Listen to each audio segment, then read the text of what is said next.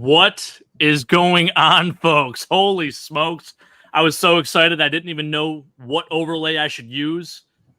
And man, Mike, shout out to you. Mike will be joining us shortly. He is on his way home from work. He did one hell of a job. And Keith, I see the pain in your eyes right now. But one hell of a job. There were too many Dolphins highlights on that. What an intro. I mean, this guy, man, he wasn't lying. He said he was coming with the heat for the intro to this show, and he did not disappoint, and I absolutely love it. Like, that's the first time I've seen that, and I am fired up just watching it. But, boys, it's draft day. Listen, we're joined by Brett McDurphy tonight from Go Bills Podcast. Looking incredible, Brett, by the way. You should have seen the picture this guy sent us a few weeks ago, man. Like, this dude had 75 stitches. And listen, I know it might be a sensitive topic for you, but you look incredible, brother. And I am so happy that you are here with us tonight. There was some doubt in the air that you weren't going to be able to make it to the draft and be live with us. But, dude, I'm pumped that you're here with us. You stay as long as you want. I know you're probably still, I don't know how the jaw is feeling, but you did pretty damn good on the Ruthless show the other night. So welcome. We're happy to have you. I know Sean's going to be joining us in a little bit. We got Keith on as well, our Dolphins rep. Boys, it's an exciting day. And I think pretty soon here, the Chicago Bears are about to be on the clock. So the draft is just about underway. So I am fired up. Let's go to the comments section real quick here. So time for UFL football, getting in early. Let's go. Love it. Says, let's go, Keith. Trek reviewer, and with the first pick in the 2024 NFL draft, the Chicago Bears select Waterboy Jake Podger. I love that. Yes. Mike caught me by surprise too with the thumbnail. He's like, "Hey, what number did you wear in college/high school?" I said 86. I wore in high school. I wore 81 for a sip of coffee and 4 for a sip of coffee in college, and it was fun. He chose 86, probably a more prominent career, I would say, in high school than college. Like I said, it wasn't very long in college. It was like a hot second. So, love that. Holding up the jersey, the 86. I'm honored. I'm absolutely honored. I kind of look like Dalton Kincaid in that picture, so absolutely love to see it. Time for UFL football is fired up to have Brett on as well. Absolutely, man. It's great. It's a great surprise.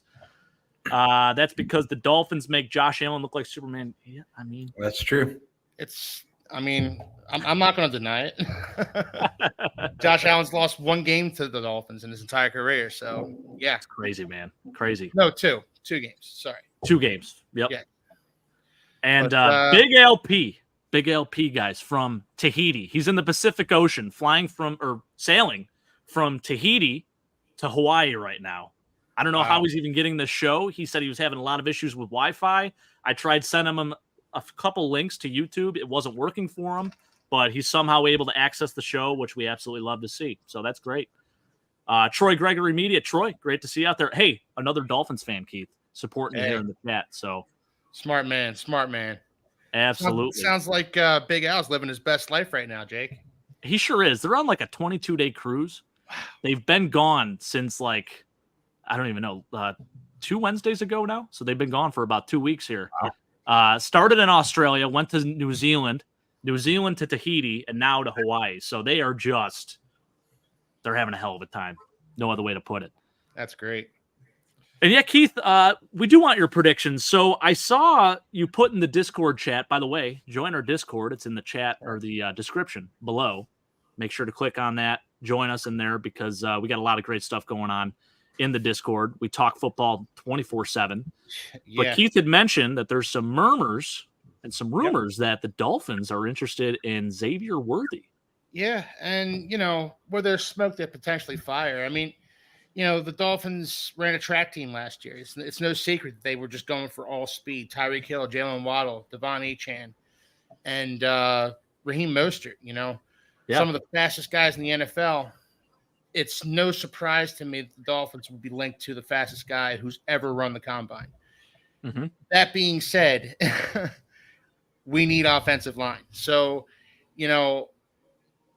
if we get Xavier Worthy, I'm not going to be super pumped about that. We have enough speed. What we need now is grit and toughness. Jake and I have talked about this at length on the Discord chat a few days ago. So what the Dolphins need is they need help in the trenches. Defensive line, offensive line. That's where they need to go in this draft. The Bills, however, Xavier Worthy wouldn't be the worst idea for them. I will say this, though, Keith. I know you guys need talent on the front lines, both defense and offense, but could you imagine a wide receiver room featuring Tyreek Hill, Jalen Waddle, and Xavier Worthy? I mean, you talk about a team with fast players. Like, that is a track team right there. Well, look, I read the article, and I'm not made of stone.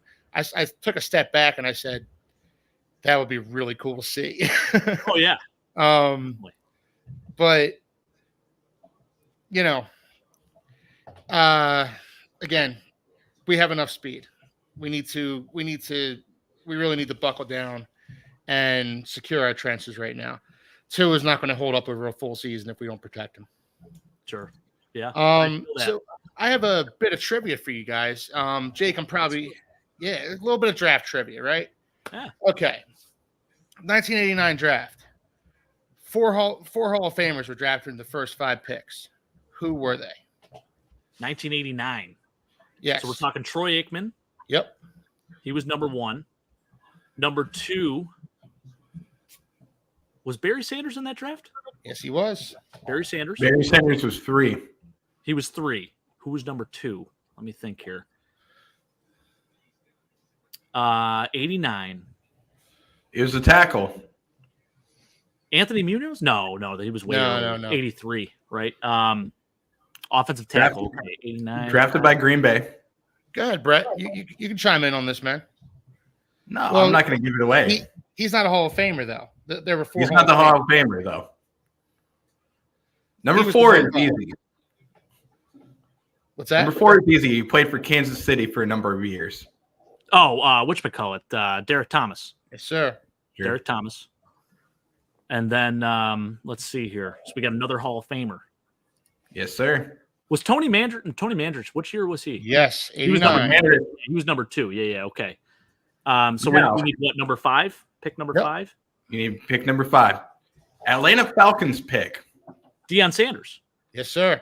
Wow, I love it. Hell yeah. And then, so in that draft, there were 6 Hall of Famers drafted. There were 5 Hall of Famers drafted. 4 of them were in the top 5. The other one was Steve Atwater, drafted by the Denver Broncos. Yeah. Oh, that's always been one of my favorite trivia questions, because that draft was just insane. And Loaded. Tony Mandrich looked like he was going to redefine the tackle position as we knew it. Yeah. And as it turns out, he was just hopped up on steroids. It's interesting because he retired early, right? And then he came back. He played with the Colts. Yeah. And he did okay with the Colts. Yeah, he played guard for the Colts, and he had a few pretty good seasons for them. Yeah, and you just think, like, maybe if you would have locked in and maybe not been on so many substances, what could have been, right? So there's always that scenario, I feel like, every year. Yeah. How about Eminem on TV right now? Giving love to Detroit. Time for UFL football saying Eminem on TV, so cringe. And I don't know. It's a throwback to my childhood. I love Eminem. Oh, absolutely. Jake, what is your Chicago sources saying for pick 1? Ben Violani, welcome to the show. Glad you're joining us tonight. It's got to be Caleb Williams, right? Do you see it going any other way? Is there even a chance that it's not Caleb Williams? No. This pick's Caleb Williams. It's been the worst kept secret since they traded Justin Fields away. They're going for Caleb Williams. Yeah. I mean, it's obvious. We need to get that guy on, though. That unnamed source maybe will come on Nickel City Mafia at some point. Been working on that, Ben. We'll see. I got to get Aaron to reach out to him, so we'll see what happens. Trekker, we were saying I got enough of speed receivers from Texas when the Bills drafted Marquise Goodwin. So I'm assuming he's referring to whether the Bills, if they were to draft Xavier Worthy, like he's over that, right? So here's my only rebuttal to it. Xavier Worthy is a receiver. He is not just a return man. Marquise Goodwin came into the league as a track star, an Olympian, a contender for the Olympics, and he was going to be a return guy. We knew that. Now, he did develop into a decent receiver. Actually, he had a pretty good year with the 49ers. This is years after he left the Bills, and he's lasted in the league for quite some time. I think he's still technically a free agent right now. Okay. I understand your concern there, Sean. My goodness, thanks for joining us. What's up? What's up, brother? How we doing? Good, you? I'm good, man. We're just talking some Xavier Worthy right now. I hear that. I didn't see you in the green room. I'm so sorry. I'm just going and going. As I was saying, with Xavier Worthy, he's an actual football player. He's a receiver. He could play outside. He could play at the boundary. He could play in the slot. And he's not afraid of a little bit of contact. And I understand his size and frame is a bit of a concern, but his usage at Texas was higher than that of a player that is just a burst guy or a deep threat. And by the way, the Bills don't really have a solidified punt returner either. So that's just added value. And he might be one of the best punt returners in this class outside of maybe Cooper DeJean. Yeah. So to me, for the Bills, like, I don't think you should be upset with this pick whatsoever. I understand, he's only 168 pounds or whatever it is, but this dude is Deshaun Jackson 2.0 to me. And he's actually a better route runner, I think, than Deshaun Jackson. So I really like the upside with him. We can run screens with him. And the yards after catch that he had at Texas was beyond impressive to me. So looks like the Bears are just going on the clock right now, fellas. So the NFL draft is officially open. How about it? Here we go. Started at 8:30. So, no, they said coverage would start at 8 o'clock. So 8:12 right now. It just basically started with the Bears on the clock. So this first pick, they have 10 minutes on the clock. I don't think they'll take the full 10 minutes unless they want to add a little bit of drama to it. But yeah, right. Yeah. Let's see. What else do we have? Here we go. It's going down. The clock's going down. Clock is ticking, baby. Let's see here. Trey Williams. Trey, good to see you, sir. Gamble, one of our favorites in the Discord chat. By the way, join the Discord. Like I said at the beginning of the show, we have a ton of inside info on the Discord going at all times. And from different teams, too. We have Chiefs fans. We have Dolphins fans. We have Trey, who's from South Carolina, but's a huge Bills fan. And Trey, he is great with the analytics. So listen, Trey, if you want to hop on the show at any time tonight, brother, I don't know if you got access to a phone or a camera or even just some audio. We would love to have you join us, man. But he says, guys, these wide receiver contracts immediately before the draft are going to push the wide receivers up a few spots. Feels intentional. I agree. I mean, right before the draft starts here, we had A.J. Brown just sign a massive extension, 3 years, $96 million with $84 million guaranteed. And I think he's worth every penny of that. Don't get me wrong, but easily that's a lot of freaking money. I mean, $32 million a season. Sean, I want to talk to you about that because we talked a little bit about the Amon St. Brown deal prior to the show. Yeah. What are your thoughts on the A.J. Brown deal? He's a number one dude making number one money. I don't think it's going to affect any rookie that's not going to get paid for 5 years. I mean, it's just the going rate.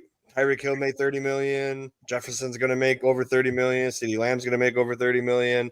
And when we're talking about the St. Brown one, he's only getting $77 million guaranteed. That's not even top 5 money. Like everyone was making it seem like it's like a ground-shattering contract because he had the most total money. 120 million was the highest a receiver had, but he's only fully guaranteed 77 million of that. And across 4 years, which the extension was, is only 19.2 million. And for context, Gabe Davis, I think, gets 17 million a year. It's really not that much of a big deal. So, I think that was a good move for the Lions, but I don't think these contracts are going to affect anything about these receivers because, one, they're not going to get paid for 4 to 5 years. And most of these teams that need wide receivers, they're going to draft them anyway. So I don't think it's going to add any, urgency to it. Yeah, I agree with that. Yeah, I can see that. Definitely. So right before this draft really gets kicked off, before the first pick is announced, I want your guys' gut here. Are the Bills going to trade up? And Keith, I want you to chime in on this too, as an outsider. Yeah. Do you think the Buffalo Bills trade up? I can certainly say it. I think they have a very clear need at wide receiver, and there are 4 bona fide first-round wide receivers, 3 of which are going in the top 10. If Brian Thomas falls outside the top 15, I can see the Bills trading up into the 16-17 range to try and get there and get up and get him. Yeah. I don't see them getting up into the top 10. We discussed scenarios on the Discord where they could do that, and man, that seems like too high a price to pay. But 28 down to the 16-17 range, it's more doable, and I can see the Bills doing that. I agree definitely. Brett, what's your gut telling you right now, brother? Man, right now, I mean, my gut's telling me it has to be a trade up. If you look back to all the years Brandon Beane's been the GM, he's traded up almost every single year except for the year that we lost our first round pick with the Stephon Diggs trade. We traded up with Josh Allen. We traded up with Tremaine Edmonds. We traded up to go get Dalton Kincaid. We traded up. The only year I can't remember is Ed Oliver. I don't think we traded up. I think we stayed put and got Ed Oliver. But Tre'Davious White, we traded back. I say there's a trade coming from Buffalo, and we've been too quiet. Yeah, I agree. think- Sean, what are you thinking, man? Yeah, they'll probably trade up, but we got to remember every single one of these players is a bust until they prove otherwise. None of them have taken an NFL snap. Therefore, none of them are an NFL player yet. None of them are good enough. So, everything is going to be everyone's a reach for every pick, I guess. And, if you're looking at it that way, and that's the approach I've been taking on it. Because I told you, Jake, last year, I thought we had a chance to win. This year, we don't have a chance to win, in my opinion. So there's no use of stressing out when Brandon Beane messes up on his picks because it's inevitable. But to help me cope with it, none of these players are guaranteed to be good. So hopefully hopefully a couple of them that we get turn out to be good. So, Sean, you don't think the Bills are a contender this year? No, hell no. Really? Whew. No. Okay. They're a contender to not contender to win a Super Bowl. They're a contender to fight for a division title and maybe win a wild card game, but at the most, just like every other year. But it's too many holes, too many what ifs, too much hope, relying on two young. One of them's a rookie defensive coordinator. One of them's first year. Hasn't had a whole season as a play caller yet, and then we have a head coach who consistently doesn't win big moments. So I mean, just lost a lot of captains. There's just a lot of what ifs and a lot of hope, man. So I'm not going to sit here and say, yeah, well, we're definitely going to compete for a Super Bowl, because if we're being fair, last year we probably would have missed the playoffs if Aaron Rodgers was healthy and Joe Burrow was healthy, because we got lucky that you guys always choke. If you guys beat Tennessee, or even if you guys beat us that last game of the year, we wouldn't have made it. Yeah. So because we would have had a hope. Division was our only hope last year. So, they're a good team. They got some good players, but it's a lot of question marks. I do think that's a bit of an oversimplification, though, Sean, because the Bills still had to come back and win those games. Sure. There were times where Mike would come to me and say, "Are you ready to pop the champagne for the Dolphins yet?" I said, no, because the Bills are still mathematically alive, and as long as the Bills are still mathematically alive, I don't feel safe. And that's not just because I thought the Dolphins could choke, which is what they ended up doing. It's because that Bills team, they were a threat to catch fire all season long. And they felt like sleeping dragons all season long. And when they finally caught fire, when they finally woke up and started playing some actual football, you saw what happened. And they pushed that Chiefs team to the limit. Hold on one second, guys. We do have the first pick that just came in. Just want to announce it real quick. With the first pick in the 2024 NFL Draft, the not the Carolina Panthers, the Chicago Bears Should be the Carolina Panthers. Quarterback Caleb Williams from USC. Any surprises? I don't think so, right? I mean, like we said, there's no chance it's not Caleb Williams, Yeah. And by the way, look who joins us here. Mr. Michael Thornton himself. Welcome. What's up, gents? We're going straight to the top, baby. Hope you enjoyed that intro. Mike, that was unbelievable. That got me so fired cool up, intro. man. Yes. I think I blew some ears away. I try to work on the volume, but man, I'll tell you what, Josh Allen running for that 52-yard touchdown twice, because I played different angles, and seeing Dalton Kincaid put the blocks on, that was phenomenal. And then, sorry, Keith. Yeah, I had to throw some Dolphin clips in there, buddy. There were a couple of them of Tua throwing it to the wrong team. Well, that just showed you that was crazy, because those were consecutive plays. Yeah. And Taylor Rapp made both of those plays. first on the left side of the field, then on the right side of the field with the and it was amazing. So good stuff there. Jake, how'd you feel about that, Josh Allen? Seeing that again, man. Oh, Mike, that fired me up. It made me want to run through a wall. Like I would, and I was telling the viewers, like, I have not seen any of this. The thumbnail alone was awesome. Like me holding up the jersey, kind of looked like Dalton Kincaid in that picture. I got to tell you, Jake, so I used AI. And I used Dalton Kincaid's image when he was drafted. And you feed it an image, you kind of give it a description, wanted 86, wanted to say Podger. And it just turned out that it kind of looked like a youthful you. Not that you're not youthful anymore, but hey, it was spot on. So good stuff. I'm going to pull something up quick just to show you guys. I want to show you back in the day. I was a baller back in the day. Okay. You can look this up. It is on Google somewhere. I just went to Google Images. I'm going to show you. How much did you pay Google for that? I didn't pay him a damn thing, Brett. Not a damn thing. Let's see here. Let's blow this up a little bit, shall we? Can't we blow it up? It's here somewhere. Here we go. Share the screen. 1 second, fellas. This is me back in the day, all right? We were sitting pretty. We're rocking the 81 there, but also you look like number 4, right? That was me. This is about I was about 200 pounds here. Now I'm about 235 pounds. So absolutely hilarious. But I love that, Mike. That, like I said, that really made my day just seeing that. That was really cool. I want to see something here. Hold on. Let's see how this looks here. I don't know. We're going to try it real quick. Let me see something here. Yeah, I was trying to find the best layout because it's cropping Keith and Sean's name right now. Yeah, hold on a sec here. Let me mess with this. And then I want to present had a screen to share so we can kind of get like some stuff going on here. Let's see, because we got to catch up on what's going on. A pick is already in. Hopefully you guys announced that. We did. So Caleb Williams. Oh, there we go. Nice. I like it. Beautiful. Awesome. And then a little Caleb Williams information. I'm sure you guys talked about that already. Oh, yeah. But I wanted to ask you, Jake, and get you guys' thoughts. Is this guy a sure thing? I mean, is this as sure as you can get, or what's your thoughts there? While I mess with the layout here a little bit more. No, that's fine. We've talked about this a little bit. Keith and I are definitely in agreement on this, that Drake May is actually the best quarterback prospect, most pro-ready quarterback prospect in this class. Caleb Williams, very talented player.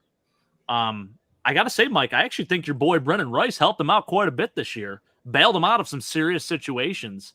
Not saying that he's a bad player or anything like that. I just don't think he's the number one guy in this class. But the Bears have fallen in love with him. They are enamored with him. And sure, he's got some really good plays on film, but there's some other stuff that I'm just not crazy about. And to me, I just feel like Drake May is your prototypical gunslinger, and he's a modern-day Phillip Rivers.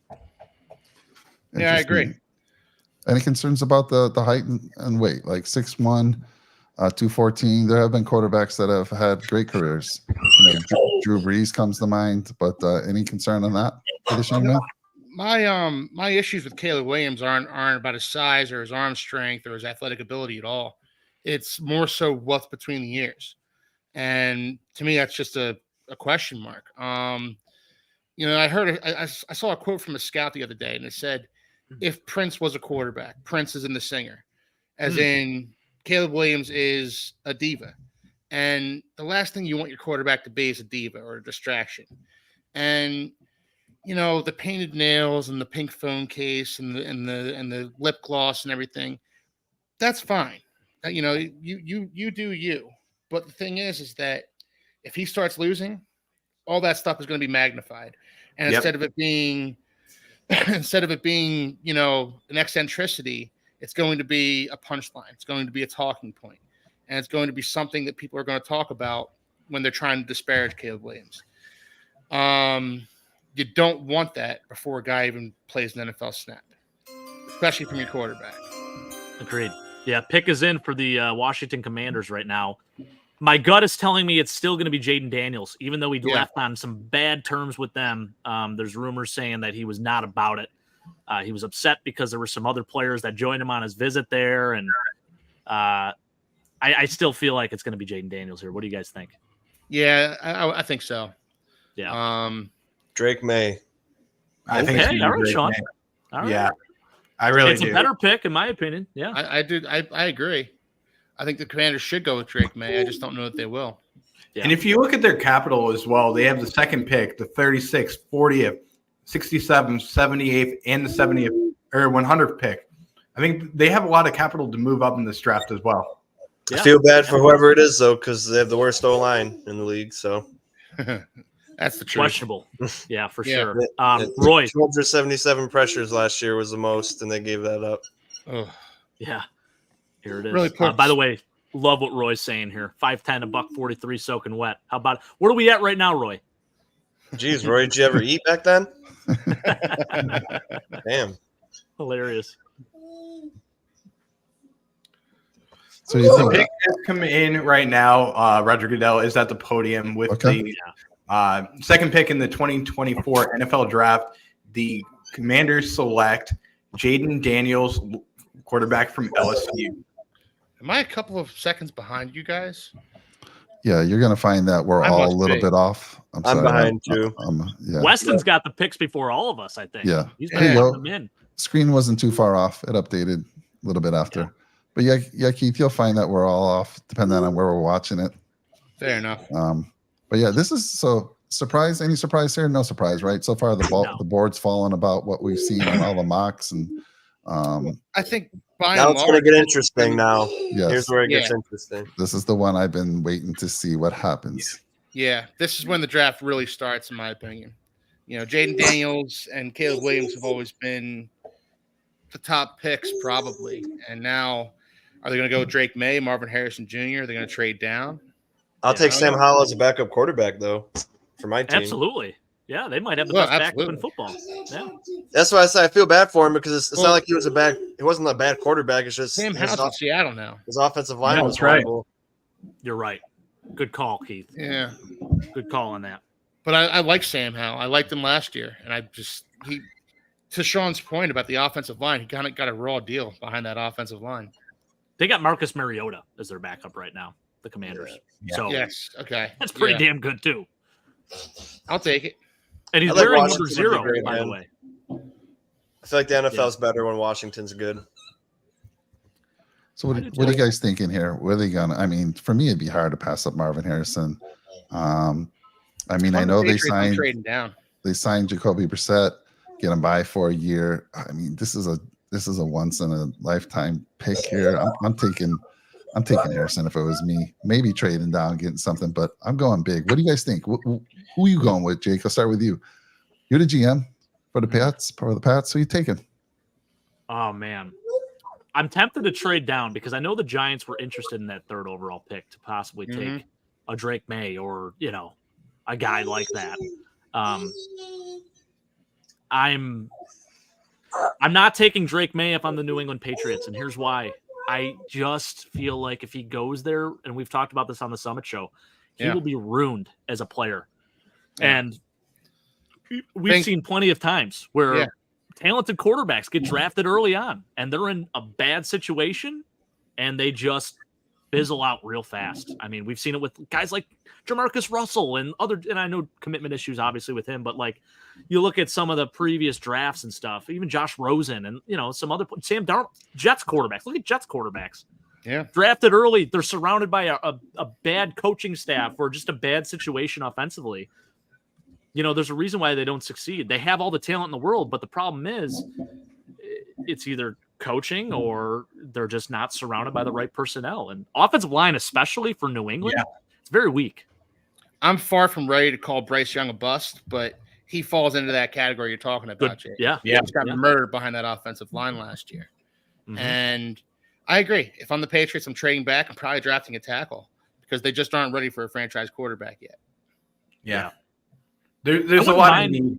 That being said, I think they're going to draft Drake May. That's what Stefan is saying here, too. Drake May. Roy Collins saying EJ Manuel. Yeah, I mean, good example, right? He said Drake mate Jake, not May, so that's a different guy. That's good. Well, that was a quick one. Let's see. I like what Trey's saying here. Pretty sure thing. He's the highest mock quarterback since Trevor Lawrence. Great arm angles, extends plays, and avoids sacks. There definitely are a lot of upsides with him. I just feel like I am more of a better. I'm a bigger fan of Drake May because he's a better, just natural passer to me.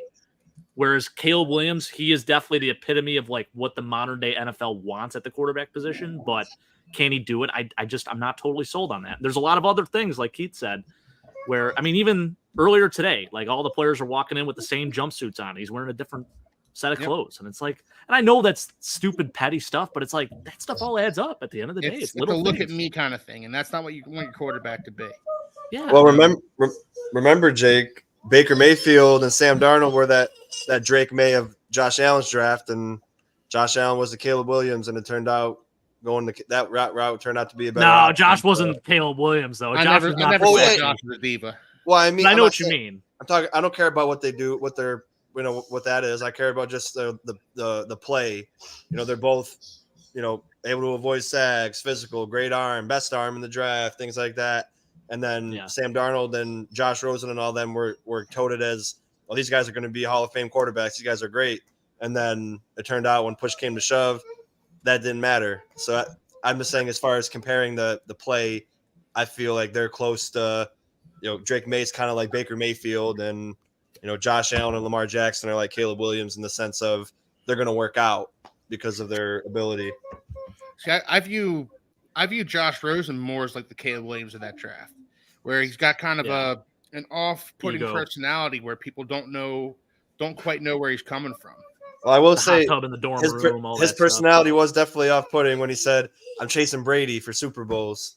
I want to go to whoever wants to win the most Super Bowls." Wow, that was the funniest.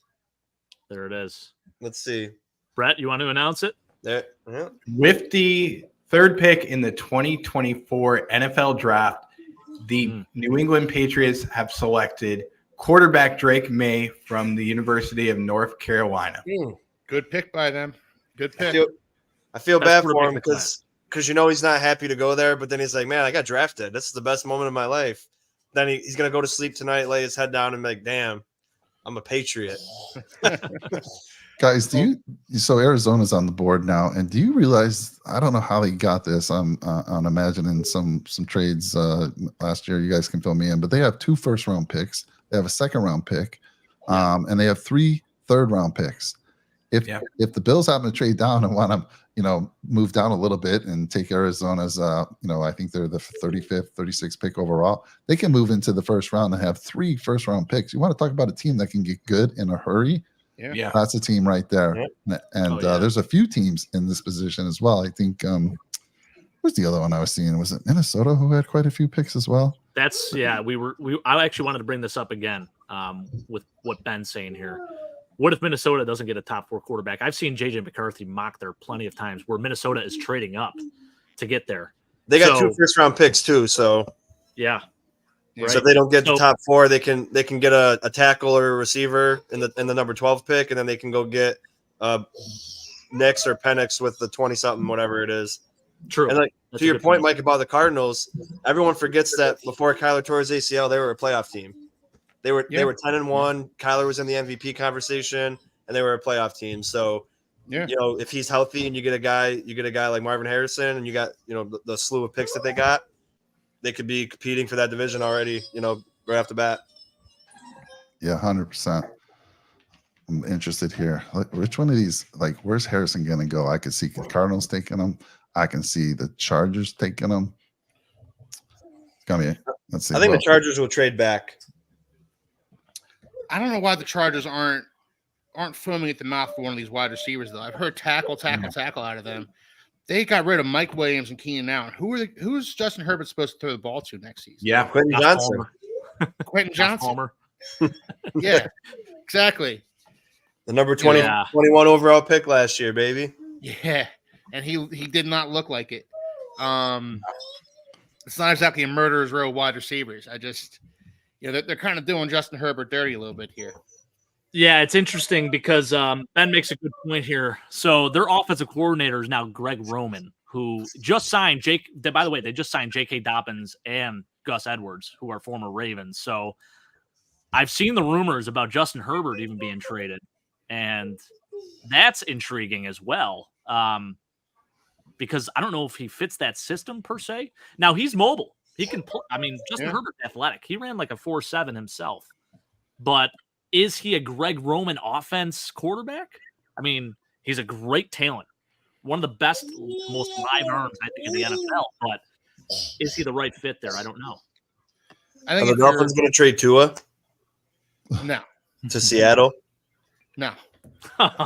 Could you imagine? I don't know where you heard that. No. Well, someone in the Dolphins community said it because Seattle's got a big Samoan, not upbringing, but a big community in Seattle. So they said he would thrive and flourish there. That would be interesting. It's cute that he thinks that. It's adorable. No, the Dolphins aren't trading to it. They're, they have their franchise guy right now. I firmly believe. When do they extend to it? That's the real question, Keith. I've been waiting for it all off season, Jake. Right. I thought it would have happened by now. Yeah. They might give him the Kirk Cousins treatment though. When Kirk Cousins was with Washington. Pick is in. Okay, here we go. Let's see what it says on the TV. I don't know if they're getting any closer to it, but they said it's in. And Brett might be ahead of us, so. Big Al is grateful for Weston giving the picks because he's on a cruise ship right now and they don't have any TVs. There's no picture or anything like that. He's sailing. Mike, Big Al right now sailing to Hawaii as we speak. Crazy. I love it. I mean, he had told us what was going to be happening on draft night. I'm happy that he's at least able to see the chat. Right? Yeah. All right, guys, call it. Who are they taking here? I'm saying Harrison. I'm gonna keep saying Harrison. Yeah, they didn't trade out. It's got to be Marvin Harrison Jr. Right? I mean, it has to be. Be crazy not to be. They're showing Drake May highlights right now. Yeah, they're still showing him. Sammy V, Big Al. Yeah, Sam. He's in the middle of the Pacific Ocean right now, and he has no picture, but he gets the chat at least. So Weston, keep doing your thing, brother. Appreciate you. If you look at back at the Cardinals and all the years of like the early 2000s, I look back to like Larry Fitzgerald, and ever since Larry Fitzgerald retired, the Cardinals haven't had that number one wide receiver that can go and make plays all over the field. They did have DeAndre Hopkins, but that didn't really pan out with them, and then he moved on to go to Tennessee. And now I think it's time to get a wide receiver that they can really go after, a guy like Marvin Harrison. Marvin Harrison, there you go. Yep. Yeah. Yeah, I feel like a lot of people don't even remember how damn good Larry Fitzgerald was for the first half of his career. He transitioned into like a different receiver his second half. He was more of a slot guy. People just remember Larry Fitzgerald and his big old butt and his route running ability and glue hands. But early on in his career, early on in his career, he was he can go deep. Like he would just change games himself. Like you look at that Super Bowl game against the Steelers, this dude would take slant routes to the house regularly. Like it was unbelievable what he used to do early on in his career. I feel like recency bias, like a lot of people don't remember that Larry Fitzgerald. They just remember like, hey, I'm going to catch 110 balls for 1,100 yards, which is awesome still. But that version of Larry, that's what you're getting in Marvin Harrison Jr. And that's honestly what they've been just craving since Larry left. Yeah. And you look at what the Cardinals are getting. Not only are they getting Marvin Harrison Jr., but they're also getting somebody that his father, Marvin Harrison Sr., had an electric career with Peyton Manning throughout his whole entire time. So you're getting somebody that can have the ability to study with a guy who experienced it throughout the game. Syracuse product, big name coming out.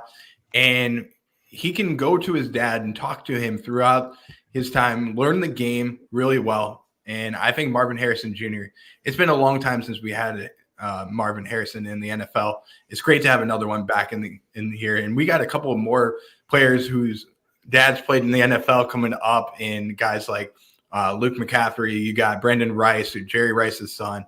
You add in Frank Gore Jr. Frank Gore Jr. I mean, there's a lot more names coming up that we're going to talk about, and this is not just the first time we're going to mention it. So it's coming up in quite a Jonah Ellis, my favorite player. Yeah. Jonah Ellis. A lot of other guys. Joe Alt. Yep. Who, by the way, pick number 5 here. Very interesting, Tone. Very interesting. Do they go offensive tackle here, or are they trading back? Or are they taking a receiver? Who knows? Greg Roman offense. We'll see. Well, remember, guys, everyone in Bills Mafia said we're trading up to 6 or 7 to get Odunze. So apparently that card should be coming in anytime. Yeah. We'll see, guys. We'll see. Wait, is 5'6" Guru Tony the guy that doesn't like jerseys? Yeah, that's Tony. Yeah. Tony, there's a slot left here. We got 6 people who can get on screen right now. We can get more. I want Elvis Doomerville Sr. coming into the chat here. Tony. Let's go, that's who buddy. you were back in the day for Boise State. And all you folks in the Discord, the NFL thread there has the link. If you're interested in joining, just come into the green room and get some good food back there while you're waiting. Yep. Chargers By the way, here. I failed you guys. Last year I was eating Salen's hot dogs on live stream. This year I got nothing. I went to Red Robin of all places here in Buffalo. Listen, Buffalo, we're not a chain restaurant place. So my niece, she turned 3 today. They said, hey, let's take the kids. Let's get the family together. We'll go to Red Robin. So I went there after work, had a couple pops there, had a burger or 2, was feeling great, bottomless fries. And here we are. So I don't have any good food to show you guys on live stream. All I got is my measly little Diet Dr. Pepper, which I might switch to bourbon if the Bills go take Brian Thomas Jr. We'll see. There you go, Brett. I can see the Chargers trading back, but they also don't need to at all. Like they still could get a top receiver, they can get a top tackle, they can get a top edge rusher. Everything they can get, they can get. But I still got a feeling they're going to trade back. I think the pick here is Joe Alt, and it's Joe Alt is a guy who, to me, he has the highest floor in this entire draft. I would be shocked if he busted out. Sean, what do you think of that? I want to get, because Sean feels a different way about Joe Alt. Yeah, I think he's going to take an absolute booty pounding the first 2 years he's in the NFL. Really? He's built like Chet Holmgren. He's going to get absolutely mollywopped by any decent pass rusher. He'll be technically good, but he's still a kid, man. Like if you just see him, I just feel like he's not there yet. Like he's going to be technically sound. It's just his body's not where it's going to be, at his peak yet. So I just got a feeling he's going to take some beatings, but at the end of the day, like he's not going to be Penei Sewell. He's not going to be Penei Sewell right off the bat, but he might be. Penei Sewell's a generational type of player. If you're going expecting that, but he'll be good. I think it'll just take him a couple years, but doesn't mean he's not the best prospect at tackle. I just think he's going to take an ass whooping for a couple years, and he'll be better. He'll be a better man for it. But man, I just saw this one interview. He's just scrawny as can be. Like his muscles didn't even look defined. I'm just like, what the heck are they feeding these kids nowadays, man? Like he's got to be 260. Like there's no way he's over 300 pounds. My favorite offensive lineman in this draft is J.C. Latham. And, I've seen mocks where he goes here at 5, Keith. Actually, Dana Jeremiah's. Yeah. Dana Jeremiah's latest has him going here. And that was disheartening for me because I've seen mocks where Latham dropped to the Dolphins, and I was like, that would be wonderful. But I don't see it happening. Going to draft a corner. The Dolphins? By the way, Joe Alt, by the way, 6'9", 321. So I think what you're seeing here, Sean, yeah. So here's the issue, right? It's not an issue at all. The fact that he's 6'9" makes him look skinnier because he's lean. At 321, that's lean for that height. But Spencer Brown is lean, and he's 310, but he looks like he's 330, and he's 6'8". Joe Alt looks 6'9" and like 265, 270. Like I will say though, when his muscle density, to me, isn't there like a guy like Spencer Brown, who is also tall and thin, but you could tell he's a brolic kind of guy. But maybe I just saw him on a bad day. Maybe I got to look up Joe Alt with the shirt off and or Joe Alt in the gym. We'll see. I will say this though, when Spencer Brown came into the league, he definitely looked like a guy. It's like, hey, we got to add some weight to his frame. Oh yeah, and that's really what I mean. It's like I just feel like he's going to take a beating. He's 20 years old. He's a kid. Yeah, he's young. Yeah, he's a young kid. So he's going to have, he'll be at a disadvantage because he doesn't have that Penny Sewell type body, but he might not be a shot. What do you put up for 225? Let me see, actually. Did he bench? I don't know if he Probably did. not more than me. What do you bench in 225 for, Sean? In my best, when I was powerlifting, I got it 16 times. He did 27, actually. Did he? He did everything, actually, at the combine. 5.05, 40, 28 at vertical, 27 times. That's, 6'9". Surprises me. Those are that's a long way to go, man. I don't care who. That's pretty damn good. Yeah, that's tough. Yeah, I'll give him credit for that. Yeah. I love what Ben says here. So Ben, background on him, he's a huge Notre Dame fan. So he watches every Notre Dame game there is. He's like Trek reviewer. Here we go. The pick is in. Pick is in. I'm calling receiver here. Malik Neighbors. Getting the edge rusher. JJ McCarthy. Yeah, probably. Hey, Jim Harbaugh, man. Right? It's I think Malik Neighbors is the pick here. Yeah. They need a receiver as bad as the Bills. Yeah. And they got a good tackle, but they got a good left tackle already. Joe Alt's not a left tackle, is he? I think he could. Yeah, he is. That's why that's the problem. They already got a good left tackle. He's a J.C. pro. Latham though could play right. Yeah, and that would actually be a reasonable pick here. I feel like it would be a smart move. You got Rashawn Slater and J.C. Yeah, that's what I was saying. Slater's an all-pro already, so they're not going to move him. I don't think. No. I think Bean's on a call to Joe Shane. Is that how you say his name? GM for the Giants? Shane. I think there's a call happening right now. Yep. Oh, baby. Wouldn't that be something? That'd be crazy. Hey, we let you get our OC, took you to the playoffs two seasons ago. So throw us a bone here, man. Throw us a bone. I love Jeremiah. This. I want to give a shout out. Daniel Jeremiah thinks Odunze is better than Neighbors, apparently. I do too, actually. I do too. What's Steve Smith thinks Neighbors is the best wide receiver in the draft. Yeah, I heard. They're all very close. There's a very. I think Marvin Harrison Jr. is the best wide receiver we've seen since Calvin Johnson, in my opinion.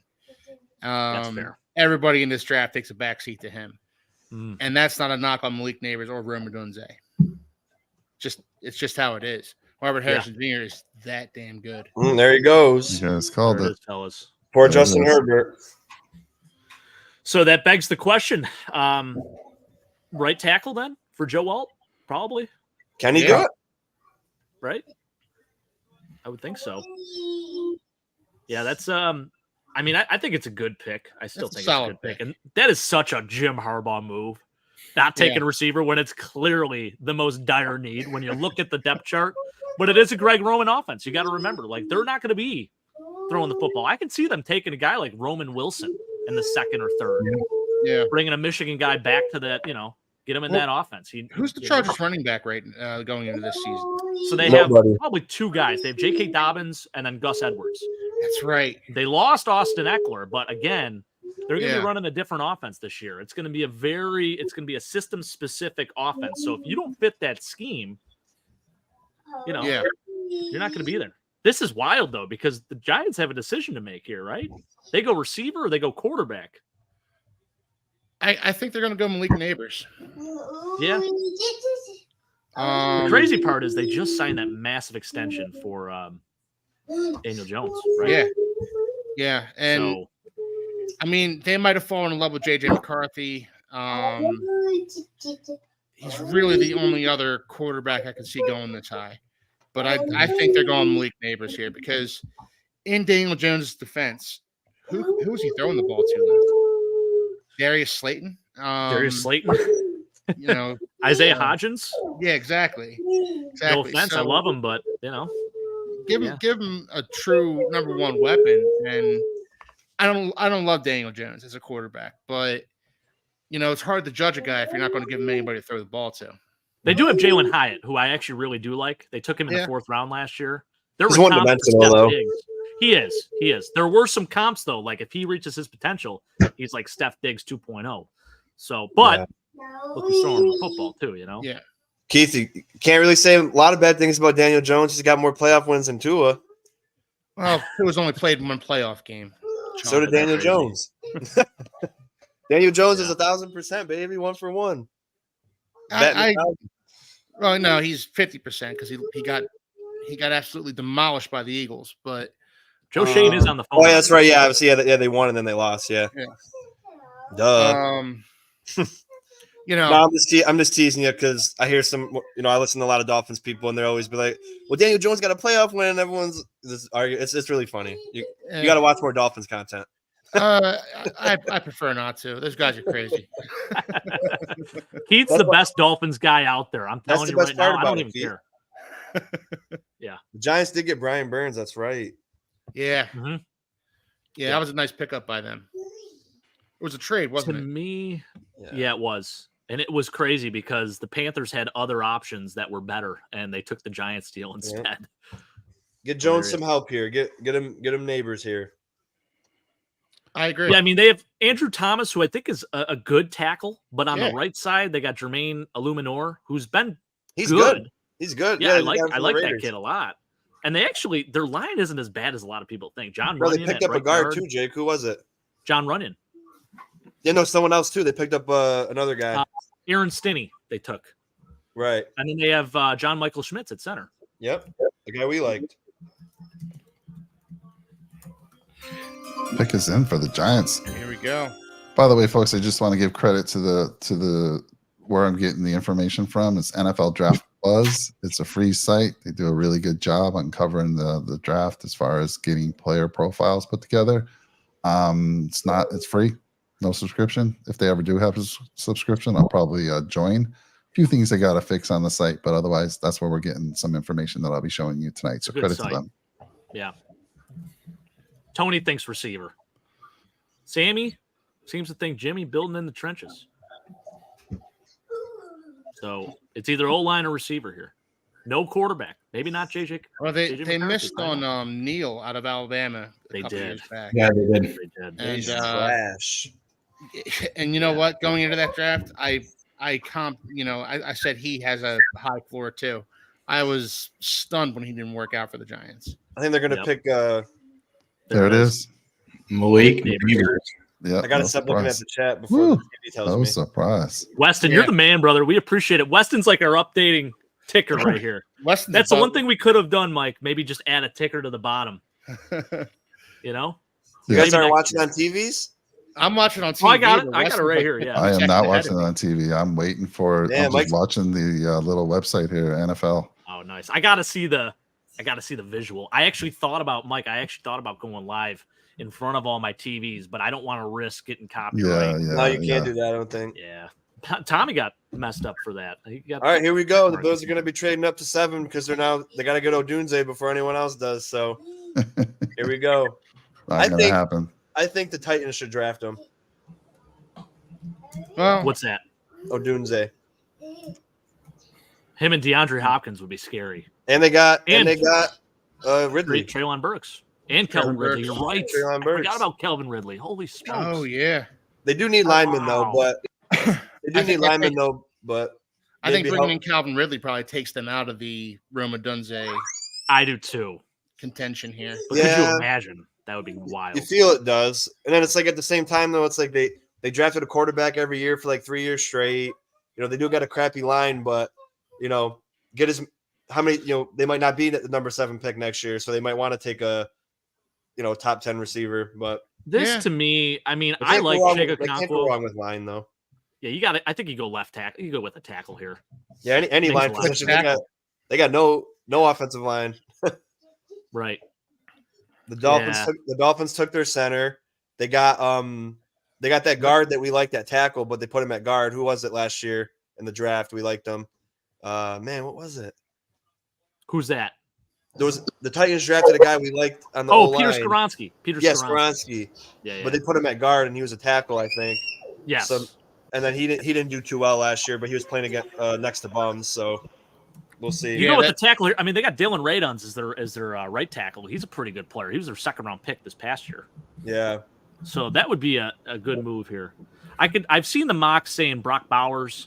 They got Chiga Conquo. I'm a big fan of him. He's an athlete, man. He can play. I like Chiga Conquo a lot. Yeah, great name too. For the Jets to take a defensive player, like they always do. But which tackle are the Titans going to go for if they go for offensive tackle? What are we Olu, thinking maybe? here, guys? Maybe Olu? Olu? Latham? Yeah. Oh, Tony's saying they go OT as well. Yeah. I agree. I agree. This is where things get murky. Like which offensive tackle goes next? What's the name of that guy you guys mentioned? Chikaquanquo? Yeah, Chikaquanquo. He's their His full name is Chikaquanquo. Chigazim, I believe. Yeah. Chigazim. Trying to I say had that him. a few times I had fast. him on my fantasy team 2 years ago, and he He's a good he player. had a great game when I was in the semifinals. Yeah. Yeah, let me see what his numbers were this past year. Let's look it up here. They weren't great. I drafted him as a tight end this year, and he didn't do much for me. 54 for 528, Yeah. 32 for 450 before, but solid, but Yeah. not going to put up like crazy numbers. It's a good tight end, but Yeah. hey, there we go. I like the ticker at the bottom there, Mike. Very nice. No, I think that was Sweet. Brett doing that for us. Brett, that a boy. Beautiful, Yes. Brett. That's Thank you, Brett. man. You're welcome, guys. That's why he's You are been awesome. that's why he's been quiet. That's why he's been quiet for He's like our 20 guy. minutes. Listen, I'll tell you what, man. The pick's in. Pick us in for Tennessee. Pick Is him it? in. Well, I'm way Dude, behind now. Do you not see the screen, buddy? Well, I'm looking at my TV because everyone spoils it I'll for look me. at the TV. NFL Everybody spoils right it here. for me. NFL.com is showing you. Pick is in. That's Just right. like Miss Finn, she came in and said Dalton Kincaid before it came up on the TV, and I remember that. I didn't get Yeah. to see it. So That's part of the reason I'm just kind of watching the screen. I want to just kind of stay in sync with all you guys. I don't need to see I it. agree. I agree with what Tony's saying here. He's thinking so it'll probably be a tackle here, and then probably Dallas Turner, and then probably Roma Dunze. That's my thoughts for the next few picks here. I think they're He's going named to. Brock Bowers to Indy. Dallas Clark. I love it. Yeah. He What won't do the go to. Bears He won't. have He won't. He won't last till then. Yeah. What's that, Keith? What do the Jets Bears will have at pick him. tackle? Could they possibly go At tackle? tackle here? right now, I'm trying to think of who they have. You said the Bears. Yeah. Yeah, They drafted Darnell Wright last year at right tackle. that's right. Darnell Wright. And then they have Tevin. Is he playing right tackle though for them? Yes, he did. Yeah. Tevin Jenkins, I think. Tevin Jenkins. He's Yeah. a guard. I think Okay. they have Braxton Jones. I want to say. Correct me Okay. if I'm wrong. I think it's They could Braxton definitely Jones. upgrade at left tackle. Yeah, for sure. Yeah. Oh, look at that. Rick Casey spoiling the Layton. pick there. I love it. Come Rick, you're more, on. listen, Tony and Rick, guys, more welcome to join us tonight. I got to go to the And private no chat instead, so I don't lose. It's a good pick. It's a good pick. Yeah. I love JC Latham. He's so powerful. If you love Man, him, Keith, why don't you marry him? I You know what? If the Dolphins drafted him, I might just do that. He goes, you know what? Sorry, babe. I gotta tell you, I know we just got married, but Monica, I'm out. JC Latham's Yeah. calling me. Well, fortunately, she doesn't get home for another 20 minutes, so she didn't hear me say that. You got. Yeah, I haven't seen this announced yet. Is this official yet, JC Latham? It is official. What's It that, is, Sean? okay. I said you got to work tonight. No, actually, I took the night off. Oh, good. We get you the whole night then. Yep. I love it. Hell yeah. Good question from Chris here while we fill some time.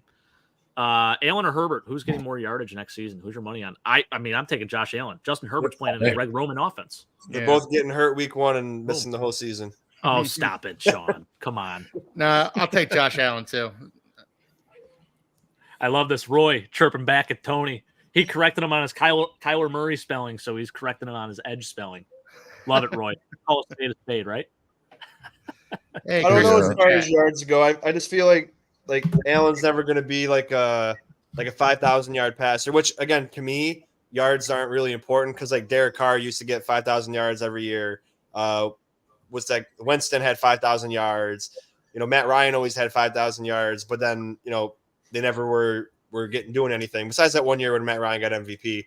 But I feel like Josh is going to hover between like 41 and 45 every year, and that's fine. It's just he's not a big yard. He's like a big touchdown, not a big yard kind of guy. So Well, it's total yards too. He's going to have Right. maybe Oh, yeah, 600, total yards for 700 sure. rushing too. Yeah. yeah, he'll always get 5,000 total yards it seems, but I just don't think he'll ever throw like just 5,000 yards and get 50 touchdowns. I think he could get 40 plus touchdowns, but 4,700, 46. I don't know. I just feel like he's not a big yard guy.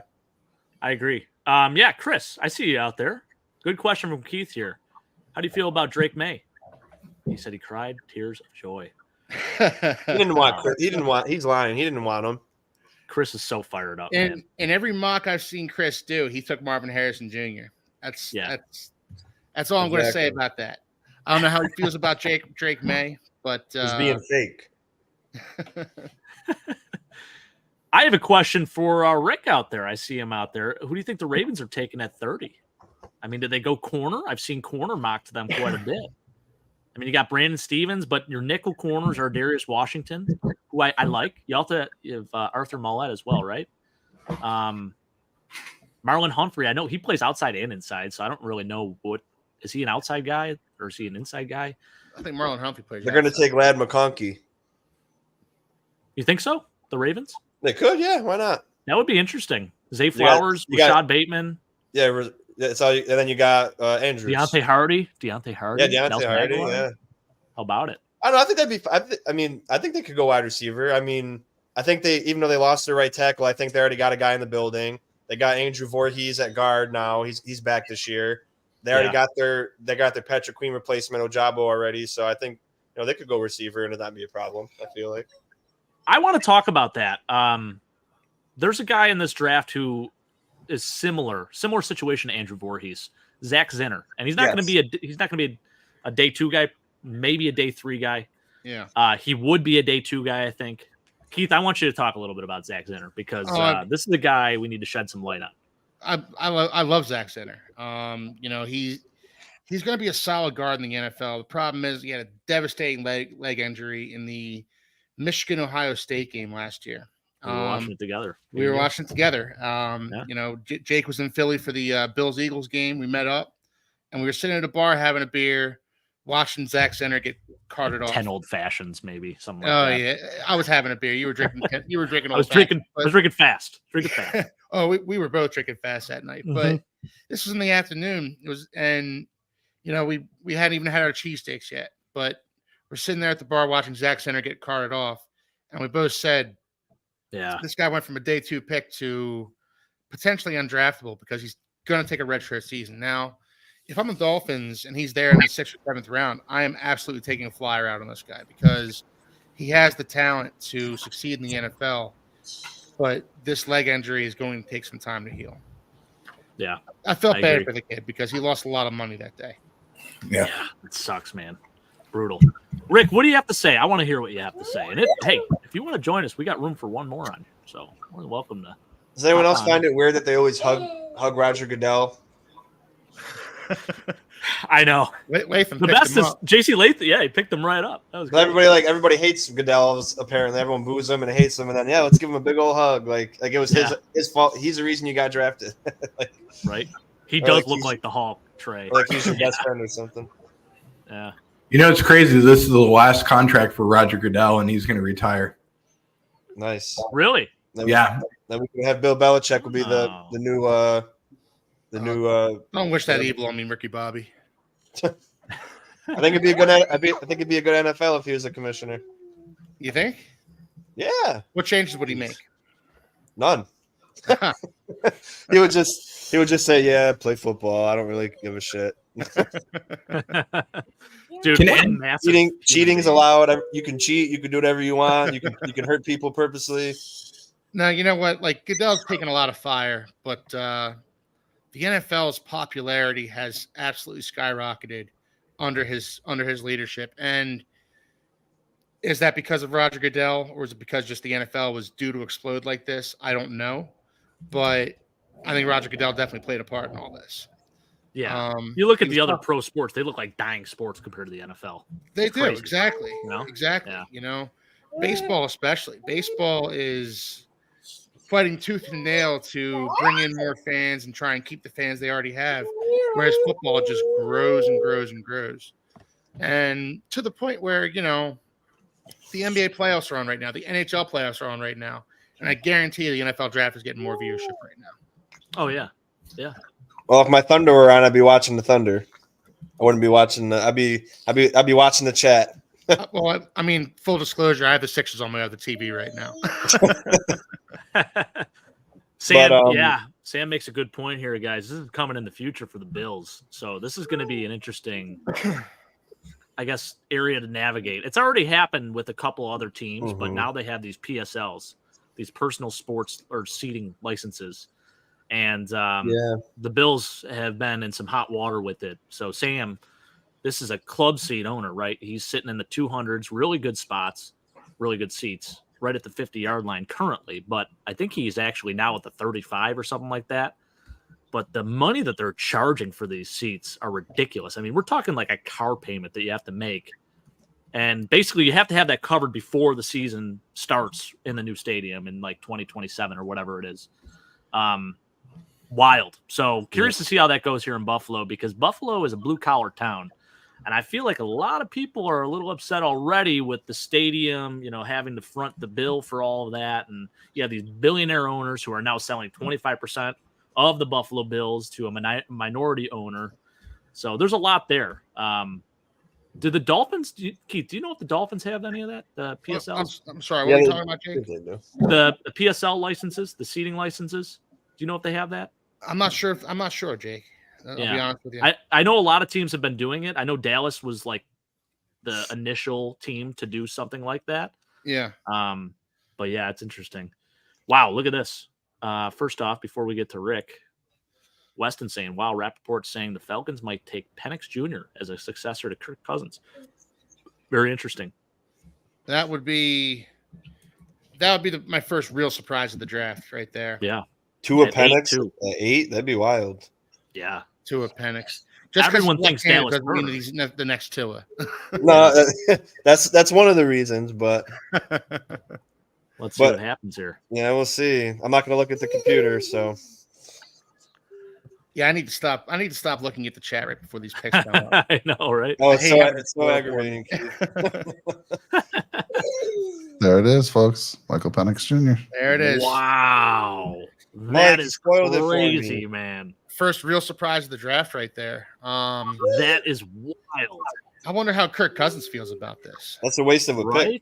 Yeah, I agree. They had so many more holes. They had so many more holes on their team, and you just signed Kirk. Yep. To a massive deal. Absolutely. Was it Dallas only 2 years? Should have been the pick here. Was it only 2 years? Yeah. I think it was. Let me pull that up actually. I think there's a 3rd-year option. Yeah. That's okay though. But you could have got Penix at like 35. 2 years.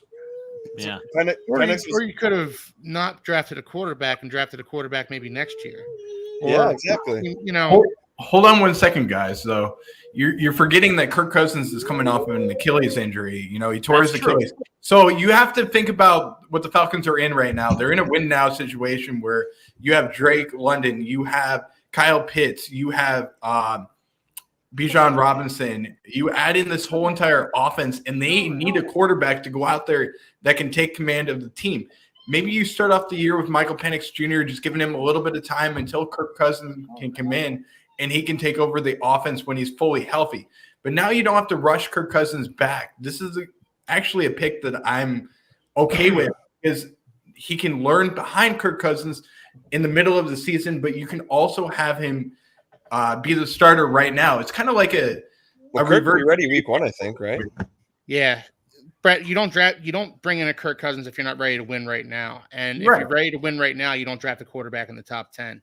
You My only thing, though, who can help you immediately. Penix isn't even the 4th best quarterback.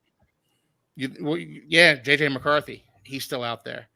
Even so, it's like people were saying Penix and Bo Nix are going to go in round 2. So you traded, you use your 8th overall pick to take a guy you could have got at 28 or 29 or 22 or something. Like, I wanted to pick him there. No, but I'm with Brett though. Like, it might be, since it's a 2-year deal, I get that. Maybe get a quarterback, but I don't know if it's me picking Penix, and I don't think it's me picking him at 8. No, but hey, not my team.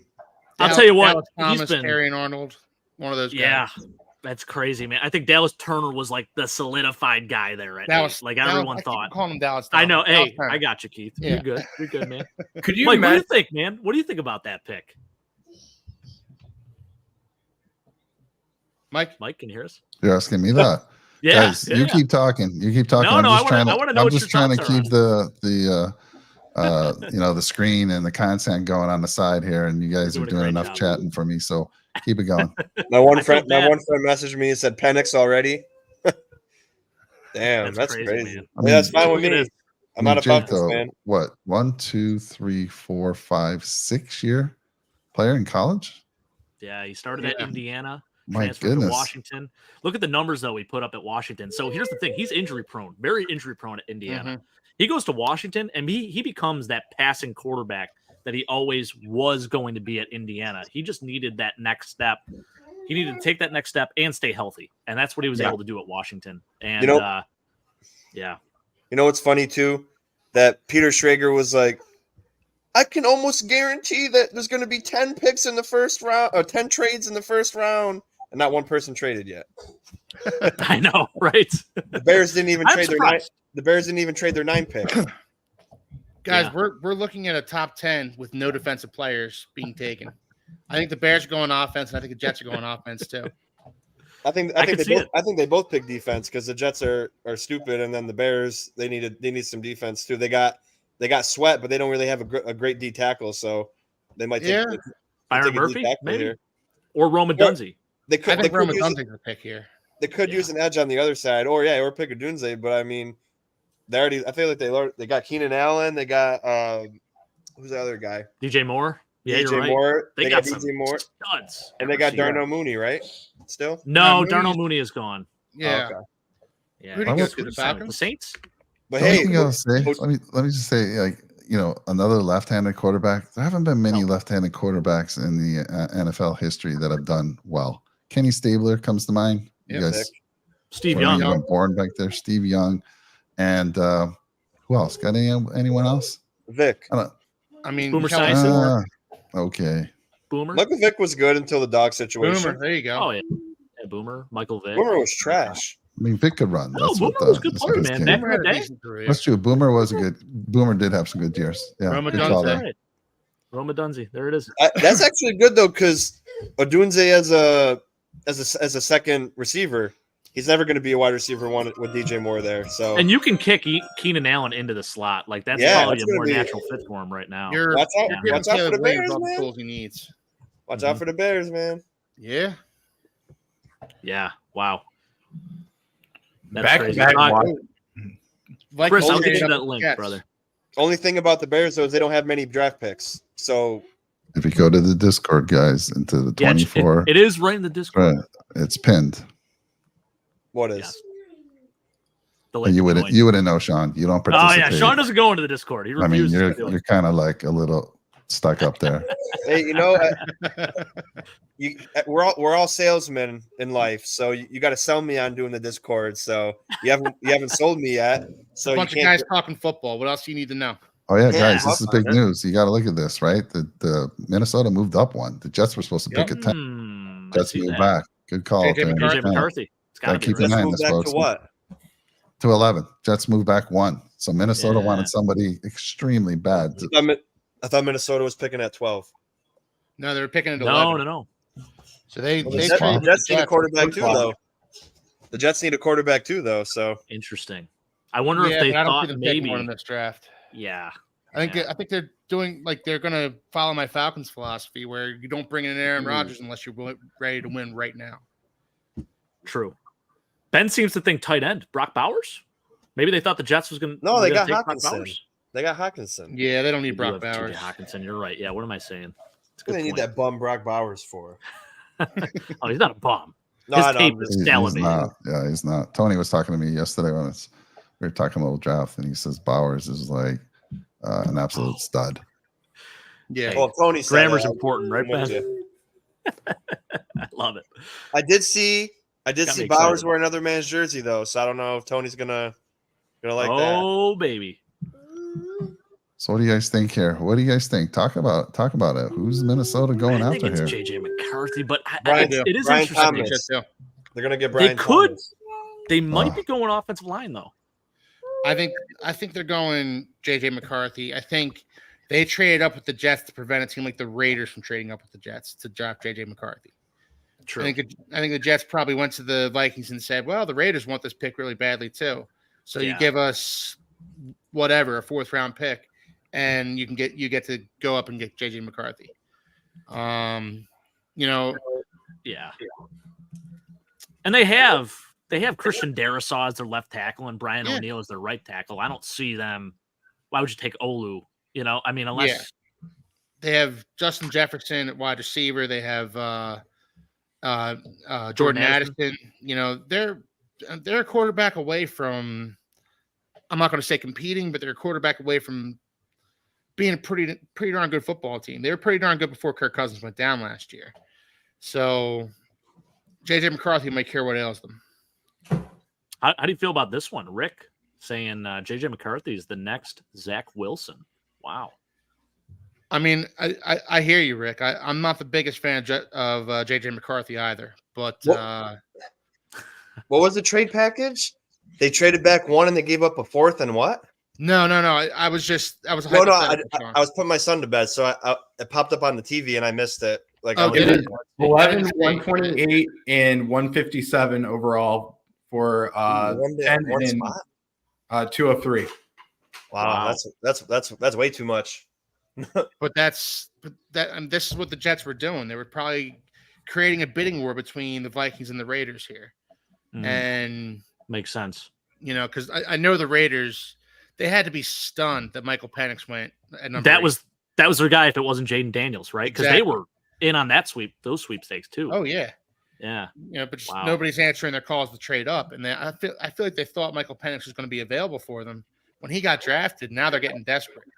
So I think everybody thought Penix would be available. Yeah. Oh absolutely. yeah. Wow. Mike, what are you thinking, big guy? What do you say?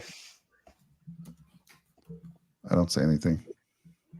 I was told to be quiet on this pod. I'm gonna go to bed if Mike doesn't talk more. Just show some draft profiles. I'm staying busy over here, guys. It's hard to keep up with you guys chatting and me trying to show some stuff about these guys. So keep going. Well, we appreciate it. We do appreciate it. I will chime in as it gets. Some other things surprise me, and of course, when we get closer to the Bills. Weston said the Chiefs are going to trade in the top 20, but I can promise you, not one team would want to trade with Kansas City unless you give them a pretty hefty compensation. Nobody wants to help that team out.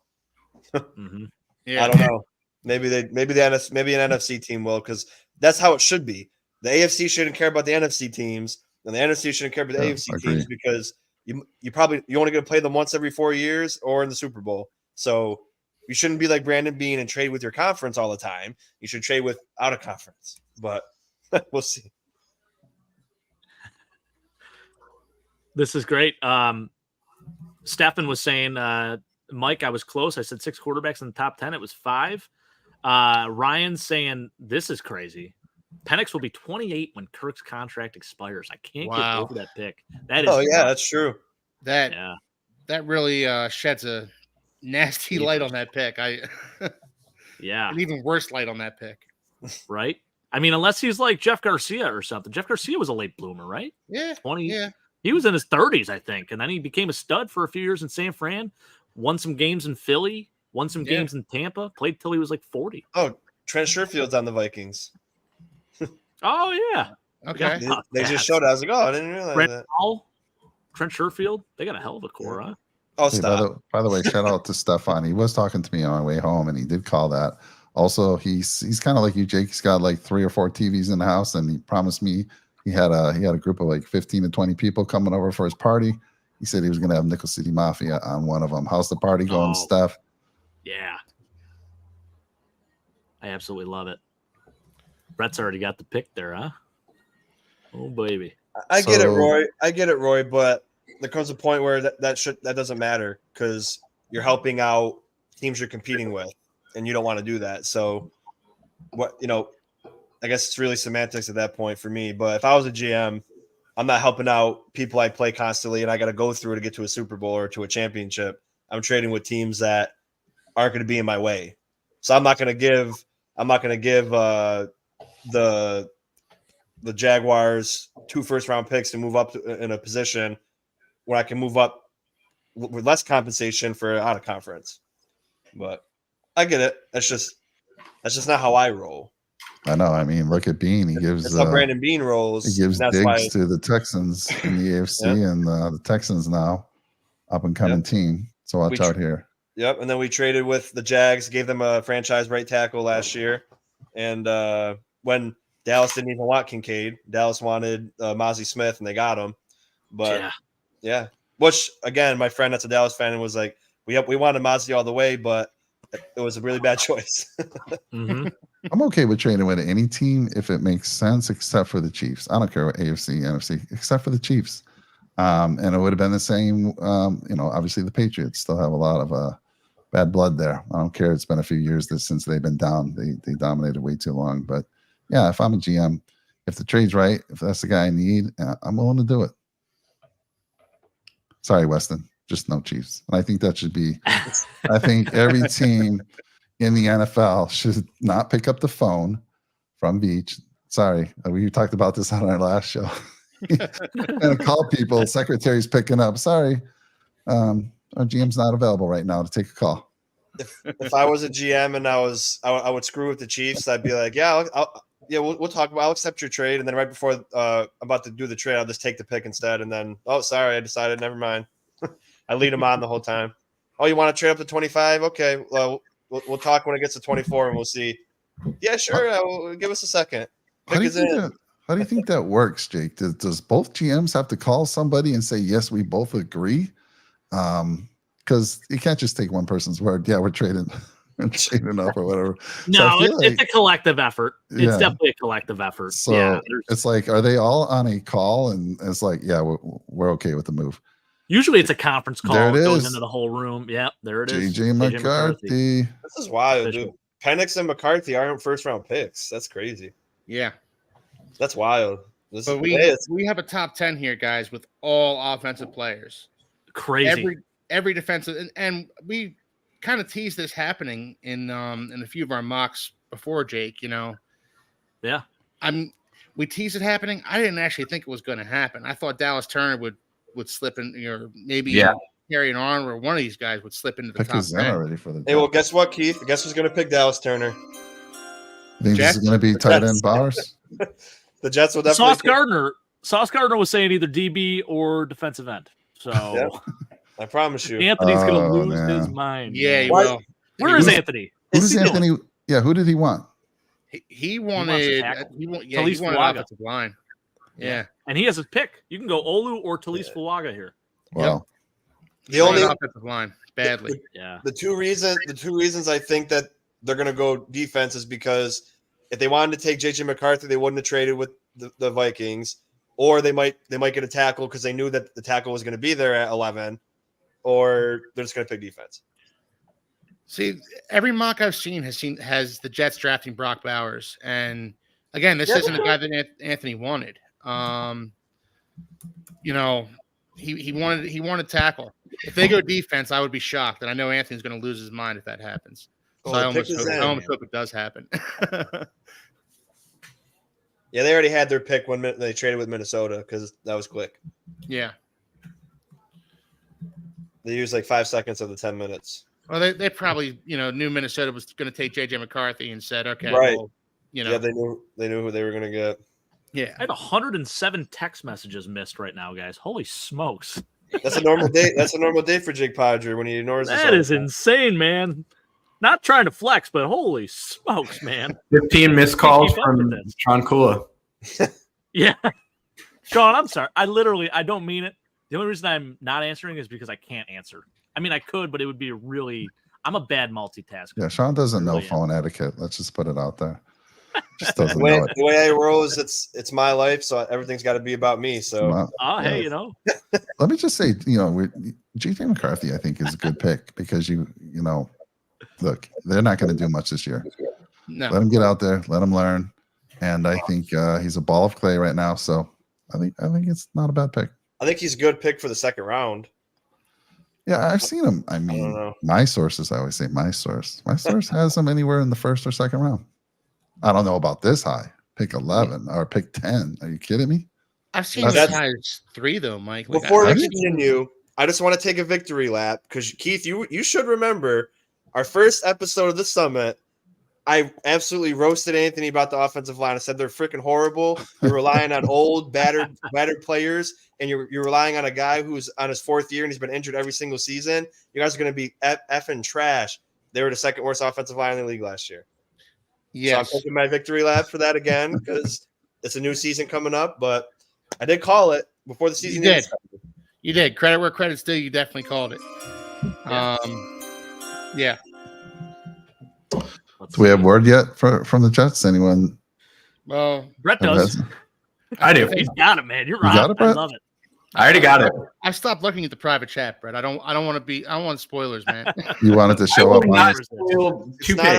It's not on my TV yet, but I'm not looking at the chat either. So I guess, if you guys say it, whatever happens, happens. But here he is. He's announcing it.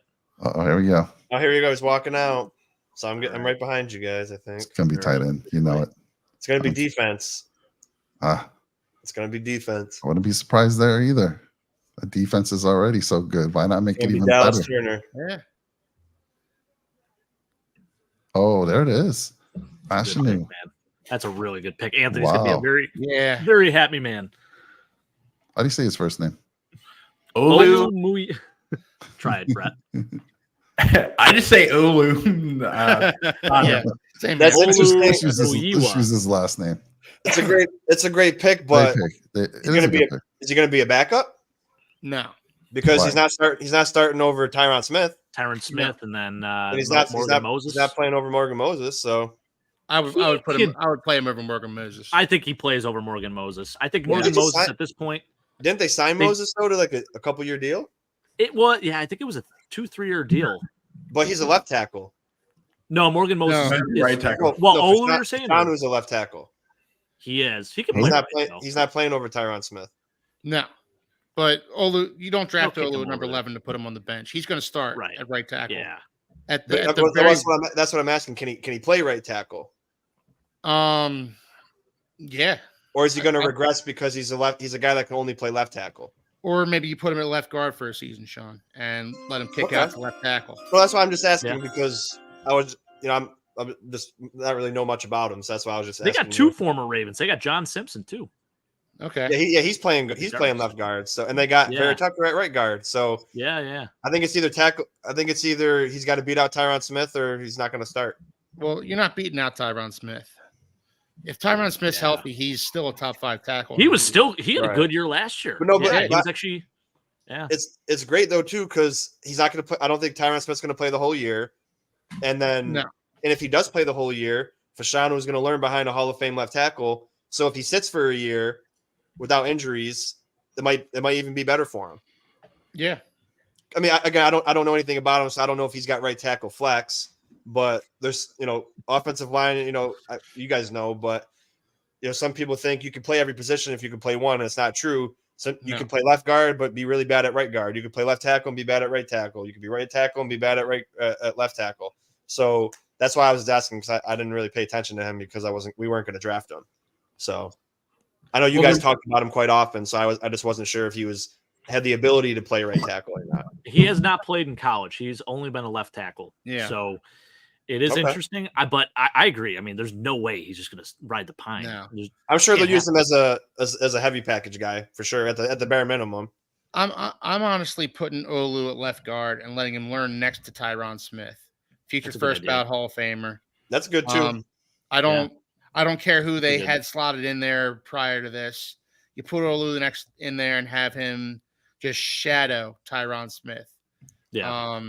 And what a better. There's no better guy in the league to learn from. Honestly, that's what they did with Trey Smith in Dallas. They put him at left guard. Yep. And then when Tyler Smith, Tyler Smith, sorry. Yeah. And then when Tyron got hurt, they put him at left tackle. And now he's left tackle. That's what the Dolphins did with Laramie Tunsil and Brandon Albert when he was there. Yeah. This is a thing that works. You shadow a guy who's been there and he's done that, and just let him mentor the young guy. Laramie Tunsil is probably the best left tackle in the league right now. And absolutely, without a doubt. Brandon Albert, probably played a role in that. He was good, man.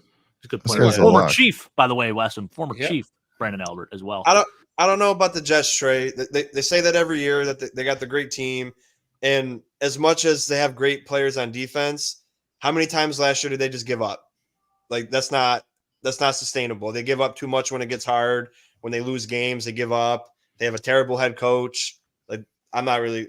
They got great players, but and I had to bring Mike back into this because Mike always thinks the Chargers are going to be that team. They always have a great roster, but they never put it together. That's how the Jets are.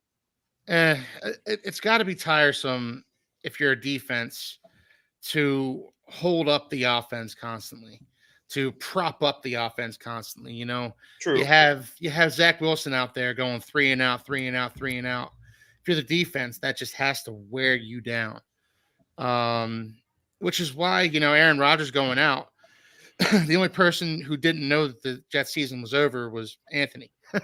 Yeah. Well, what about pride, Keith? What about like you make millions of dollars? You say you're the 85 Bears defense. Yes. I wasn't alive in 85, but I can promise you the 85 Bears defense didn't take a play off and didn't cry and whine and give up when their quarterbacks were throwing picks or losing football games. But you know what, Sean, I hear what you're saying, but come week 16, week 17, you've won 4 or 5 games.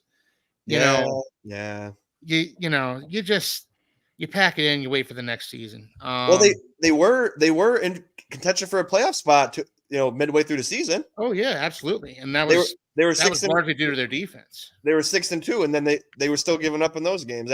After that Eagles game, they kind of started showing. Didn't wear down the 2000 Ravens, yeah. The 2000 Ravens gave up 5.6 points a game. Yeah. You know who did wear them down, though? That's insane. Shameless plug. Go check out my Jimmy Smith fantasy football video because guess what? He put up insane numbers against that 2000s Ravens defense. That game was like 39-36 Jags-Ravens. You remember that one, Rick, right? Jimmy Smith had like 291 yards receiving that game. And who wore down the 85 Bears defense? The Dolphins team that didn't win. The only team to beat them, man. Yeah. Wouldn't it be cool if you had the 85 Bears and the a season 85 Bears and the 2000 Ravens defense? That's like that'd be great. Saying the Dolphins were the only team to beat the 85 Bears is like saying, "Oh, the Bills beat the Chiefs in the regular season." You know what? No, not at all, dude. I know you weren't alive for those 85 Bears, but dude, they were different. Did the Dolphins win the Super Bowl though? In 85? No, they got screwed over in the snowplow game. They would have played the Bears in the Super Bowl that year. They got screwed in the championship game that year. Mike, I got to ask you because I don't think Keith, you were a young kid in 85. No, I was negative 2 years old in 85. Okay, so I got to ask Mike: was Leslie Frazier a good football player? Dude, I don't even know who he played for. So sorry, I can't answer. He was with question. the Bears. What do you mean, Mike? He was on the 85 Bears defense. Him and guess who else was on that team? I don't think he was on the 85 team, but Jeff Fisher was on the Bears too. Isn't that wild? That's right. Get out of here. 85 Bears. I remember Richard Dent. I don't think he was on the 85 Bears. Wow. Are you serious? Oh, Knicks. Oh, what? Smokes, guys. Oh, These guys aren't first-round picks. This is insane. 6. Oh, next to the Broncos. We've had 12 picks, and 6 of them have been quarterbacks. These teams are just all of them have been offensive players. Steph's been nailing it out there. He was pretty much wow. The Raiders have to be absolutely sick to their stomachs right now. For sure. This is hilarious. And the Broncos, what a move by them to a division rival, right? Like that is wow. What Dallas Turner still on the board. I mean, look at that. Dallas Turner. It's exactly what the Raiders need right now. They need a defensive lineman that can come in, that can be the focal point beside Max Crosby. This is the best piece for them. I agree. The Raiders wanted a quarterback here. They got Christian Wilkins, Max Crosby, and then Dallas Turner. That'd probably Malcolm be one of the Kuntz, best. Don't forget, former UB football player. Yep, that'd probably be the best D-line in the league. Yeah. By the way, Leslie Frazier, shout out to him. Look, I agree with you guys, but that's what I'm trying. The Raiders wanted a quarterback here, and all 6 of the quarterbacks are gone. Yeah. They have to be absolutely sick. Yeah. Yeah. Well, they're going to have to. Yeah. I was just going to say this, Roy. They're going to have to settle for, and I don't think it's, listen, Spencer Rattler has moved up the board for me quite a bit. Rattler's a 4th round pick, and they'll pick him here. That would be hilarious. That'd be the most Raiders thing ever. Well, because they're scared now. They're like, he's the only decent guy left. What are we gonna do? Yeah. This is hilarious. But well, Mike, I was only asking you because I know you watch them, and not that you're not old or anything, but I know you were a young man in '85, so that's why I was asking if you saw Leslie, if you like paid attention to Leslie Frazier like that. No, I didn't. Why? Why would I?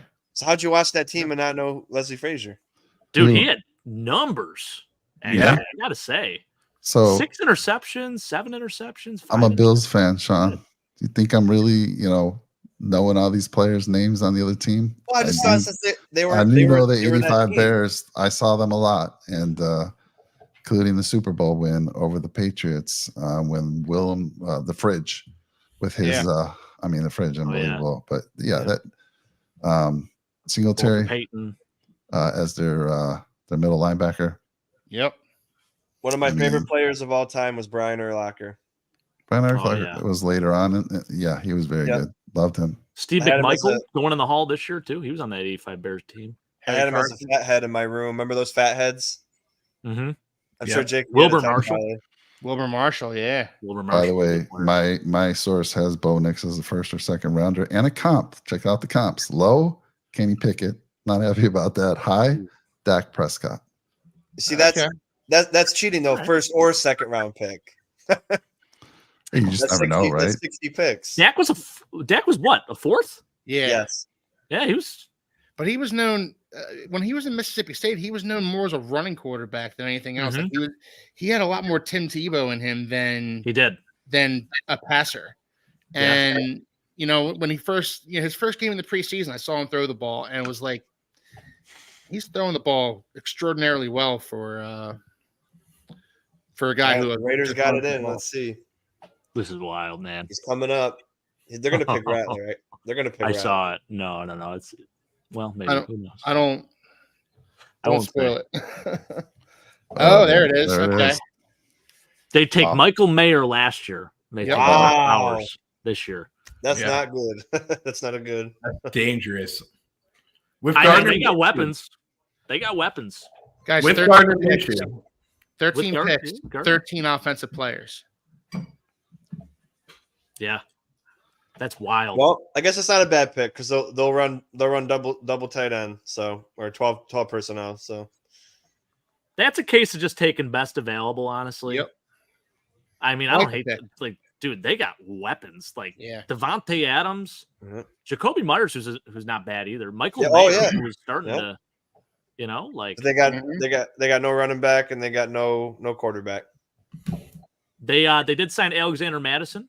They have Zamir White as well, who I actually liked towards the end of the year. He started to finally come into his own. Raiders. Wow. And you said Gardner's there? Gardner Minshew? Gardner Minshew, yeah. And then Aiden O'Connell. They're going to probably battle it out. I feel like Gardner should be the starter, but based on how he finished out last year, he played really well. I mean, honestly, like this, Gardner Minshew, Brock Bowers, Michael Mayer, Devontae Adams. If their defense is a middle-of-the-road defense, we're talking about the Raiders as a wild card team next year. Not with a bad quarterback. And I like Gardner Minshew. I'll tell you what, they're making a run with Aiden O'Connell with Antonio Pierce as the coach. Like they were starting to do pretty good. They love the pick in Vegas. Look at that. I think we're gonna go defense. The Bills. You think so? Yeah, all the offensive people are gone. They're gonna all be gone. Crazy that Dallas Turner's still on the board right now. I gotta say. I'm sure the Saints will take him. They love defense. Brian Thomas Jr. still out there, Sean. What are you talking about? That's the guy everyone's been talking about the Bills. Oh yeah, I forgot about that, Mike. I've been so shocked with these second round pick quarterbacks going in the top 10. Hey, that's good for us, man. Good people falling down the board. It's good. It's good for the Dolphins too.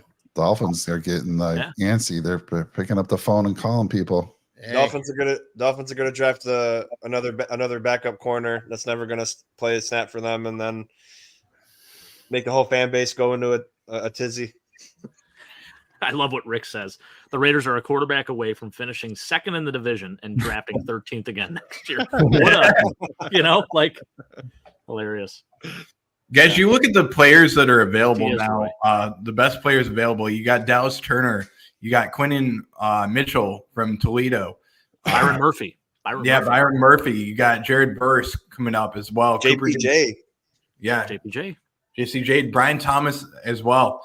Brian Thomas is actually ranked, this is according to Mel Kiper Jr. and Matt Miller, 13th best player available still. You got a lot of guys ahead of him. So, I mean, this could be a position where Buffalo could slide in and get Brian Thomas Jr. coming up as well. Yeah, this has to be the longest, Rick. I mean, honestly, I'm taking Byron Murphy and JPJ if they're there at, wherever we are. If Brian Thomas is gone, I'm taking them without a doubt. I don't give a crap.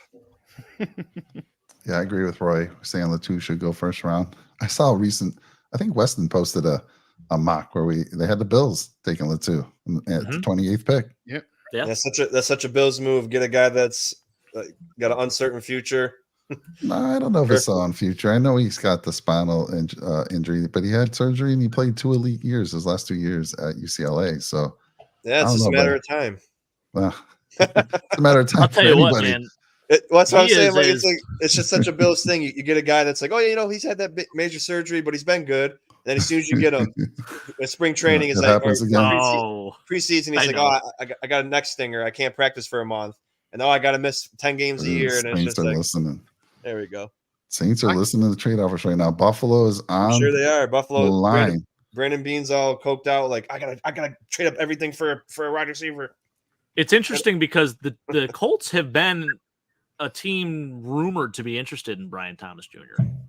That'd be nice. I don't know if they're super certain in Alec Pearson. We talked a little bit about Alec Pierce the other day. Yeah. They want a guy. And I don't know if Alec Pierce is a guy. Hey, look. I hate saying that. Get Michael Pittman a running mate. Brian Thomas. Like, that's that's nasty. Yeah, it is. It really is. I mean, yeah. I don't know if the Bills are looking to Josh Downs too. Josh Downs, yeah. He's nice, man. Jonathan Taylor and then Anthony Richardson. He takes the next step. You're talking about another playoff team with the Colts. I think the Colts might go tackle. Yeah. They could go tackle too. Who are the tackles right now, Sean? That's what I'm saying. No one I can think of. I love it, Sam. I know they got all pro center and then I can't remember his last name, and then of course you got Quentin Nelson. I just don't think their tackles they were any good last year. Yeah. Ryan something is their center. Ryan Kelly. Ryan Kelly. Yep. Ryan Kelly. Yep. Hey, Sam, I think round 2 we'll probably see a guy, maybe Jonathan Brooks, maybe Trey Benson out of Florida State. The Bills actually met with Trey Benson. But I would say probably mid to late second round, realistically. That's where I think a running back will go. It says in the great running back draft. Guys, I really think we could get a good player here. Brandon Bean can't screw this up. It's impossible almost. You got, like I said earlier, we need a D tackle, you need a wide receiver, you need an edge, you need a safety. You can get at least an elite talent with one of those 4 positions. Well, Mickey Loomis decided not to take anyone's call or didn't make a deal. He's like, nope, I'm gonna stick at 14. Bean called them, according to Ian Rappaport. I think this is Byron Murphy. Yeah, I'm going to call it right now. Okay. Let's see. Who are their needs? They could use a D tackle. They need everything. They need a little bit of everything. So they do. But D tackle would be take a guy. Took Brian Breesy last year, but you pair him with Byron Murphy. Yeah. Crazy. Yeah, I'm okay. If Murphy goes, I'm okay if he goes to the NFC. Just don't bring him over. They won't even take Brian Thomas. They need receivers. Olave, Brian Thomas. Could happen. Yeah, I mean, A.T. Perry's their other guy. I like that was actually a sleeper that I liked last year for the Bills. A.T. Perry out of Wake Forest. If they take Brian Thomas, it's D tackle, edge, or center. You got to do it. Ben, Jake will show you that in a little bit when we get after. They're showing Dallas Turner on the TV right now. He might be the pick, guys. I mean, that would be a good move. I'll hate that if that's what they're because I feel like they've been doing that. I feel like they signed Chase Young too. I totally forgot about that. Yeah, they did. Yeah. Wow. And they're still in salary cap hell. Like, they are. They are just. They've been in the same salary cap spot for feels like the past 5 years. Yeah, -80. Yeah. That's a kick in the can down the road. That's the Brandon Bean and Chris Greer method. Wow. Yeah, and don't I know it, Sean? Don't I know it? Rick, what do I think about the Derrick Henry to the Ravens signing? I mean, it's a good Ravens selection right there. That's a great signing by you guys. I like the move. He's still got a little bit left in the tank. He's old, Rick. You guys use him. He won't stay healthy. Still 1,000-yard back. Only a matter of time, Rick. It's gonna be like Cook. Right, Mike? It's only a matter of time. Those Ravens running backs are cursed. Just ask J.K. Dobbins. They are. But, Very I mean, Yeah, Derrick Henry has been healthy the last 2 years. He's played every game the last 2 years. So, and he was running behind a terrible offensive line in the Titans last year. Yeah, and he's actually got a good one here. He's beat up though. He's got a lot of miles on those tires, man. Oh, yeah. A lot of miles. Oh yeah. Well, Jake, you know this. Hold that thought, Ben. Yeah, hold that thought, Ben. Hold that thought. We'll get right to it. Here's I gotta get dinner soon. Dinner. You can't have dinner. That was part of your contract here tonight. There is no dinner. 6 p.m., Sean. What are we doing here? You can eat it on the show. Have somebody bring it to you. That's what I did last year. Right. Turn the mic Felice off. Fuaga. Ooh, nice. That's interesting because they have Ryan Ramczyk. Wow. And Felice Fuaga is naturally a right tackle. I wonder if they're, but they also have Cesar Ruiz. Well, Cesar Ruiz is a center. Well, he's a guard now because Eric McCoy's their center. He is a guard now. They drafted Penning and he sucked. Yeah, a tackle. He was. They're already giving up on him, huh? Yeah, he was trash. That's crazy, man. Wow. I mean, he's a hell of a tackle. Like, look, you can't have too many offensive linemen. That's true. I'm glad some teams care about great offensive line talent. Yeah. I wouldn't know what that feels like. We kind of know what it's like, but we're gonna ignore it still. What's his height? What, guys? What's Swaga's height? 6'6", 324. Yeah, he could play guard too. Oh yeah, he could. It's I love how happy these players. Yeah, it's as sappy as it sounds. It's to everyone that gets drafted, it's got to be an incredible experience and humbling and life changing. So it's always good to see them being happy, even if they don't turn out to be anything good. It's nice to, it's a special moment. My favorite was still Tack McKinley talking to Deion Sanders. He's like, he dropped the F-bomb. And he's all fired up saying, "Get to the damn quarterback," and he drops the F-bomb. But he was like in pure emotion. Like that was so raw. Like that is how fired up he was, Yeah. One of my favorite draft interviews. Yeah, I remember him in that draft. He was definitely pumped up. Yeah. I like this pick for the Saints though. Fuaga's going to be a solid player in the NFL for a very long time. I think the Colts could go. The Colts could be the first defensive pick, maybe. You think? That was Thomas. Yeah, because they need. I said it now. They need Turner. They need edge, but they could get wide receiver. And again, like you said, like we said, I don't think their tackles are anything to write home about. Yeah. So they could pick a tackle for Shanu, but like Brian Thomas is 17th right now, listed as 17. So there's a lot of guys above him. So maybe they'll take a different player. This is a spot where maybe you could see Brian Thomas Jr. And I am scared saying that. I hope not, Brett. What are you thinking? I'm thinking Dallas Turner here. I mean, I really am. I think they need a defensive end. They do have a couple of needs, though. I mean, wide receiver is definitely one of them, but I just think they're going to go defensive here. There's a couple of cornerbacks as well that I could see them going after that are on the board. Quinn Mitchell as well. That would be a really good fit for them. They need a shutdown corner as well.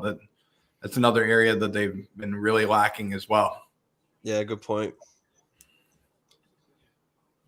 Ben, to get to your question, Big Stitching Embroidery and Apparel. Appreciate you asking. I'm rocking the Nickel City Mafia gear right here. You guys can go to Big Stitching Embroidery and Apparel, their website.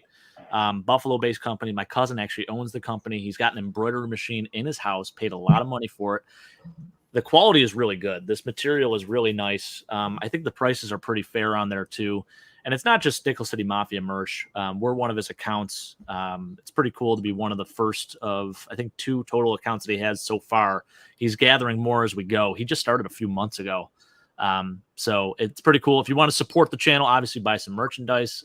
If not, there's other things you can do on there too. There's custom logos that you can submit to him. You can get hats created, t-shirts, hoodies, quarter zips, mugs, coffee cups, you name it. Anything you could think of. But yes, big stitching. Good stuff, right? I still got my eyes. My wife said she is going to get me that windbreaker. But Jake, you kind of talked me into the black one versus the white one. Nice. The white will get dirty over time. The black won't show the dirt as much, but they're fantastic. I love it. I asked him about that logo too, and he did say it does turn out really well on the black, and it would be this exact logo that I have. That one there. So yeah. All right. Hey, another way you can support the channel is give us a like, comment, and drop a nickel on that subscribe button if you haven't already done so. Most of the people I see out there have done so. How about this? Liberty Solutions as a are you suggesting, Sam? Are you suggesting a sponsorship or Nickel City Mafia? Don't get yourself tied up with this, but think about it. I love it. We need a vendor. Pick us in for the Colts. Oh, he's saying for the merchandise. Got it. For the merch. Yeah, we can probably get that going on there. Hey, why not though, right? Liberty Solutions merchandise. Heck absolutely. Yeah. Oh, he did say yes. Let's go. We'll have to talk more about this. Yeah, that'd be fantastic. Love what you're saying here. I don't know if it's just we're having fun. It just feels like we're moving quickly. Flying by. We're halfway through almost. I mean, when you're having fun, time flies, and here we are, halfway through after the Seahawks. So let's go. What's this? What are we saying here? Don't act like he was a bench player. Bills media bragged all year he was the sixth best O-line league. Don't pretend you think the Bills set health records again. Who's this about? Is there some chat going on? We did have the 6th overall offensive line last year. That is true. Yeah. Who's Trey referring to? I'll touch on that in a second, Trey, after this pick comes in, because I wanted to say something anyway. Liberty logo everywhere. We'll have the Liberty face on the screen. We'll get it all over. We can do that, Sam. All right, we make that happen. Why does it take them so long to say the picks in, and it takes them 20 minutes to say it? I don't know. Like, why don't you guys say when they're walking to the podium? Yeah. At least let us know that. They're zooming in on the podium right now as we speak. But actually, they're not. Now they're panning to Rich Eisen. I'm watching NFL Network. Yeah. I think this is probably Dallas Turner. This is a matter of taking the best available, and to me, he's the best available right here. Let's see who they show first when they pan over to a player, and that's who it's going to be. I mean, you think about it. They took Kwity Paye a few years back. They have Samson Ebukam, who's a pretty good player. I know they took Tyquan Lewis a few years back. But to me, you add an absolute stud as a pass rusher like him, like that's changing things. You look back at the days. He's walking up now. Wow.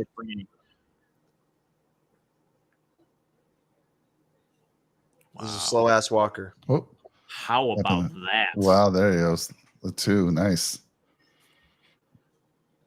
Holy smokes! The 2. Beautiful.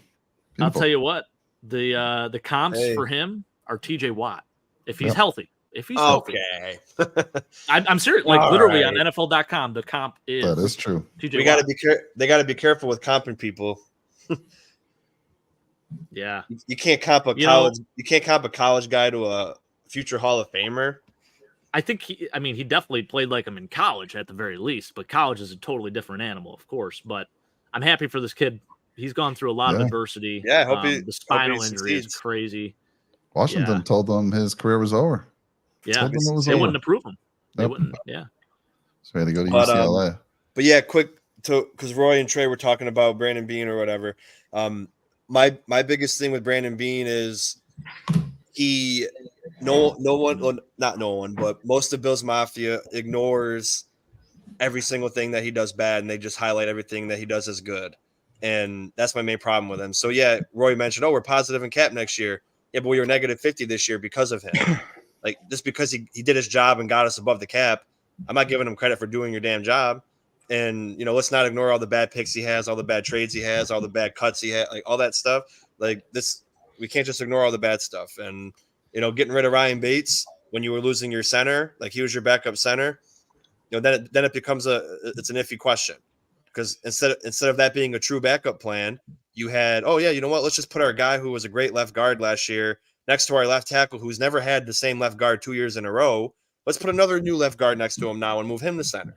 So yeah, there's a lot of questionable things that go on. So no, nobody's perfect, but he's the GM. I agree with Roy. Show me a perfect GM. Okay, so that means give everyone an excuse to be shitty at your job? Well, no. Show me the perfect cleaner. I make a mistake once in a while. Show me the perfect manager of their company or whatever you guys do. Like everyone makes mistakes, but it doesn't give you the excuse to or anything to not get criticized for your mistake.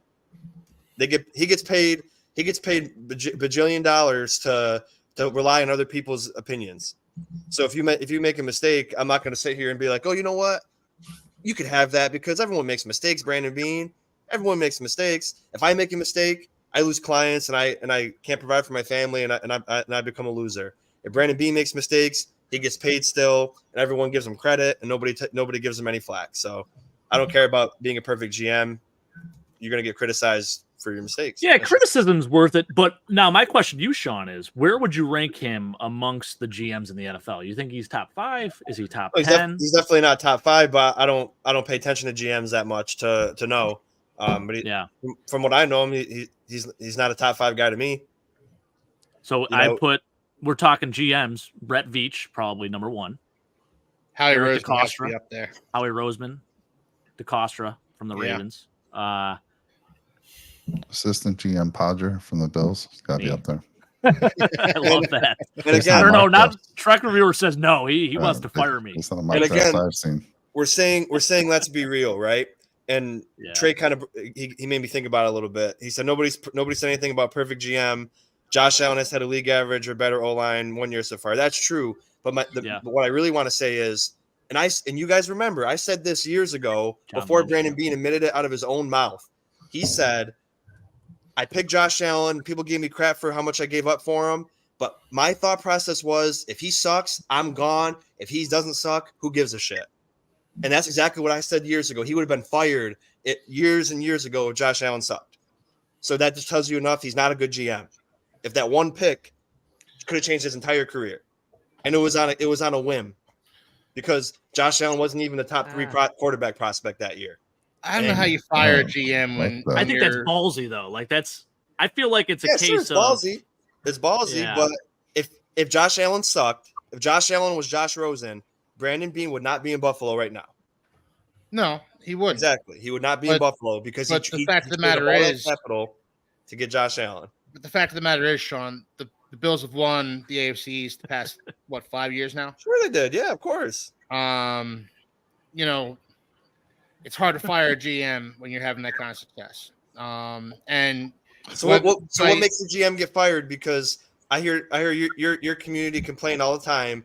Oh, well, it's not Chris Greer's fault. Chris Greer gives all the great talent, but then Mike McDaniel can't coach them to the playoffs. Chris Greer's doing his job. So when can a GM actually get fired?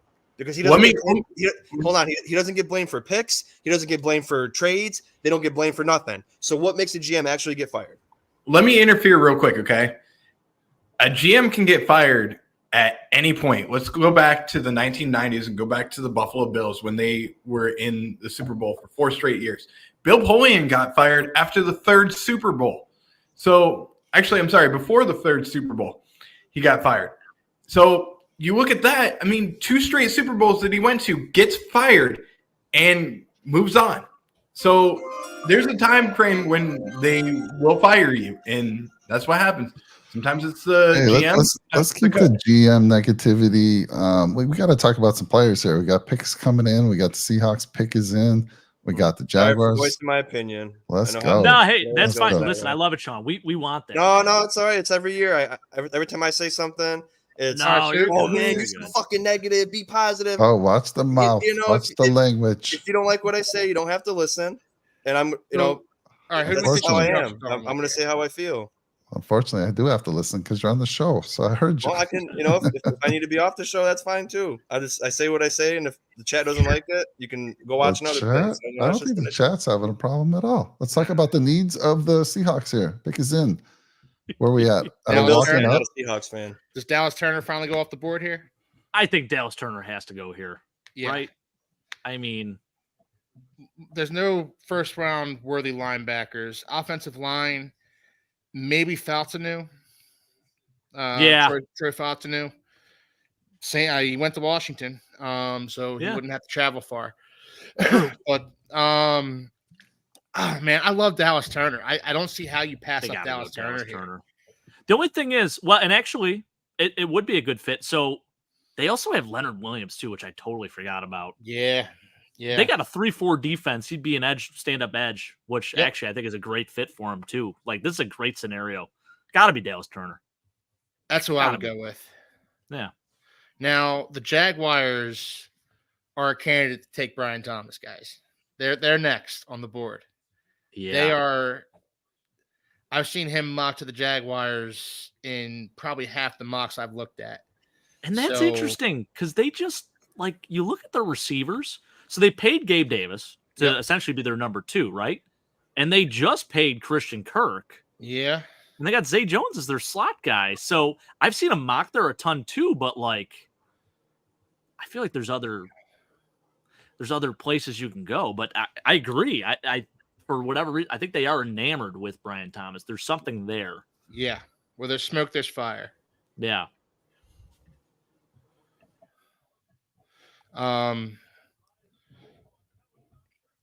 Mike, you're on mute. The pick is in, though. Mike is on mute, just so he knows. No, I know. I was cussing. I didn't want anyone to hear me. No, I was just talking. And pick is in. Has anyone walking to the podium yet? Not yet. Jake's chiming in here. Jake, if you would like to join us, by the way, you're more than welcome to hop in. He's in Canada. They must be getting it before us. He's saying Byron Murphy to Seattle. That's a good pick for them too. I mean, anyone that's confirm that yet? Available, maybe. Or is he just saying that? I don't know. I have a confirmation. Oh, do you? I do. I have a confirmation. Don't say. Let's just leave the suspense. Why not, right? I have seen Byron Murphy mock there before.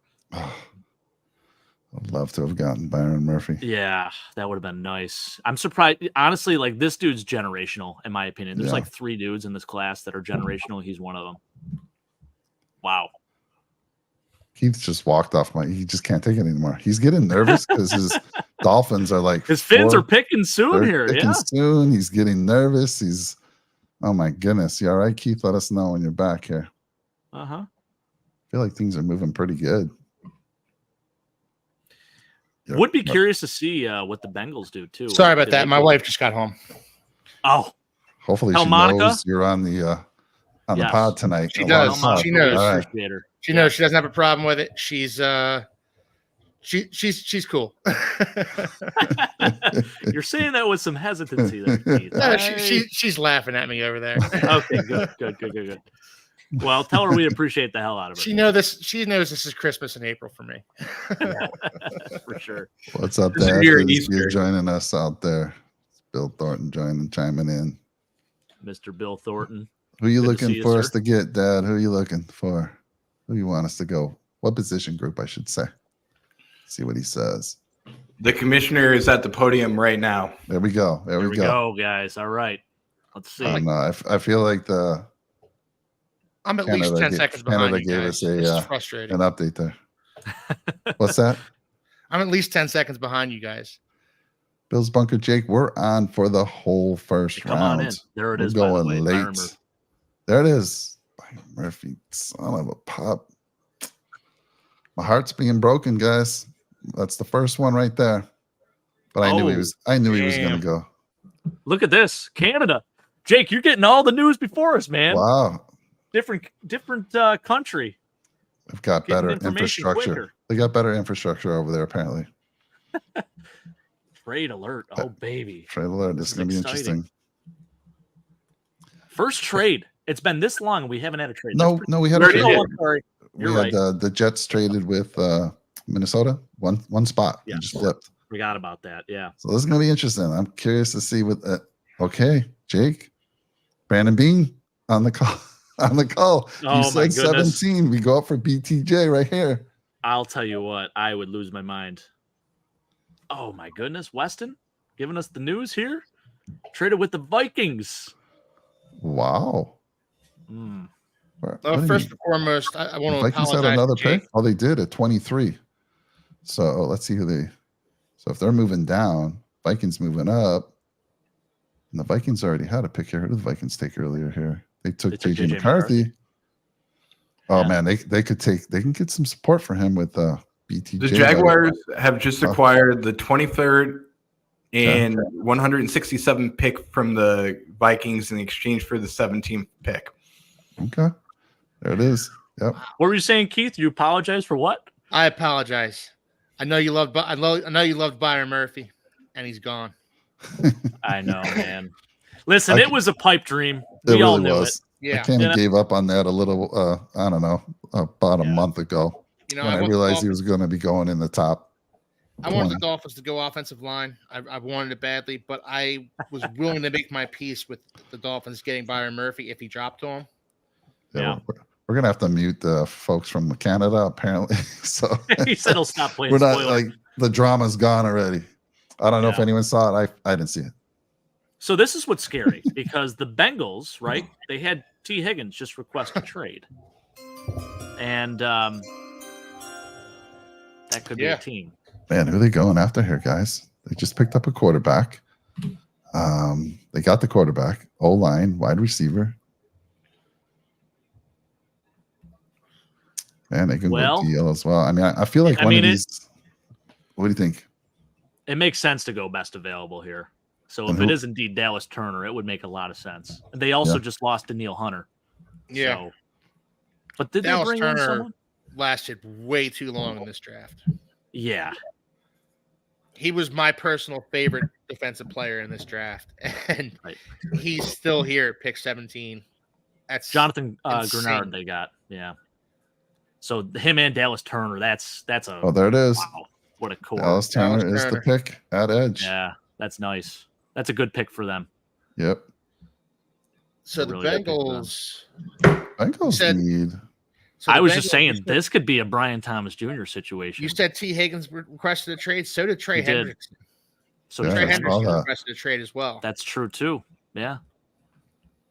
And Keith, your comp for Brian Thomas Jr. early on when we were first talking about the draft, right? Yes, sir. AJ Green. Oh, yep. I don't love it. I don't love where this is going. I don't love Let's steer it back on. I hear you, Jake. Oh, man. This would make sense for BTJ because, you got you got Joe Burrow, you got Jamar Chase, and then you add in Brian Thomas Jr. I mean, that makes a lot of sense here. Yeah. And that frees them up to trade T. Higgins. It does. Right. Yeah. I mean, I guess they're reluctant to pay him, so they got to trade him at this point, right? Yeah. In case anybody's wondering, the Sixers are up by 10 with 2 minutes left in the fourth quarter. All right, Keith. Hey, I like that. Listen, there is playoff basketball, playoff hockey going on, some baseball too. I have it going on my small TV. Not. It's almost like the sports equinox right now. I mean, you got the major leagues, all the big major leagues playing. Yeah, kind of cool. Phillies won today at around 1 o'clock, won 5-0 against the Reds. So heck yeah.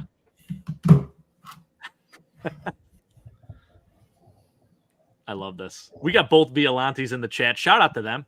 Appreciate you guys joining tonight. This is awesome. Appreciate everyone out there in the chat joining tonight. And listen, if you're not too scared, there is a link. It was posted in our Discord. For those of you that are in the Discord, you are more than welcome to join us on camera. We'd love to hear your takes. Yes.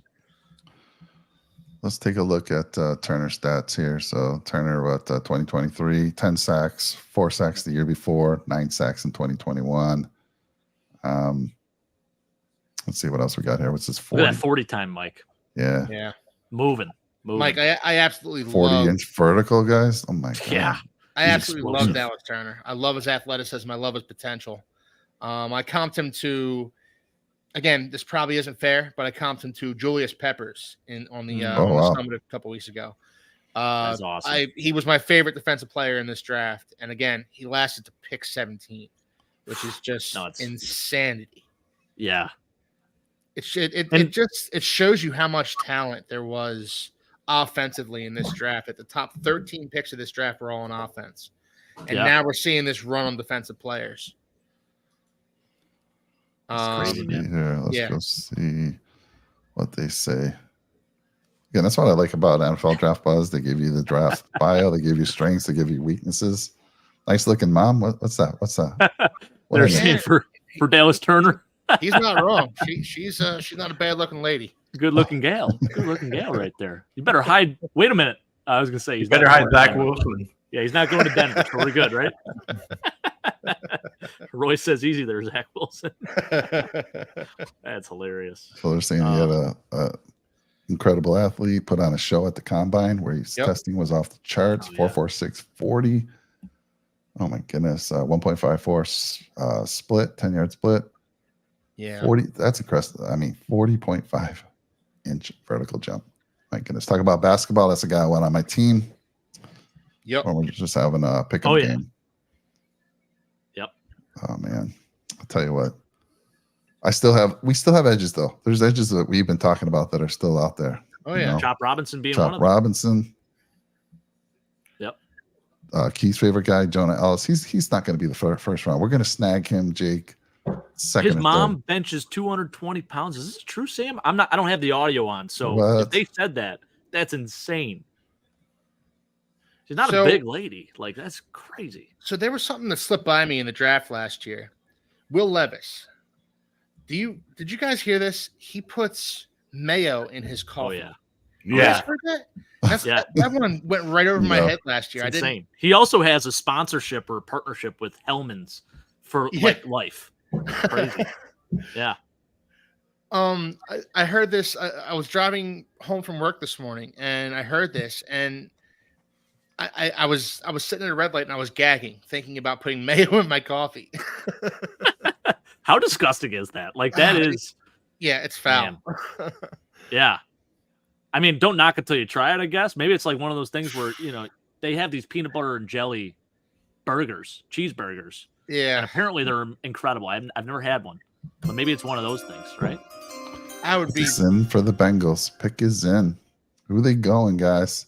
This is a team with Joe Burrow coming back. He's looking for a big rebound this year, so... If I'm the Bengals, I'm going with Troy Fautanu here. That would be a good pick. They need offensive. They need to protect their franchise quarterback. Joe Burrow has gotten injured. He's actually, low key has a more extensive injury history than Tua does since he came into the NFL. Think about that. Tua is the one that gets knocked for being injury prone, but Joe Burrow has missed the better part of 2 seasons now because of injury. You need to protect that man. Yeah, with them tagging T. Higgins, I think they're safe. I think we're safe as far as wide receiver here. I don't see the Rams going wide receiver either. No. So, I mean, BTJ's falling. No, I don't see the Steelers. And I don't see the Dolphins doing it either. Oh, I've seen him mock there a few times, Keith. I have. I've seen it too, Jake. But didn't we hear Worthy? They're talking Worthy. Did you see that at the top of the show? Yeah. I saw. Well, I read an article. It was an Ian Rappaport report where he said that there's growing sentiment the Dolphins might be looking into Xavier Worthy. And again, don't overthink this. Just get the best offensive lineman available, please. You think Graham Barton is going to be that guy, Keith? I love Graham Barton. I love JPJ. Just same principle when it comes to Joe Burrow. Protect your franchise quarterback. I love Graham Barton. I love JPJ. I love if Fautanu somehow slips down to the Dolphins. Love that guy too. That would be awesome. Yeah. And I think it has been confirmed by several sources in the chat here, which that is a good pick for them. If that's Amarius Mims, that's That's a solid pick there at We've 18. We've talked about Amarius Mims a bunch, guys. He's super raw, but insanely athletic. Like he has probably the highest floor of any the highest ceiling of any offensive lineman in this class, in my opinion. Mm-hmm. You talk about the stereotypical dancing bear as an offensive lineman. Amarius Mims is that guy. Yeah. He's 340 pounds, but insanely light on his feet. Really like this guy. He just needs to be coached up. Is the only thing. He's really raw. He didn't play a lot at Georgia. He's a mammoth. Look at that, Mike. Look at the measurables. Isn't that nuts? 6'8", 340 pounds. He moves like a guy who's honestly like 50 or 60 pounds lighter than he actually is. Yeah. He's insanely athletic. He's another guy. If the Dolphins took him, I would have been over the moon happy. Oh, it would have been a great pick for you guys. Yeah. But Troy Fautino, I mean, I can't believe he's still here. We're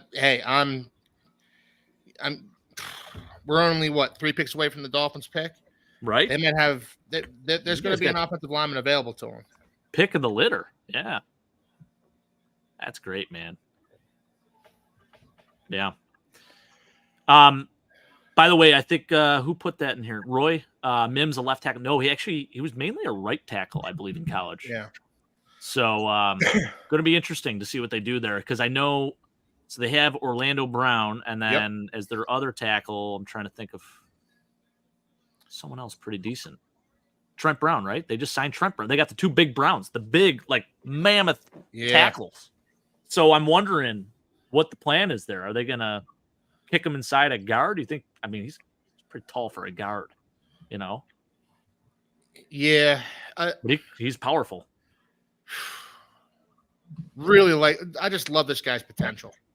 But you know what? He's so raw that he might be one of those offensive linemen that you let him sit for a season, honestly, and just let him sit and learn.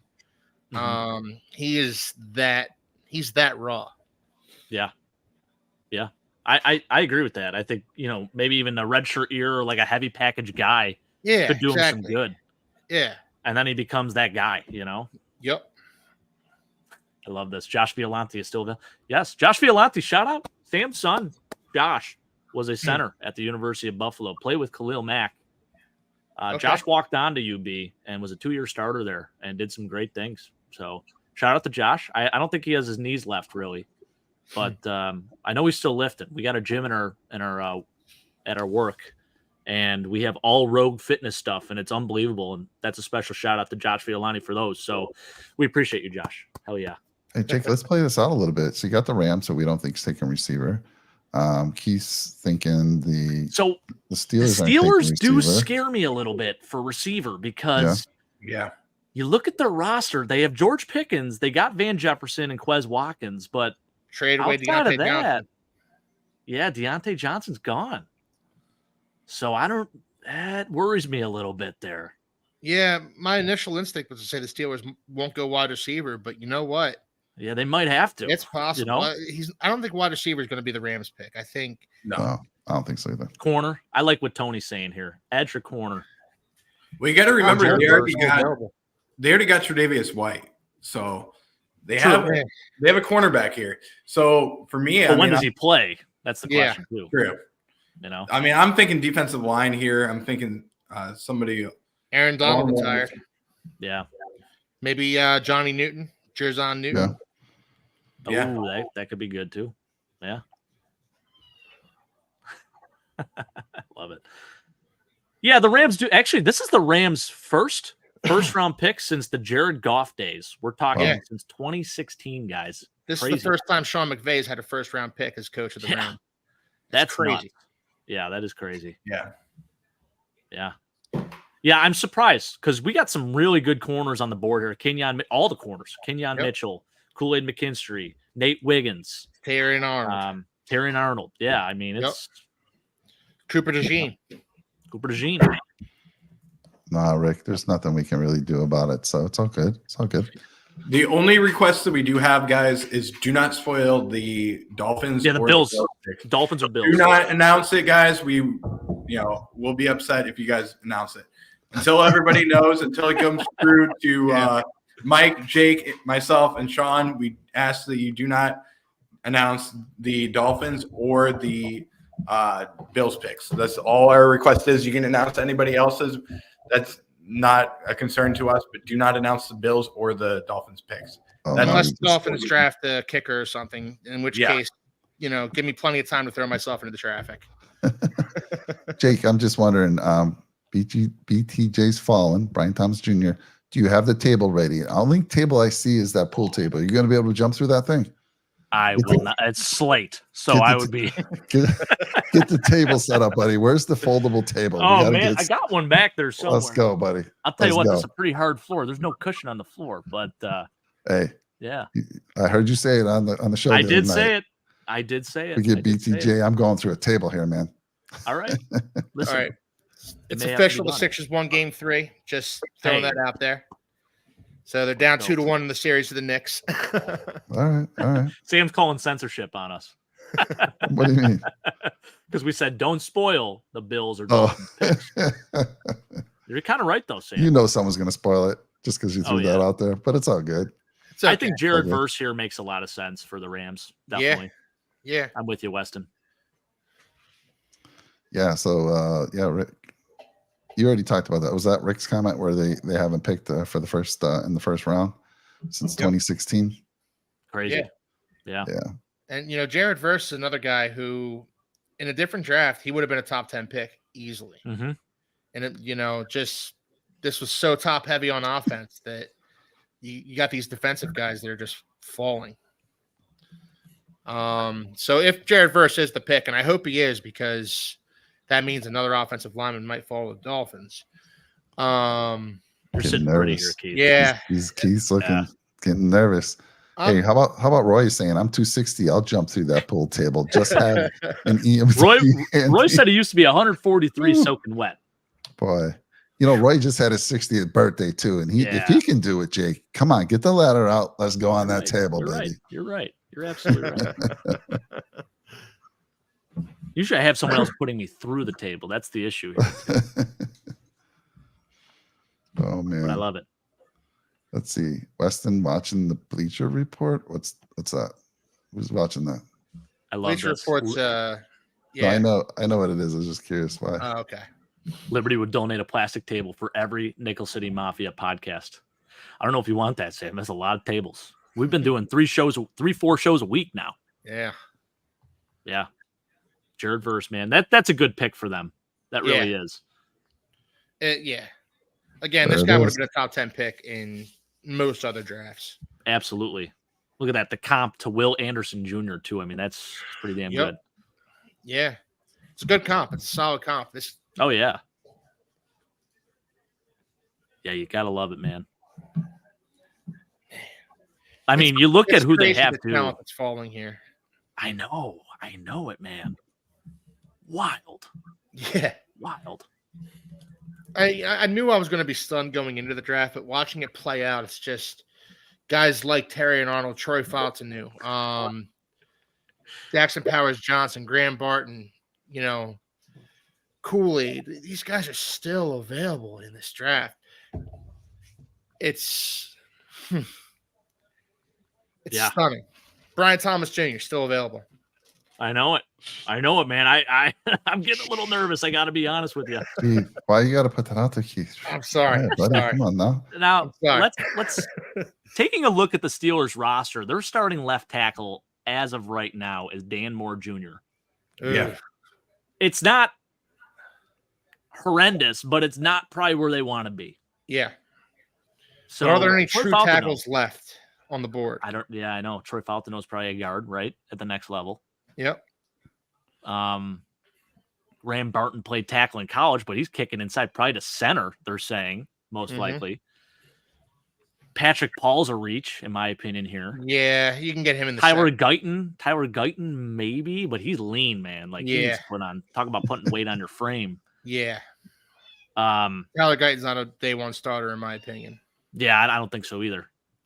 I mean, for me, I'm looking at Terry and Arnold. I mean, that would be a really good fit here for a cornerback. They lost Levi Wallace. Yeah, they lost their guy Wallet. I mean, it's not a real big need for them necessarily, but I mean that's where I'm looking at. They went corner in the draft last year, though, didn't they? They went Joey Porter Jr. Joey Porter Jr. Yeah. Yep. There we go. This is going to be interesting because this is the one team I could see taking Brian Thomas Jr. I trust Keith. I don't believe the Dolphins will. What do you think about the Eagles? Do they don't need any receivers either. So they're going to go. They're going to go strong cornerback. Like, well, they also. I would be stunned if they went with any other position other than cornerback. Really? What about center? Yeah. They just lost Jason Kelsey. Do they have a good backup for him? Yeah, so they're going to kick Cam Jurgens inside and put him at center. Okay. That's always been the plan for him. With the Eagles, they have James Bradbury and Darius Slay, both guys over 30 years old as our starting quarterbacks right now. They need youth in the secondary so badly. It's not even funny. Agreed. Yep. Interesting. Oh boy. You nervous, Keith? You nervous? Oh, man. Yeah. I'm getting a little nervous. I'll tell you what, the heart's racing a little bit right now. Yeah, I'll tell you. Not gonna lie. One pick away. Pick is in for the Steelers. I've been refreshing Twitter left and right here, guys. Let me ask you guys a question. What about Jackson Powers Johnson here for the Steelers? What do you think about that? They need some interior offensive line help. Great pick. Yeah, it would be a great pick. It would be a great pick. He's the guy I was hoping the Dolphins were going to take. Yeah. Is that who? If he falls, is that who you want to take? Yeah, I want your top guy. I've wanted JPJ since day one, Mike. Okay. Well, it'd be a shame for him to be in the East with the Bills. I got to say that. Hey, Rick's saying, hey, stop talking about Kool-Aid, trying to will him to pick 30. Troy Falconeau makes a lot of sense here. And I love that, Rick. Yes. It does. Weston. You know, Weston, you've been calling it before the pick's been in the last few times, and you've been eerily correct every time. So I think you're just a little ahead of us. Yeah. You got the pick. I think I'm behind everybody, honestly. Like my TV's showing a commercial right now. Yeah. Yeah, same here, actually. Good to see you, Chad. Good to join us. Hey, we Chad, got an empty slot here. We got an empty slot. Although, Chad, I'd have to send him the link because he's not in the Discord, unfortunately. He's not in Discord. I don't think he's joined the Discord yet, has he? No, I haven't seen him in there. Yeah. Weston, again. Yeah. We got to get Ben on. Ben, there's an empty slot. Come on, join us, buddy. Ben, you can come on, man. Sam, you can come on. I know Sam probably would, actually. Yeah, not many trades. Sam saying, Sammy V saying not many trades. Yeah, you're right. It's only been 2 so far. Buffalo. Ooh, Beans calling the Dolphins and trying to work out a deal here. I love it. You're like, hey, you don't need a receiver. We do. What do you think? You don't need Let me ask you this, Jake. In the history, or can you remember either a trade, just a regular trade, or in the draft, have the Bills ever dealt with another AFC East team? Whether we traded a player or technically they did. The draft. Yeah. Was it in the draft though? I don't think it was. The Cornelius Bennett trade I was just thinking of. Didn't Bennett come from didn't he come from Colts. Indy? Yeah. Yeah. And they were in the AFC East back then. Oh, that's true. That's true. So that would technically, but that was kind of like I'd have to. Yeah, it wasn't back. on. That was like this. It was a 3-way trade. Greg Bell, Cornelius Yeah. Bennett. Yep. And Eric Ben's saying he has a face for radio and a silent face film. for Voice for silent You meant to Love say that. voice. Hey, give yourself some more credit. You know, Miami picking Tua's brother. that would be hilarious. That What's would his be brother absolutely play? hilarious. Quarterback. He's a quarterback. Oh, I it's told you. quarterback too. Yeah, Yeah, he he's might be a late Is he a round guy. righty though? Yeah, he is a righty. Dude, He is that'd a be a righty. perfect situation. Yeah. Situational quarterbacking. Right? He's Dress him up like Tua. Comes out right-handed. That'd be hilarious. you know what? Throw the teams out. He's about Tua's size and Uh-oh. he has a weaker arm than Tua, if you can believe that. So I don't know that he's going to hear his name called this weekend. I feel bad saying that. Yeah. I don't. Drew Bledsoe, that is true. But was that a draft day? That wasn't a draft day trade. We're thinking just strictly like draft day trades that happened. Interdivisional trades, yeah, there's been a few actually. But yeah, Drew Bledsoe would have been one of those. Yes. Let me know when the Cam Hayward announcing the pick here. Oh, here we go. Keith, I'm excited for you, buddy. How about them Terps, Rick? You got to be fired up. Keith's going to jump to the table. Here we go. So, sound check. Oh, you're good, brother. Oh, wait. Keith's not in yet. I'm sorry. We're still waiting for the Steelers. Yeah, we're still waiting for the Steelers. He's hoping. No JPJ. No JPJ. Put it out there. No JPJ, no Graham Barton. All right. Have their choice. There we go. Chad, I'm going to send you the link via email right now. Yeah. Hop on right here.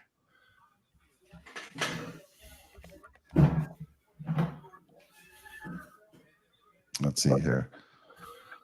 Steelers. Needed O-line, wide receiver, cornerback, defensive line. I think they're going to take one of your guys, Keith. What, an offensive lineman? Yeah. Yeah, I think so too. I think it's going to be Troy Fautanu. He's honestly lasted much longer than I thought he was going to in this draft. Yeah, it makes sense. Let's see who the NFL. Tell me when they're walking to the podium, guys. They're walking. Oh, they're there. Are they running or walking? Because you gotta tell us. The Steelers pick has already been announced, according to me. I put it at the bottom of the ticker just so you guys know. Oh, yeah. What the Steelers pick? I'm not looking. Oh, I'm sorry, Mike. I already put it on there. That's all right. It's all right. It's good. Keep everyone up to date. There it is. Took one of your guys, Keith. I called it. Troy Fautanu. Okay. All right. There you go. JPJ's there for the taking, buddy. Yep. I think that would be phenomenal for you guys. It would good for the rest of the East. Oh, you got to be so fired up right now. I'd love this. I'd absolutely love this. But this is also Sean's worst nightmare because Dolphins getting JPJ. Sean, I see you out there, brother. You're allowed to chime in. Come on, man. We need you. But I mean, I would be disappointed if this wasn't JPJ for you. I'm just I've been talking this guy up for months now, Jake. Yeah, you sure have. What if they did go and take like Johnny Newton? Just based on who's available, I think you're disappointed, right? Yeah, I am. Yeah. You know, the top two interior offensive linemen in this draft, maybe two of the top three interior offensive linemen. I'm going to count Troy Fautanu in that are available for the Dolphins. You have to pull the trigger on this. Let's bring Chad. Yeah, let's pull him Chad, in. Bring up a couple. Hope you had a time for a couple wings back there. How you doing, Chad? Hey, what's going on, gentlemen? It's been a while. There he Good is. to see you. Cheers, sir. He's got the Coke. Oh, definitely. Yes. Definitely Coke. He was drinking a Coke too.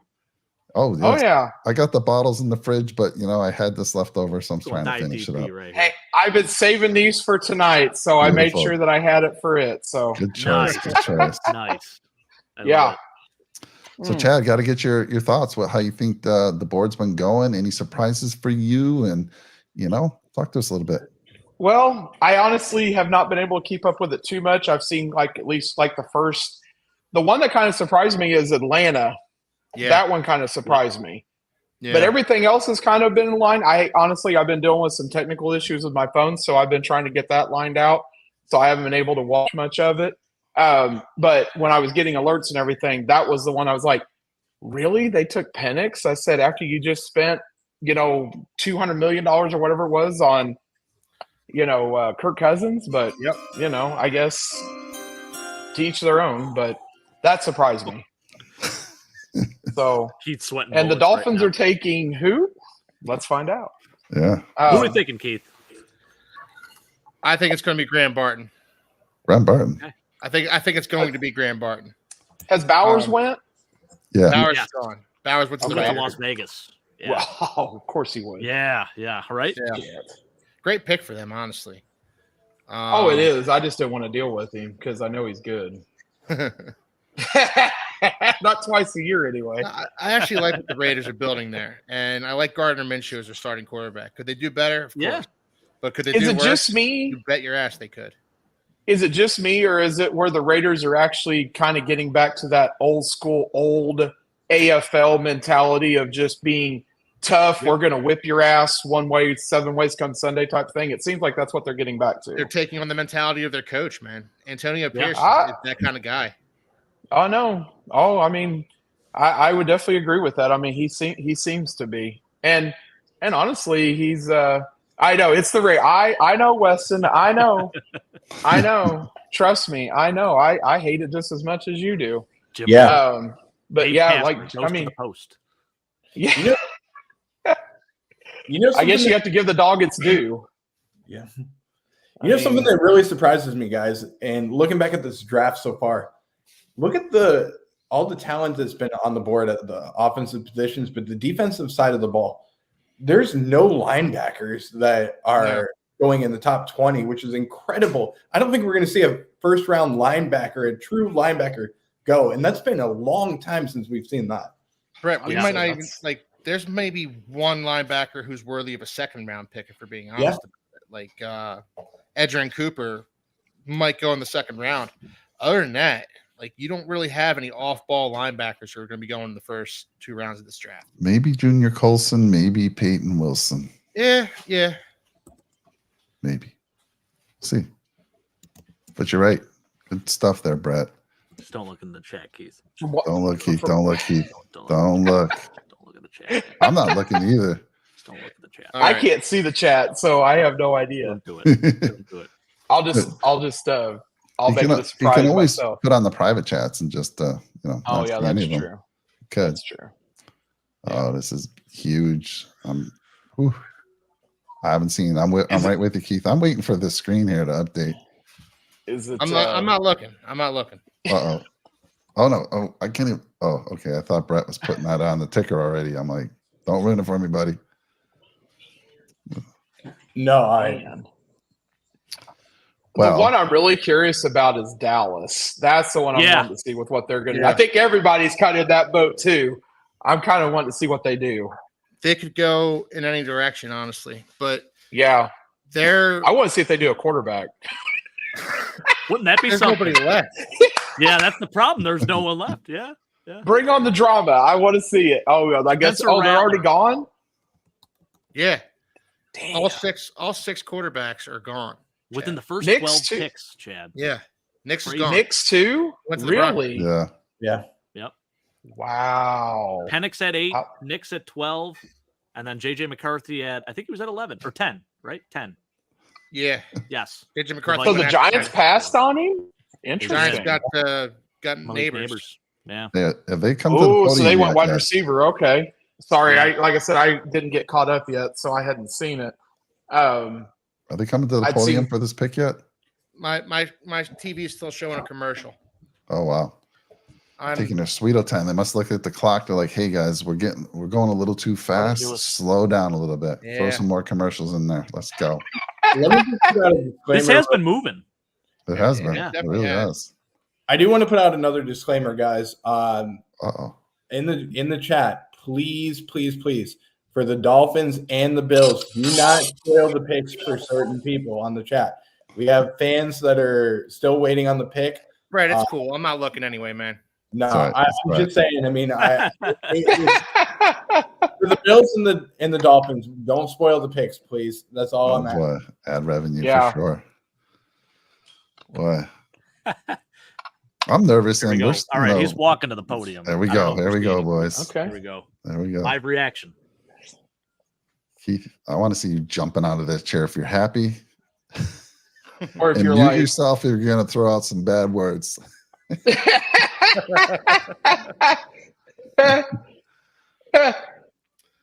have heard you 5 times now. Let's see what we got here. There we go. Here we go. Oh, Chop Robinson. Yeah. Wow. That's not a bad pick. I'm going to need a couple minutes, guys. That's okay, brother. This is going to need a couple minutes. Oh, my God. Oh, man. Listen. I'll tell you this, though. Mike, don't be celebrating so fast because I'm going to talk Chop Robinson up right now. No, I like Chop Robinson. I wanted Chop Robinson. I'm just throwing some music out there because someone said sound effect, Mike. Oh, okay. Go ahead. Talk about Chop Robinson. I'll tell you this. Maybe the quickest, fastest step off the line in this entire class. He is a bit raw. He's green, but the talent is absolutely there. I mean, this dude was in the backfield faster than the left tackles could get out of their stance. Like, he was an absolute dog at Penn State. Highly recommend you go watch the Michigan tape from this past year and the Illinois tape. He absolutely manhandled those teams. The statistics are not eye-popping, but everything else, he's a projection. He is, and that's why he's a late first rounder and not an early first rounder, in my opinion. But all the tools he's shown, the way he tested at the combine, everything is there. I think he's only 20 years old too. So yeah, he's not very old. No. And transferred from Maryland. And I like this pick for Keith. I know he hates it based on who is available, but you pair him with Jalen Phillips. I know what's the and Bradley Chubb and Bradley Chubb. Yeah. Well, right? So they're both coming off injuries, aren't they? They are. Yeah. Yes. So I don't hate this pick. I actually would have been okay for the Bills to take it. So who was I know he's on mute. Who was Keith wanting? He wanted JPJ, Jackson Powers Johnson, the center out of Oregon, which really was probably based on their situation right now, might have been a better pick. Yeah. Now they did sign Aaron Brewer. They have Isaiah Wynn, Robert Jones as well, who I know Keith isn't like super, super high on. And they got to get younger there too. I mean, you look at the tackle positions as well. I mean, they got Taron Armstead and Austin Jackson, who I actually like. I think he's a pretty good player. But Jake, I got to ask you though. I mean, if you're looking at his stats here, that's what I'm saying. The stats are not eye-popping here. So what's got him so high on people's It's everything boards? else. It's the Everything measurables. else? It's the little things he does on tape. Quick first step, pressuring guys. He's just fast, man. He's fast off the ball. And I think look at that and they're like, yeah. From some of the games that I got to watch, with Big Ten, especially, when they did their Saturday games, in the morning, to get to watch, particularly the Michigan one there. I mean, I thought, he was pretty decent. They looked like he could, like you said, had a good first step. He had a quick step. But like you said, yeah, it definitely wasn't eye-popping on anything. Not at least from what I've seen, but like you said, I think the combine probably helped him maybe more. They kind of overshadowed maybe a little bit more than what the stats were. Sean makes a good point here too. I mean, that is the case probably. I mean, Jalen Phillips and Bradley Chubb, you don't know how fast they're going to be back. So this is insurance too. You got a really good pass rusher. I know it's not the pick you wanted, Keith. Yeah. I love you, man. I love you. I mean, he's another Bruce Feldman freak list, Now, I've always been big on that, except I've been burned the last couple of years. But he's had 10 tackle for losses and 5.5 sacks last season, and will be even better this year. I like what Chop says here, or what Trey says here about Chop. I thought Chop jumped on for a second. I was like, well, enjoyed the chat. All right. Wouldn't that be something? That might make Keith feel a little bit better. Be like, hey, Keith, listen, I'm here for you. Great pressure rates. Yeah, I think he led the nation, or he was up in the top 5 in pressure rates this past year. So that's another thing. Eagles pick is in, folks. They're in. Eagles pick is in, and the Jaguars are on the clock.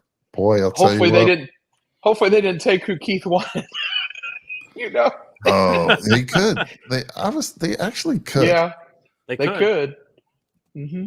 Wow, they need. I think they got to go corner here. To be honest, like a corner hasn't been taken. You all right, buddy? I'm good. Okay. It's a bad pick, though.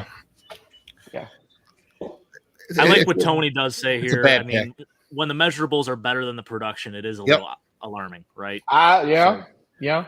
True. Yeah, it's just a brutal pick. I should be used to it by now with the Dolphins, and yet I'm not. Man. You think we see Cooper DeJean go here? I think it's Kenyon Mitchell or Terrion Arnold. One of the two. One of those two. Yeah. I wouldn't be surprised if it was actually one of the interior offensive linemen, though, because they do have a hole at right guard because Cam Jerkins is sliding over to center. Right. I was going to ask who was going to take over for Jason Kelsey for them. I hadn't seen. Well, it's Cam Jerkins who's penciled in for that position right now. He played right guard for them last year, but you know, you need a backup center, obviously. Yep. And right now, their starting right guard is a guy named Tyler Steen, who was a third-round pick for them last year. And I almost kind of thought that my initial reaction whenever they were going to be going was probably they go with an interior offensive lineman because, you know, Jason Kelsey's that's a big one to lose. Oh, yeah. And like you said, you got to have a backup somewhere. So I guess we'll see with what they got. Jake, I'm looking at these next teams and their needs, and Dallas is a sneaky team, but I think if Dallas is taking a receiver, they're probably going like Xavier Worthy. Yeah. That's where Bleacher Report, I think, had them going at was with Worthy there out of Texas. Pick. Oh, it would be. Oh, yeah. You know? How much has Goodell been booed tonight? Pretty bad? I don't have the audio on. I'm just watching it, so I don't know. Okay. But it is always curious. Fun to see. Yeah. I would say it's always fun when he gets booed right off the bat. It's always a great time. Every year, man. Every year. It's always a great time. Yep. Yeah, Kenyon Mitchell. Okay. This is the pick here, it looks like. Sorry, guys. I didn't mean to. What? It should be coming in soon here. He's at the podium saying He's at the podium? Okay. Yeah. But good pick. Really good Senior Bowl. Toledo kid from the MAC. Absolutely love to see it, man. I'm a big MAC guy, so I'm here for it. I'm also a big MAC guy from McDonald's. Yes, that too. Can't go wrong with that. Speaking of, right, Chad? No. Speaking of, it was funny when I went back to some of the YouTube clips back when, Mike and probably most of the other, Jake there, this was before your time, but they had the old Mac Tonight commercials, you know, back in the day.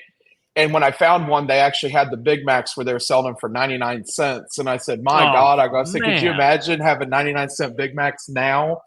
I said it would just be now it's $6.09 at least here for a Big Mac. It's like, man. But yeah. One of my first jobs back in 1985 was slinging hamburgers for McDonald's in the grill area. Let me just tell you, great place to work. I got to tell you, they taught me some great work ethics. I will tell you this: you got time to lean, you got time to clean. That's where I heard that from. Right. Was at McDonald's. So let's go. Yep, that's right. Yeah, you did spoil it there, but that's all right. But they did go cornerback at least, so whoever called that was right. You know, Quinyon Mitchell. So I don't get to watch the MAC much. I mean, we don't get a lot of it here, at least. I'll tell you what. Tuesday and Wednesday nights, Chad, Maction, baby. Nothing better. Action, yeah. Nothing better. Every once in a while, I will catch that. Yeah, that's true. I forgot about that. Yeah. Right. Back when gas was $1 a gallon. Yeah. Now Jacksonville, man. Tell me about it. Yeah. Jacksonville scares me here, guys. I'm this could be Brian Thomas. It could be Brian Thomas Jr. right here. Could spoil. Yeah, because they definitely got a hole at wide receiver. So yeah, and I was talking about this because it's interesting. They did sign Gabe Davis. I'm not saying that's the greatest thing in the world, but they did take Gabe from us, right? Yep. And Mitch Morse. They did. They got Mitch Morse as well. Mitch Morse, good point. But who else? So the Christian Kirk, who they paid a lot of money for too, and then Zay Jones. So So I mean, I don't know if receivers are top need per se. Tony thinks it's a cornerback. Tyrion Arnold makes sense. I think it's going to be. I think it's going to be a wide receiver. I think that's where they're going. Oh no! If they do, they're taking our guy for sure. Hey, Sam's a former employee himself of McDonald's. How about that? I love that. I didn't know that. Good work ethics. I think what you should do is send all your employees work a deal out with McDonald's that they have to go work there for one day. Go do it. Hey, when I worked in IT for Taco Bell, they made us do that. They had us go work at one of the stores for a day. It was actually a good thing. I like it. Yeah. The one thing that I want to do is I want to go out to the very first McDonald's out there in California and go do that. I would love to go see that. Oh, that would be cool. I think that's where is that? In LA? I think. No, it's I think it's just a little bit north of there. I can't remember where, but it's just a little bit north there. I can't remember what. It's a one of those cities, I think. San Bernardino. Where? In San Bernardino, California. Oh, that's not too far. Oh. Yeah. For me, it's about a good 40-minute drive, 30-minute drive. I would do that. That'd be kind of cool to do. For you, Chad, I'm going to drive there and go take some video, and then I'll share it with you. Perfect. I like that. That'll work. Right, so guys, who were you saying are your top corners?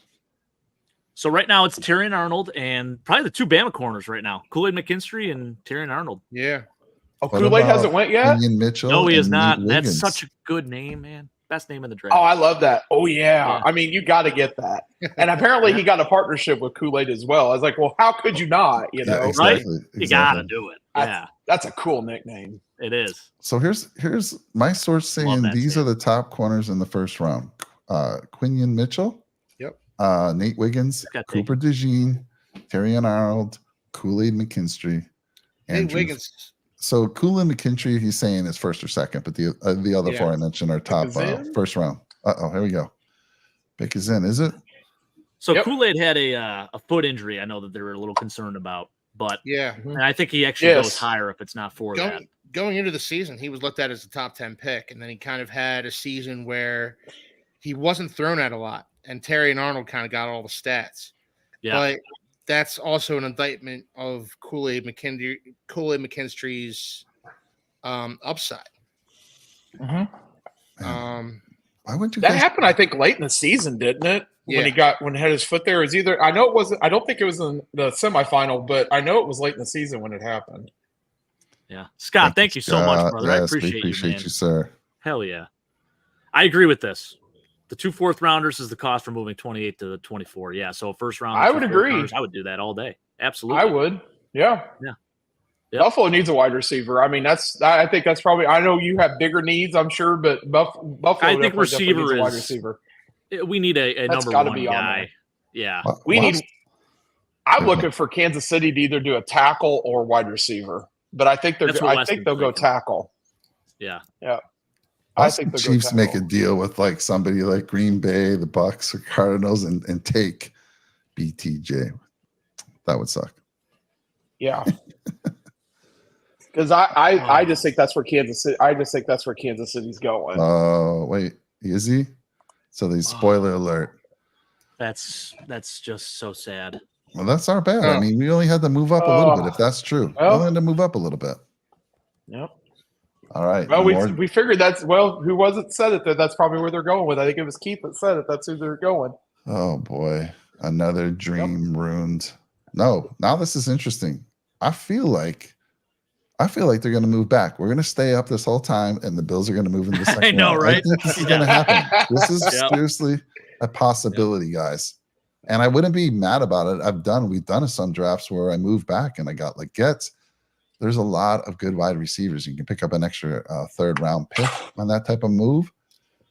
I mean, because Jake, I mean, I just don't think Legette's I know you want him. I want him. I don't know if is he a little bit of a reach in the 1st round? He might be. Yeah.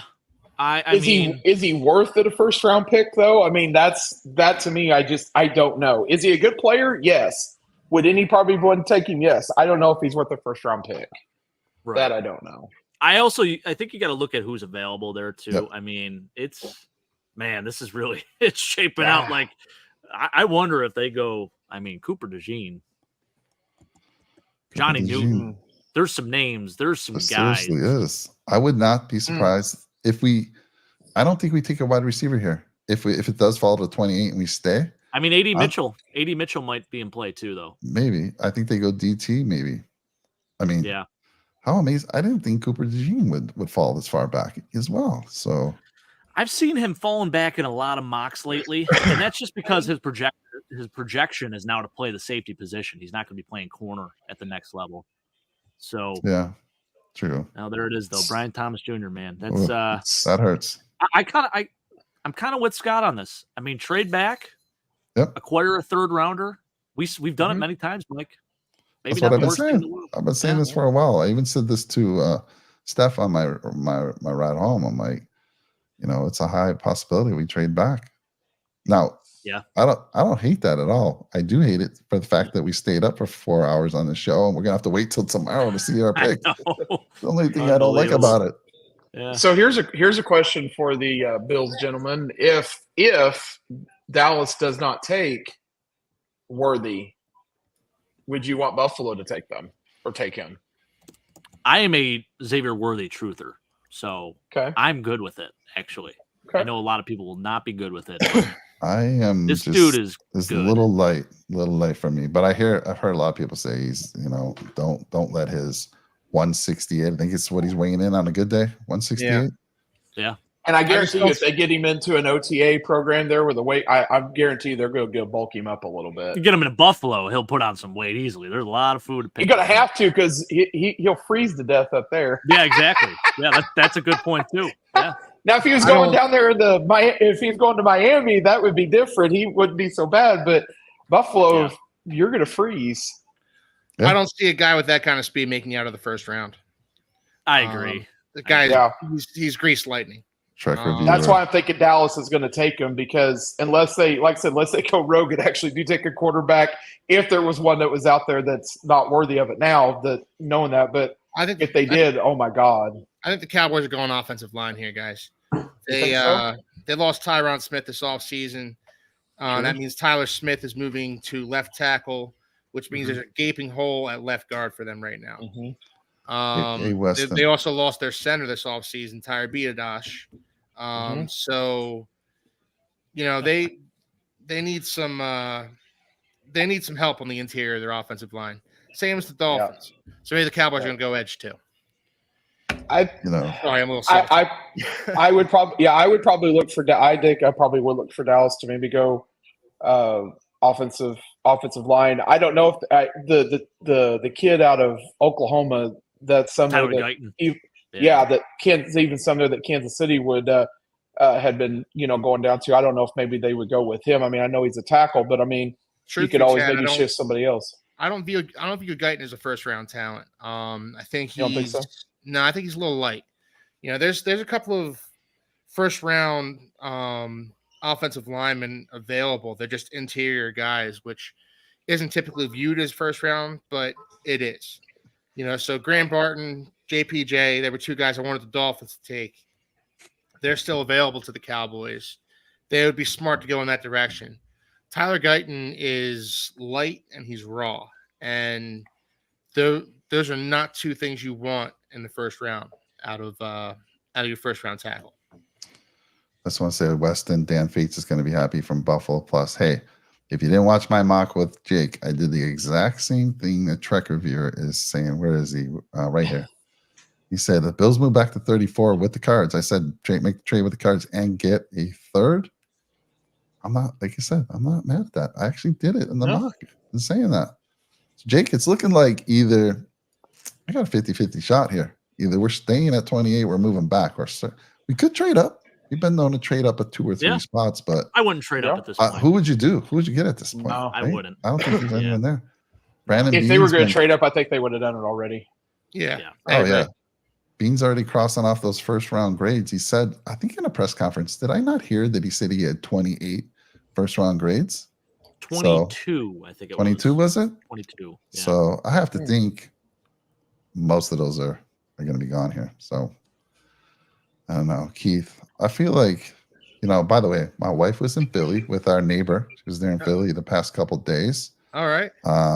Nice. And my wife, who does not not really a fan of Philly cheesesteaks, but she had one there. So I can't wait to get her thoughts on it and where she got it at as well. Yeah, tell me where she got it at. Yeah, I'll let you know. Because I could have brought Jake when Jake came to Philly. I could have brought him to one of like the touristy cheesesteak spots. I fear your wife went there, in which case she's getting a subpar cheesesteak. Are you out? Are you near Philly then, Keith? Yeah. Oh yeah. Oh, okay. I did not know that. Sorry. Yeah. Keith is well known for he broke the record running up the stairs where Rocky did his thing. He ran it up 5 times within 30 minutes. No one's ever been able to do that before. No, Mike. God. It wasn't 30 minutes. It was 30 hours. And the last time he had to be assisted to the top. I love exactly. It. Oh, look at this, guys. We got a trade here. We got a trade. Oh, okay. And all right. Okay. Got to be a corner, right? Terry Arnold, maybe? Let's see. Yeah. Who do they say the Lions needed? Cornerback as well. Offensive line and wide receiver. They lost whatchamacallit, Cameron Sutton. Yeah, because he went back to Philly, didn't he? No, he's going to jail. Hey, so who did they trade with? Yeah. I was thinking. yeah. No, I was Dallas? thinking there was somebody that was playing for Detroit, and they ended up going to Philly. Oh, you're thinking used of to- Darius Slay. Darius Yeah. Slay. Yeah. Yes. Okay, Sorry, Dallas my moves bad. down to 20. No, you're So, good. Yeah. This pick feels like Terry and Arnold to me. Yeah, it's got to be, right? You know, they missed on Jeff Okudah a few years back. They've kind of solidified that cornerback group a little bit, but it still needs some help. It still needs some top-end talent, some youth. Again, Terry and Arnold's another guy who would have been a top 10 pick in other drafts. Like this draft is truly insane for the amount of talent they have, especially on the defensive side. 100%. Right, that's This funny. has been one of the, That's like you said, this has that's been one of the most rich, like one of the most drafts that we had as far as rich talent. I mean, it's all, and it's not really just a certain position. I mean, wide receivers and quarterbacks kind of dominate, but really it's kind of across the board. Mm-hmm. You know, in all honesty. Yep. Outside Brett, of maybe linebacker. Let me ask Brett. Yeah, that's true. Brett and I have been busy trying to keep up, information, and he's keeping up with the ticker. But Brett, at this point, what are you thinking? Are we going to stay at 28? Are we going to move up a few, or are we going to move back? I mean, for me, I'm looking at best players available right now, and I'm looking at Terry and Arnold. You got Barton on the board as well, Cooper DeJean. Maybe we stay put and we take Newton from the defensive tackle from Illinois. That would be a very good fit. Xavier Legette still on the board, as well as A.D. Mitchell. So, I mean, some wide receiver talent that we could go after. But for me, this is a situation where best player available or trade back. And I'm not disappointed in either one of those situations. So we have a lot of picks right now, but I wouldn't be upset if we maybe traded back a little bit into the early second round and then picked up a third round pick later on in the draft. We can even What do you make think of that. JPJ? Yeah. I like that pick, but I mean, we could trade back a little. Yeah. You mentioned A.D. Mitchell, Brett. What are your thoughts on him as a prospect? Because I've heard he's such a polarizing prospect to a lot of people. What is going on with my camera? I don't know. It's trying to focus, I think, Keith. Yeah, it looks like it. I mean, that's a good question, Keith. I mean, for me, A.D. Mitchell kind of fits like every wide receiver. I thought he was going to be gone by now. I really did. So, I mean, this is a situation where the talent is there. I mean, he's got the route savviness to him. So, yeah. I mean, he's fast, 40. Yeah. I mean, vertical threat, which fits exactly what Josh Allen needs. But to me, I mean, you look at the size of him and his size, 6'2", 205 pounds, exactly what Buffalo needs. So this would be a great scenario, but inconsistent yards after the catch, which is something that Buffalo has been talking about quite a bit, and he struggles with contested catches. Another thing that Buffalo really needs a receiver with contested catches. So I don't know if that's the situation. I really think that Buffalo is going to move back. I really do. I'm with you, Brett. I'm with you. And like you said, you can't hate it. I mean, I think Kansas. I mean, if Kansas City were in that spot, I would say the same thing. I'd be like, you don't hate it, and especially if you can get, another pick or two out of it later on. This is where Bean in the past couple of years has moved up 2 to 3 spots. So if it's going to happen, I don't see him moving up just 1 spot. So it would have to happen. Jake, I'm sorry, man. I know he wanted Brian Thomas Jr. I know. He was all about that, I think we all did. Yep. Most Mafia did. But it was going to take a lot, Jake, to move up. I mean, I don't know. Actually, it wasn't. I mean, could have moved up just a few, Jake. I'm surprised at that one, honestly. I am too a little bit. Yep. Maybe the Jags weren't budging, though. Maybe they just said, no, I don't want to trade with you. This is our guy. We're going to take him. They traded back for a reason. They thought they can get him there, and that was that. Oh, but maybe because you were willing to go up to 17. I'm like 22. We could have traded with the Eagles a little bit, maybe. I don't know. I can't. This is going to be starting to get nervous like Keith was. I hope I'm not disappointed like Keith was. I was even listening to some people earlier today. They were even saying there that they thought that Buffalo, if you're going to go move up, maybe 15, 14, somewhere around in there to try to get, a top round talent. But they said if not, they figured they'll either stay pat and go with go with the 28 or with the Right. 28th or maybe possibly trade down. But they brought that Trade up too. back, They yeah. said that they were thinking there. A lot of people thought they said Buffalo. They'd heard there that Buffalo was moving up. They were going to try to get up at about 14 or 15, but maybe like you said, just didn't work out. They was like, hey, whoever it was they were trying to trade with us said, hey, this is our guy, and that was it. Terry and Arnold to the Lions. There it is, officially. Yep. Officially. Yeah. Officially official, yeah. Yeah. It's a good pick for them. Oh, it is. Yeah. That's a great pick. Maybe Maybe the top talent here. I love what the Lions are building out there.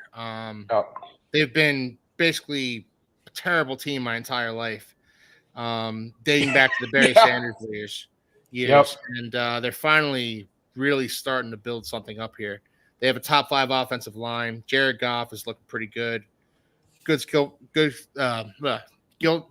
position players, and now they're fortifying the secondary. It's they're really doing some good work in Detroit. Dan Campbell deserves a lot of credit for that. Absolutely, yeah. I can't believe we're almost at our pick, guys. Damn, this feels like it's just flown by. Yeah, 3 hours later. This could be Cooper DeJean here, guys. This could be Cooper DeJean. This could be Cooper DeJean. This could be Graham Barton. Yeah, it could be. Or JPJ even. Jake, what if it fell to the Bills and we took Cooper? Would you be extremely upset, or how would you feel? Because I know we've been mocking the safety in a second. What do you think? So to me, he's probably he's one of the best available. So, grand scheme of things, it's not a bad pick per se, but I think at this point, if it's not AD Mitchell, I'm kind of more team trade back. Like, let's trade back, get some more assets.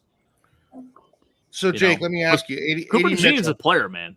I wouldn't hate it. Let me ask you the same question, Jake. AD Mitchell. We were on the Discord a couple days ago, and we were talking about AD Mitchell and his character issues with being a type 1 diabetic. That obviously can't be held against him. Yeah. But they've said that he sometimes manages it badly, and when his blood sugar isn't right, he's difficult to deal with. He's combative. Does that concern you at all? It does, but at the NFL level, like, these guys are talking about being babied by like the strength and conditioning staff and stuff like that. And I know they got to take it upon themselves to like get right. Yeah. It doesn't as much. Okay. It doesn't as much. I think he's a really good talent. I had some concerns with him run blocking. I went back and watched a little more tape on that. It's not as bad as a lot of people say. He's a vertical threat though. Yeah. Bigger receiver, vertical threat. He's like 6'2", 205. So, not huge, but no, he's a vertical guy. He runs incredible hands. And he's a red zone guy too. So I don't hate that. I actually still would rather have Xavier Leggett or Xavier Worthy personally. Okay. But see what happens here. Yeah, Trey, I don't disagree with you, Trey, but I'm just saying, if they took Cooper DeJean, would I be completely mad at that? No, I don't think it's going to happen, so don't worry. And then he says, Tony says, the only thing I would say is Detroit expiration is in like 1 to 2 years. That team doesn't have depth and a lot of good 2 to 3s. No really one on offense other than Laporta. Okay. Yeah. Don't they have didn't they just sign a receiver to a big deal? I'm on Ross St. Brown. Yeah, I'm on Ross St. Brown. Yeah. And they still have Jameson Williams on that's a number contract. 1 in my opinion there, Tony. Yeah. I think Detroit's actually kind of built to last for a little while. Yeah, I do too. I don't know that I quite agree with you there. I could be wrong, but I think what they're building down there is something that's sustainable over the long term. Yeah, I agree. And like you said, they suck. Like they suck for the better part of our lifetime. Detroit has not been very good. No. And it is nice to see them be relevant. just in those 2 home playoff games, I mean, it was just that atmosphere was electric. I mean, it really was. I thought they had a pretty good crowd show up and everything. I mean, they turned out. Oh, they've just been craving this for years, you know? Like, they have. It's been a while, man. Yeah. I mean, I loved watching Barry Sanders play, and I mean, it was just such a shame that he just never was able to get out of the wild. Oh, well, I guess I think they got to the divisional or an NFC championship game while he was there. But I mean, he never could get to a Super Bowl. And it was just, man, it was such a disappointment to see him not be able to get there with such a talent that he was. Agree to disagree on that one. How much did they pay him? A lot. It was. Was it 4 years, 120 million for Amon St. Brown? But I think Amon Ra is a top 5 receiver in the NFL right now. I take him on Kansas City. 119 catches, 15, 15, and 10. I don't know, Tone. I mean, that's number one. I'd take him on Kansas City. I mean, I would. I'd love to have him. Yeah. I know. And, you know, you're saying QB is a liability. I think Jared Goff's a solid quarterback. Solid if unspectacular, but, you know, he's a steady hand for that offense. And that's all they really need right now. Yeah, Lions fans have suffered, absolutely.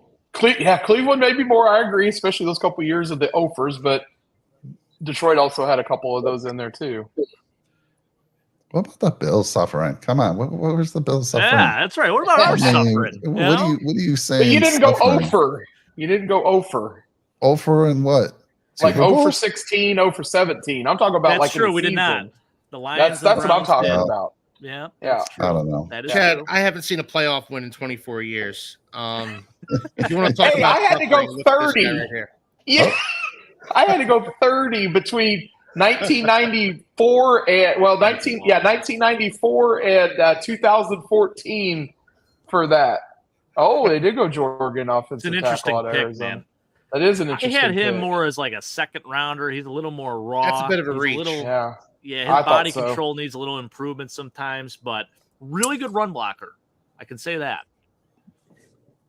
And I hate to bring this up, Keith, and I know it is a sore too, but I started thinking, I was like, man, the last winning quarterback, and I had to hear it too about Joe Montana being it, was Dan Marino. Yeah. To win the last playoff game for the Dolphins. And I'm like, no, the last playoff game. Now, I will say this. The last time the Dolphins won a playoff game, Jay Fiedler was the quarterback. Was it Fiedler? Okay. Yeah. Somebody said it was Dan Marino. And so a bit of trivia for you, Chad. The quarterback who he beaten, the quarterback of the Dolphins beat in their last playoff game, Peyton Manning. Brandon Beane's making a call right now. Wow. He's talking to Arizona. He made the call. We'll see. This is the team. I'm telling you. Make a trade with. Like I said, I had to hear it for years saying, well, Joe Montana was the last one for, last Kansas City quarterback to win a playoff game, and had to hear it. And I'm like, and then, of course, then we get 2014, and it was another former, Smith. Obviously, Alex Smith, I'd say another former San Francisco quarterback. But, and then we finally got our guy a couple years later. Yeah. I think that's worked out pretty well. Mike, you think the Bills are talking to the Cardinals right now already? I do. I would think so. They're making the call. The Cardinals go 27 and 28. That'd be crazy. I think Jordan Morgan is a little bit of a reach. I don't think a first rounder, but he was the best, I think, available at the offensive tackle. So again, if you draft him for need, that's not a bad pick for them. Yeah. The Packers do this a lot. They reach on guys in the late first round because that's where they always seem to be drafting. That guys that aren't on my radar as first round picks. Yeah, every time. Every damn time, man. Yeah. I'm with you. And Jordan Morgan's another one. Like, he was a mid-day 2 pick to me. And they took him in the first round. So, I mean. They're drafting at the end of the first round for a reason every year. So, maybe I'm wrong. They're building a nice team over there, too. I mean, yeah. Jordan Love, they got Josh Jacobs in the offseason, Christian Watson. Yeah. Buccaneers, guys. What are you thinking here? What are we thinking? This is an interesting one. They could go in any. Offensive line. You think offensive line? Like where? What are you thinking? Guard? I would say right now, looking at their team, I would go probably interior. I mean, right now they got Sua Opita starting at left guard, Robert Hainsey at center, who's not bad. They got Ben Bredeson. They lost Ryan Jensen. Exactly. Ryan Jensen just retired. So I was actually, I was going to ask you what to pull that up, what the needs were, and I was going to actually say linebacker. I think they may go that because Tampa usually always go. Yeah, but there's no first round worthy linebackers right now. True.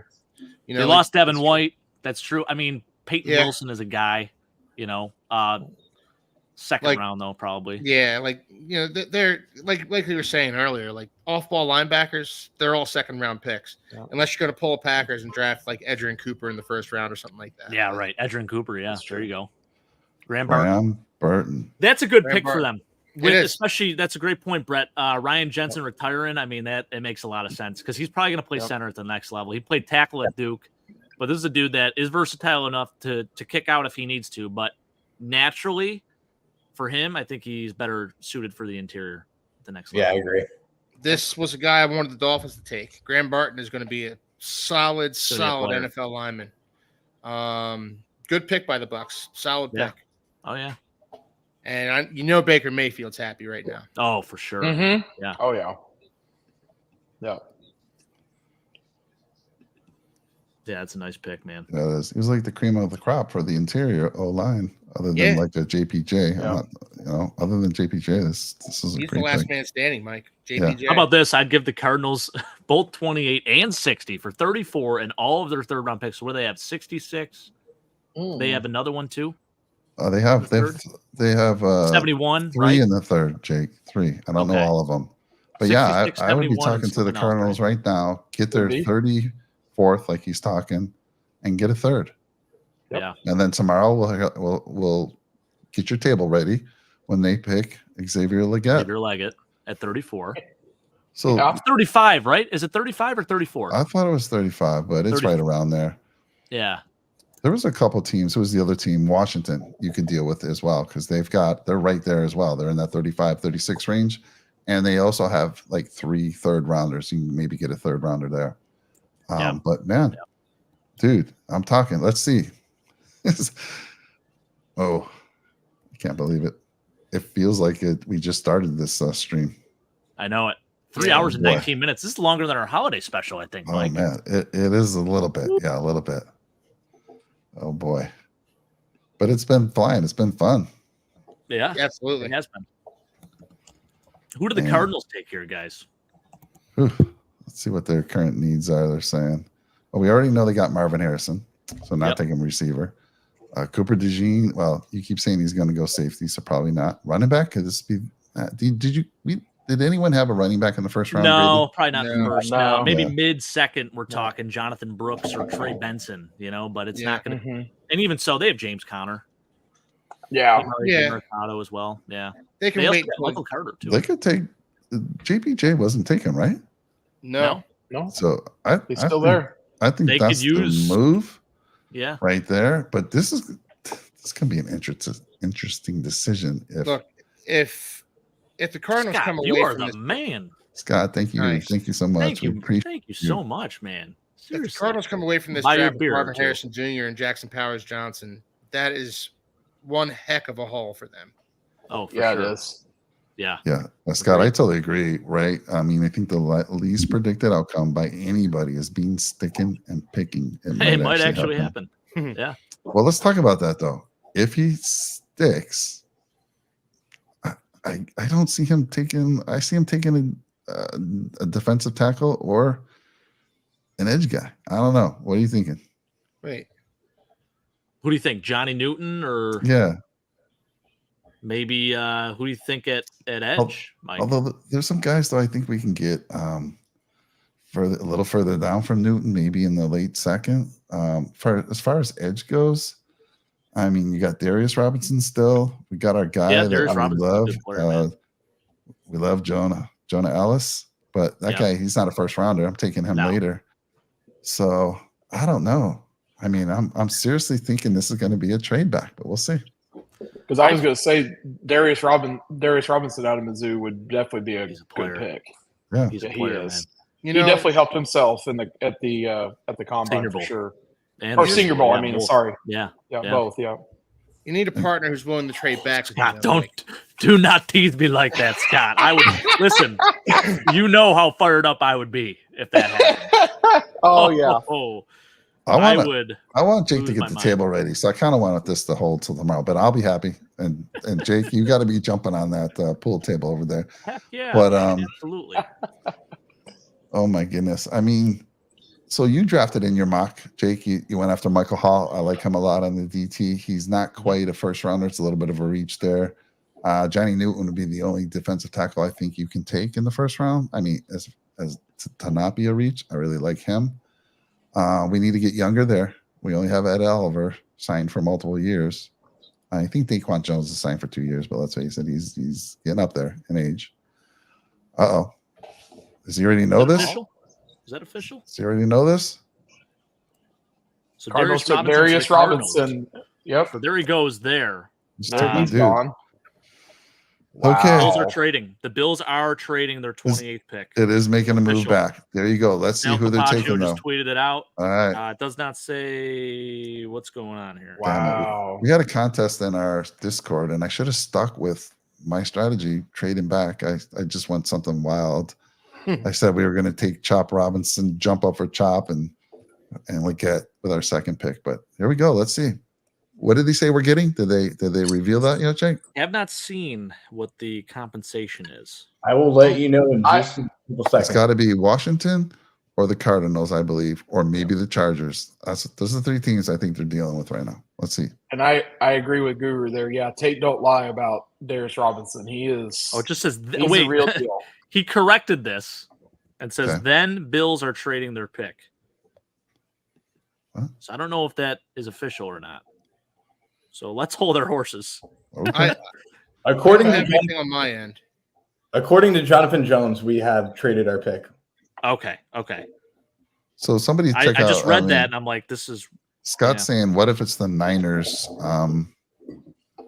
which would just be to move down to 31, but 31. What are we getting in addition there if it was the Niners, Scott? I mean, probably I a don't fifth or fourth, maybe. I don't think you're getting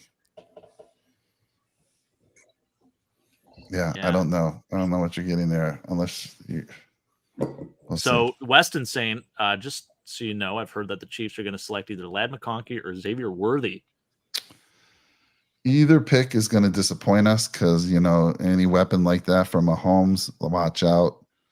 I might throw a tantrum like Keith did. I don't know if I see that happen, but there's no way. With this wide receiver depth, there is just no way to guard against the Chiefs getting a good wide receiver. In my defense, Mike, I threw my tantrum off camera. I know. Oh, I love that, Scott. I love that. He was implying Brandon Ayuk. Okay. I'm here for that if that happens. Wow. Okay. Man. Then I'll start throwing a tantrum. Yeah. Right? Yeah. Hilarious. I just want to see it, okay? Just want to see it. Hey guys, when does the draft resume tomorrow? It I think resumes it's at 7 o'clock. Yeah, 7, yeah. So night, and then day 3 they start early on that one. I think Right? it's in the Start at afternoon. 12 o'clock. Noon, Yep. yeah. All right. Well, let's see who the Bills needs according to the NFL.com. Wide receiver, D line, and running back. Oh, What? wouldn't that be a dark horse? I'm Deebo not big. Samuel? This running back thing is crazy to me. I do not think we need a running back that desperately. Get him somebody late, yes, not early. I don't think it's that big of a need, honestly. No. I really Listen, don't. Ty Johnson's a good. He really change of is. pace I don't know. guy. I People like him. forgetting about him. Yeah. And Weston, no way. The Bills traded with the Chiefs. get Is out that of true? here. That cannot be true. That cannot Chad, how we be feeling, true. man? Yep, they did. Are you No, Bills kidding me? freaking- Yep. Yeah, It there is. it is. So now Kansas City's on the clock. So who the hell is Kansas City going after now? Who do they want? And I they've think already it's got gotta their be pick Xavier- in. So Xavier it's got to be maybe? Worthy or Ladd. What's the compensation we got? So we're still in the first round here, but I 80 think Mitchell? Still in Bean, the first round. I could see Bean moving back again. 80 Mitchell hasn't been taken, right? No. Interesting. Pick is in. No, not yet. Another one. Damn, Chad and I Weston. was wanting to wait to close it out. Damn it. Wow. That mocks right after all. Ha! Well, Yeah. yeah, but I want to see How what our about that? compensation is. What do we get in exchange? Did we get us an additional second round, a third I round? almost seems like you just swapped 28 for 32. No, yeah. It seems like You have to get something. Yeah. that. Well, I'm thinking that too, but that and I'm just Yeah. about to ask you guys there if they've reported on what the compensation was. No, not yet. That's what we're Not trying that to find I've out. Come Yeah, I here. figured I'd get an Where's alert Ian by now. Rappaport when you need him? Where's Oh, Sal shit. Capaccio when you need him? Come on Holy now. Twitter, smokes. what are they saying? The That's details. crazy, dude. What? The Chiefs, I just saw. Pick those is picks. in. Let's get the details right Don't now. tell me it's just- not. Just tell me it's not Leggett. Oh It's my not. goodness. I will not spoil it. I That's a will not really- spoil it. That's a great pick for you guys. Great Chad. pick. Oh boy. Great Yeah. pick. Chad's like trying to look on Twitter. Where is it? I gotta see I don't. it. I don't have. I don't have Twitter, so I have no Weston's idea. saying it's worthy. Xavier for the Worthy. best. Weston's kind of ruining it for us, but hey. it's Is all right. it so? It is worthy. Wow. Yep. It is. Yeah. Xavier Worley. Wow. Holy moly. There's your Yeah. Shit. Tyreek Hill replacement, buddy. It is. Tyreek Hill replacement. Wow, man.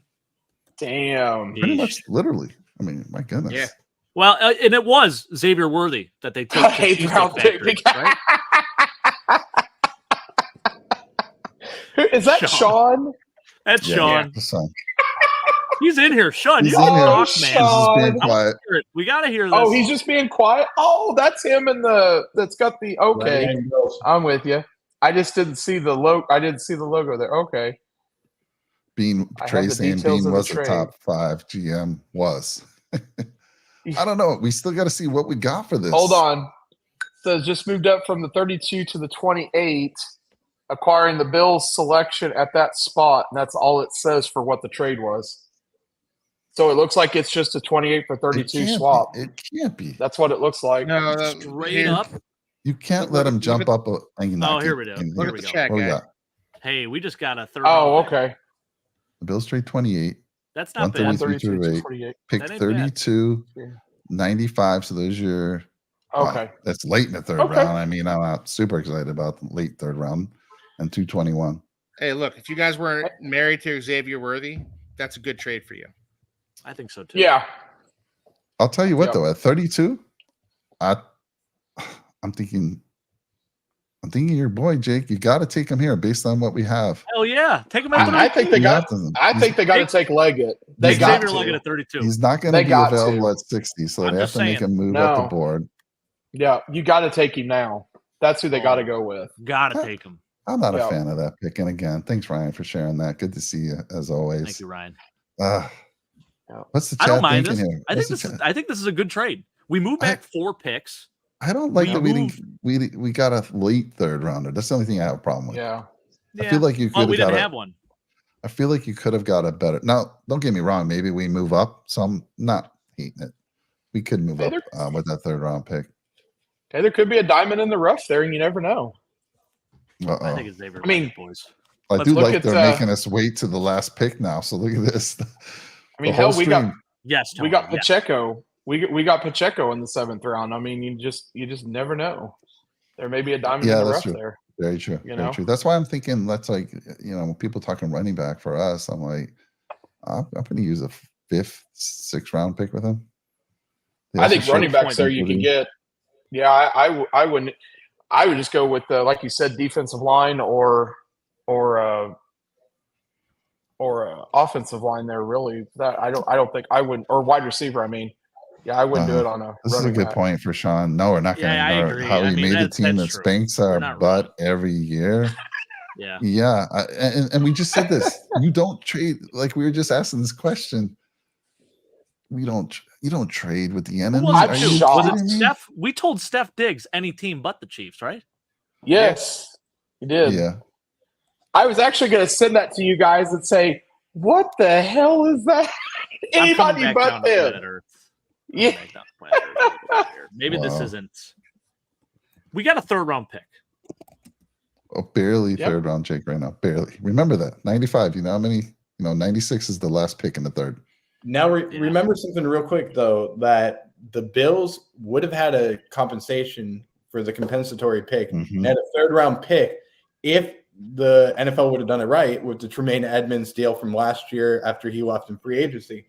They decided that they were going to give him a fourth-round pick, screwed over the Bills a little bit, and this is what Buffalo had to do. So now you got an extra pick in the third round. We have a lot of ammo now to move up and maybe go after a couple of guys. We still have our second-round pick next year, and we add in the second-round pick from the Stephon Diggs trade as well. So we have 2 second-round picks, and we have now a third-round pick as well and 2 fourth-round picks. So the Bills can move up quite a bit as well.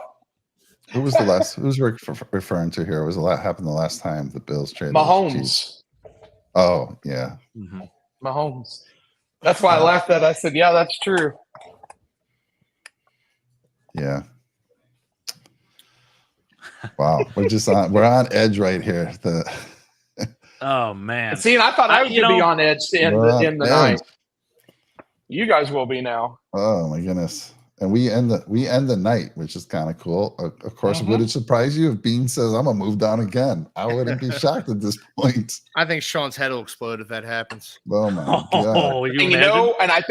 And I think the reason why that they traded with Buffalo is because I bet you Dallas was probably going to take Xavier Worthy, and they had to get ahead of him. At 29. That's why. That makes sense. That does make sense. Yep. Yeah. I bet you that's probably the reason why they made the pick, if that's who they wanted. Yeah. So, and would I have bet been you nice. Dallas is probably like, fudge. Yeah. Yeah. Didn't Bean in his press conference talk like, and a lot of people just thought he was just blowing smoke and basically saying that wide receiver wasn't one of our bigger needs, or he felt like we were in a good position at the receiver group. Did you hear that, Jake? He did say that. He did say something. Could be like smoke. That. Could be. That's smoke, what I'm saying. But... That's what I'm saying. It could be, but if it's not smoke, there's 3 things I could see here at 32. I could see him going with a receiver. Now they brought in Troy Franklin for a private workout. Did they ever bring in Leggett? They did. He was the last of the receiving. Okay, all right. Of the receivers to actually have a private workout. Hope there, but if it goes beyond 32, Jake, our next pick is pick 60. And what about those guys are going to be gone at that point? Right. What about JPJ? Would you be there if they were to take him? I know JPJ. Sean's would love it. I mean, he is the best of the guys I'm talking about. He's the best available. Him and Cooper DeJean right now are the 2. That's what I was going to say. I was too. almost going to say Cooper DeJean too, as well, if you take him. But like he's a guy. I don't know. I'm conflicted right now. I think Buffalo's going defense. I just think they're going defense. You think so? Too. I really think Johnny Newton? I think so. What do you think? Yeah. I think it's probably if I were to guess, I mean, and obviously not knowing much anything, I think you're going to go with DeJean. Oh. You know what'd be crazy is that Jake from the Bills Bunker, I think I was watching one of his shows and he wanted to go. He might have been on our show. I don't forget which one he was on. It was his or ours, but he did say he liked Cooper DeJean early. So who's got all that pinging going on? Who's getting those texts? That's me. Oh, it's telling me they're the Chiefs trade up to select Texas wide receivers. Like, yeah, we already know. Yeah, Chet, how you feeling about that? You like that pick? I like the pick. I mean, I kind of thought that's maybe who they would go with. Yeah. I was either thinking there or they were going to go with the offensive tackle because they do need one of those. Because I don't think the tackle play wasn't all that great, to be honest. Last year I wasn't too impressed. So, especially I think Smith. I want to say Smith was unrestricted free agent if I remember right. Donovan Smith. So I thought they might need a replace. I thought they might want to get a replacement there, but. As they showed on the stat before they made the pick there with how they led the league in drops and everything, I was like I said, they've got to go wide receiver. I just had a feeling that's where they were going. Yeah. So because you can't repeat that again. You just can't. Especially everything that's going on with Rashee Rice right now. Exactly. And that's the reason why I kind of figured that's where they're going with it. I mentioned that on the show a couple weeks ago. I said, I think they're going wide receiver. And you were like, yeah, duh. Tyler Guyton. That's who Dallas took. Yeah, Scott, I I could see this happening. Washington was one of the teams. I'm in Arizona. I was thinking would be a good, some good teams to trade with because they have those multiple third rounders. Buffalo could trade back, is what Truck Review is saying. Again, I said that earlier, just a few weeks ago. Would you be surprised if Bean trades down again and brings in more draft stock in the second round? Maybe. I wouldn't be surprised. Could see that happening. Yeah. Yeah. Dallas need an offensive tackle. That's a good pick for them. I don't know if he's worthy of a first round, but look how skinny he looks. He does. That's what I was wondering. I'm like, man. And honestly, Tyler Guyton. Yeah. Out of Oklahoma. He does look skinny. He's got to put some weight on his frame. Oh, yeah. I mean, you used to tackles for Dallas. They're like, 6'6", 6'7", 325, 330 pounds. That guy's not going to be it. Right. Yep. Well, he's 6'7", 324. Is he really? Yeah. Oh, he looks He doesn't skinny. look it. I know. He doesn't look it. Right? 324. Holy shit. That's the skinniest 324 I've ever seen. He can play left tackle or right tackle, so swing tackle. Shit, I'm 260 and I look like I weigh 300. I feel like he's a little bit of a reach. I do. No, it's true.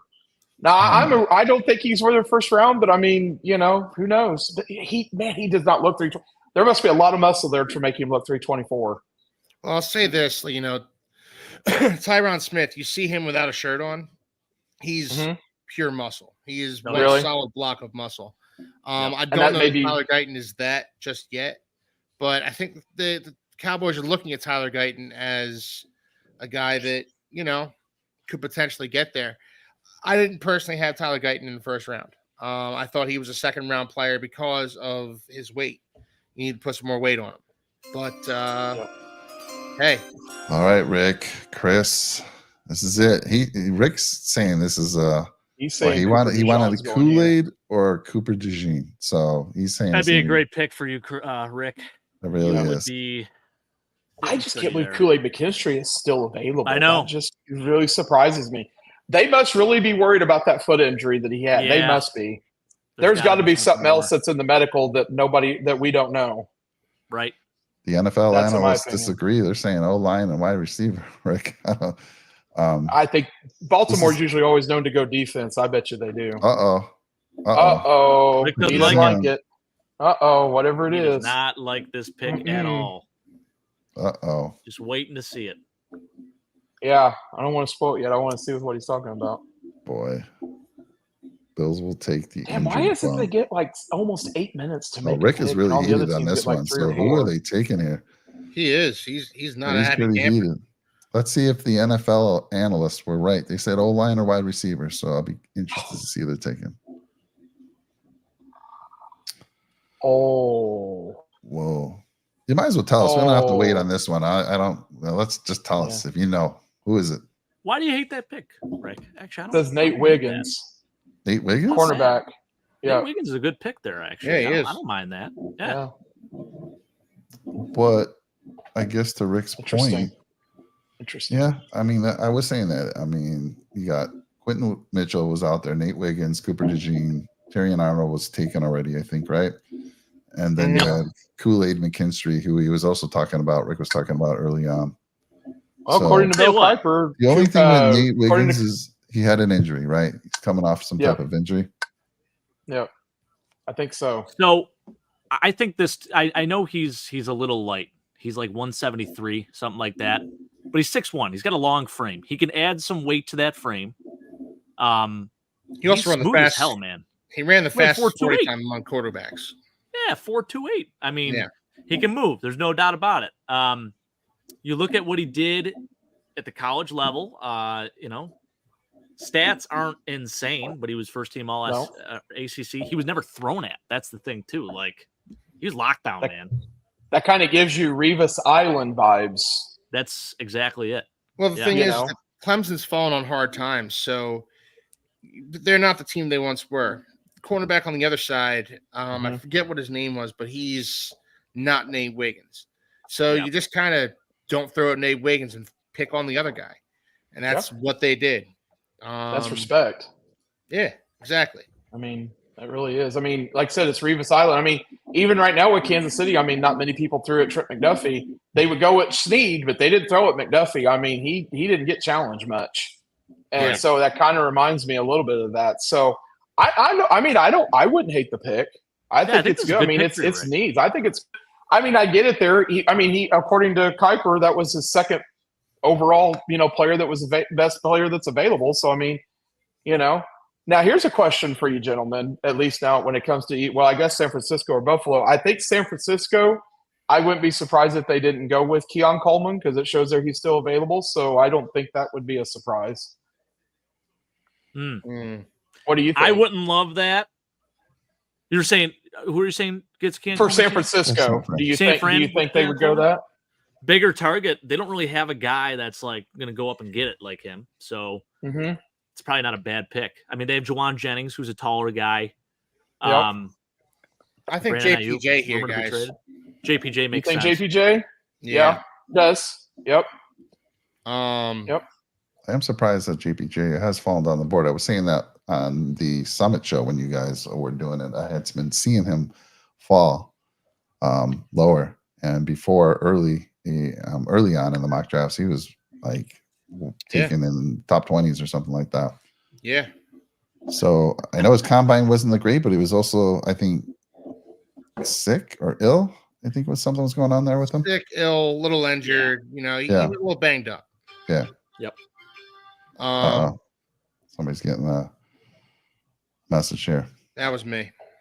Okay. On the clock. Headline: Kirk Cousins camp frustrated and confused by Falcons selection of quarterback Michael Penix. Sounds like an Aaron Rodgers situation going on when Love was drafted. He wasn't very happy about that. Yeah. Kirk Cousins went there to be the guy, and now he's got a young kid breathing down his neck. I mean, it's good and bad, right? You're learning from Kirk. Kirk is – what was the deal? Did you guys say they signed Kirk for how long? How many years? 2 years, $66 million. Okay, it's 2 years. Kirk. Yeah. And he is coming off what, an Achilles? Was it that he tore? Yes. So, You're a competitor. You don't want some to mentor anybody. This has been over and over again. Is that confirmed? He's saying Cooper DeJean, or is that just his guess? That's interesting. I wouldn't be surprised. That'd be a great pick. Yeah, Kurt has $100 million guaranteed. I was thinking it was 4 years, and it was close to like $180 million, if I'm not mistaken. Wow. And $100 million was guaranteed. Where was I seeing that then? Kirk Cousins. Oh, I'm seeing some news. If I remember 49ers. Right. What is this saying to me? Who are they in talks with? I'm just refreshing Twitter nonstop here just to see if I get something. That's old news. It's just a compilation of memes and Bills stuff, and people are very upset about this Chiefs trade, by the way, here in Buffalo. Can you blame them? Yeah, here it is. Kirk Cousins, of all 4 years, $180 million. Yeah, so okay. If I'm Kirk Cousins, I'm a little confused. Frankly, if I'm Michael Penix, I'm a little confused. Yeah. Yeah. Well, like I said, when I seen that come across when I was dealing with the phone issues, and I looked at that and I go, they selected Michael Penix. I said, when they just signed Kirk Cousins, I was like, really? That shocked me. That was probably the biggest surprise of the entire round. Yeah. It says here his contract includes a no-trade clause. He'll earn $62.5 million for 2024 alone. If the Falcons cut him in 2025, it'll cost the team at least $40 million against the salary cap and dead money. That's Kirk Cousins' contract. So that's probably where you were getting the 62 some or 66 there, maybe, Jake. Like Mike. Oh, that's what it was. Okay. That makes sense. That could have been. That may be what you were that's thinking definitely, of. That's exactly what I saw then. Yep. Makes sense. But I would be confused too. And like Keith said, you're a competitor. You don't want somebody breathing down your neck. No. But right. I agree. It's kind of a Jordan Love, Aaron Rodgers situation. But you know what? The way I look at it is, yes, Kirk Cousins, he's been injury prone here lately. He's not been sustainable. And at least over the last couple of years, or at least last year there. But you have to know that Achilles there. You never know when it'll happen again. Yeah. So you have to be ready. But I mean, look at what happened with Alex Smith and Patrick Mahomes. I mean, I think it worked out pretty well. Kind of had a red shirt year, didn't play, learned, and then just took off and blossomed. I mean, I think to me, if you can do that, I mean, I think that's a good situation for Penix. But for sure. You're going to learn from a guy there that's been consistent most about it, except for, like I said, a few injuries. But I mean, I agree with what you're saying, Chad. It's a good situation for Penix, but it's not a good situation for Cousins. No, it isn't. No. Kansas City, same thing, man. It was a great situation for Mahomes, and he's obviously taking full advantage of it. But if I'm Alex Smith, Bethany. I'm not thrilled with them bringing in Patrick Mahomes. No, I agree. And like a pro. To his credit, Alex Smith was just fantastic. You're right; he really did. And I just think that was probably the best thing for him, for that to happen. And I'm thinking from Penix's standpoint, I'm like, man, this is a great situation for me. But for Cousins, not so much. Yeah, I wouldn't like that. Well, I just want to remind everybody, last year when we took Dalton Kincaid, we were a little taken back, a little surprised. Day 2 turned out to be really good for us. So we'll see. I'm thinking he's trading back. I just don't know who he takes at 32. Who's he going to trade with? Who do you think? I mean, there's still the Cardinals he can trade with. There's Washington he can trade with. Now, always trade with the other conference. Don't trade to the team that's been whooping you. Well, I was going to say, especially the team that's your rival here lately. But again, I will say this. There was no way of keeping a good wide receiver from the Chiefs. You were going to get a good one. There he goes. Ricky Pearsall. Ricky Pearsall. Interesting. All right, here we go. This is going to be interesting. All right. Now, what we've been waiting for all night, at least us Bills fans were. Buffalo gets to close it out. I'm going to say he's going to trade back. And someone's going to jump in the first. I think he's going to wouldn't that? But let's make some predictions here, Jake. Who's he taking if he stays at 32 and we say the pick is in? I mean, I kind of have a feeling it's going to be Cooper DeJean. Dude, I wouldn't mind that. Mm-hmm. But I want Xavier Leggett. Trey's out there. Trey's going to beat me up. I'm sorry, Trey. I know. Safety was one of my needs. And now, not necessarily first round, but Cooper DeJean, I didn't think he'd fall to 32. I know. It's kind of crazy. I mean, Johnny Newton also out there. Johnny Newton's there. I wouldn't heat Johnny Newton. I do think we need a DT. The Bills just traded with the Panthers. Yep. There it is. There it is. Wow. This is wild, man. Okay, talk to me about the Panthers. What kind of draft picks did they have going into this draft? Well, they had 33. Yeah. So they must have moved back another spot. And that 32nd pick is really valuable because of that 5th-year option. Somebody in the chat brought that up. Yeah, that's a good point. That's true. I didn't think about that. That's true. Wow.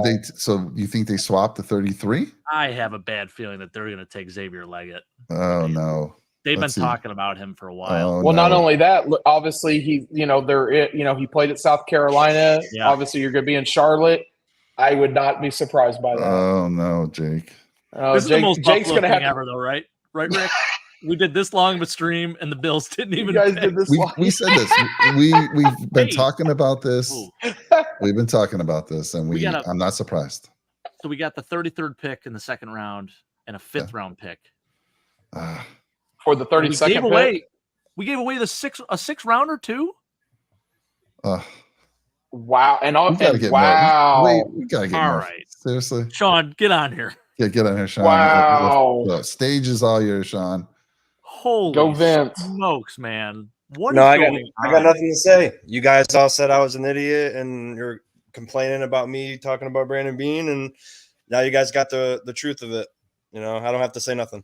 That's a good point. If they take Xavier Leggett here, I don't have to say nothing. He gives Jake, you're gonna have to turn your camera off. He gives up everything. He gives up everything for nothing.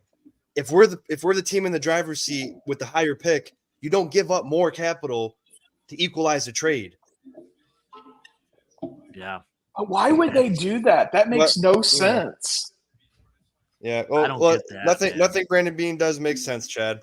He's Well, you're right about that. You're right, Sean. It doesn't. I mean, I for one, like you said, you don't trade with the team that's been whipping your ass, 7 ways come Sunday, and then you do something like that. That just if Veach would do that, I'd be living. I'd be like, dude, get the hell out. Stockpiling picks. Like maybe he moves back to 33, uses that as ammo to then trade back and get like 2 second rounders. For what though? There's no need. Like, what's the point of that? Like, especially because we're not gaining anything. We're losing because we're giving away picks to equalize it, to make a trade equal when it's not supposed to be equal. When you're making trades, like that's why he hates Howie Roseman, because Howie Roseman would throw his ass around the negotiation table like he's a little kid. Because the Panthers received the 32nd and a 6th round pick. Buffalo receives a 33rd pick and a 5th round pick. So I thought it was the other way around. I thought the Panthers got the 5th and we got the 6th. No, it says Buffalo got the 5th round, and Panthers got the 6th. Oh no, you got to be kidding me! That is just. Oh wow! All right, Sean, let's go get our pitchforks, brother. Wow. Hey, I've been trying. Go to Orchard Park and burn it down. Come on! Wow. Jake, oh my! You're 5 minutes from the stadium. Get over there. I just want everybody in the chat that was complaining about being negative to Start come throwing back. some eggs. Come back. Are you honestly? I'm happy. Honestly, everybody's gonna start. I mean, it's gonna mean everyone that wasn't thinking about being in the light he should be seen will now see it, and then he's gonna have a target on his back going into the season. So it's going good for me. He's certainly put a target on his back. I'm not surprised we traded back. Let's be real about that. No, I'm not surprised about that either. I am surprised that he traded with the Chiefs. Here comes Roy. Yeah, what's Roy saying? What? We're overreacting because he made 2 idiotic trades in the same 5 minutes. No. My dad's saying bad. My Absolutely, dad, thanks Bill. for staying up there with us, Dad. Appreciate you. Sorry, you waited till midnight for that, Bill. Jake's despondent over there. Yep. I'm just disappointed, man. We had a chance to get my guy. Yeah. You did. What the heck, man? And I figured that's who they would take. Keep us up at night. Oh.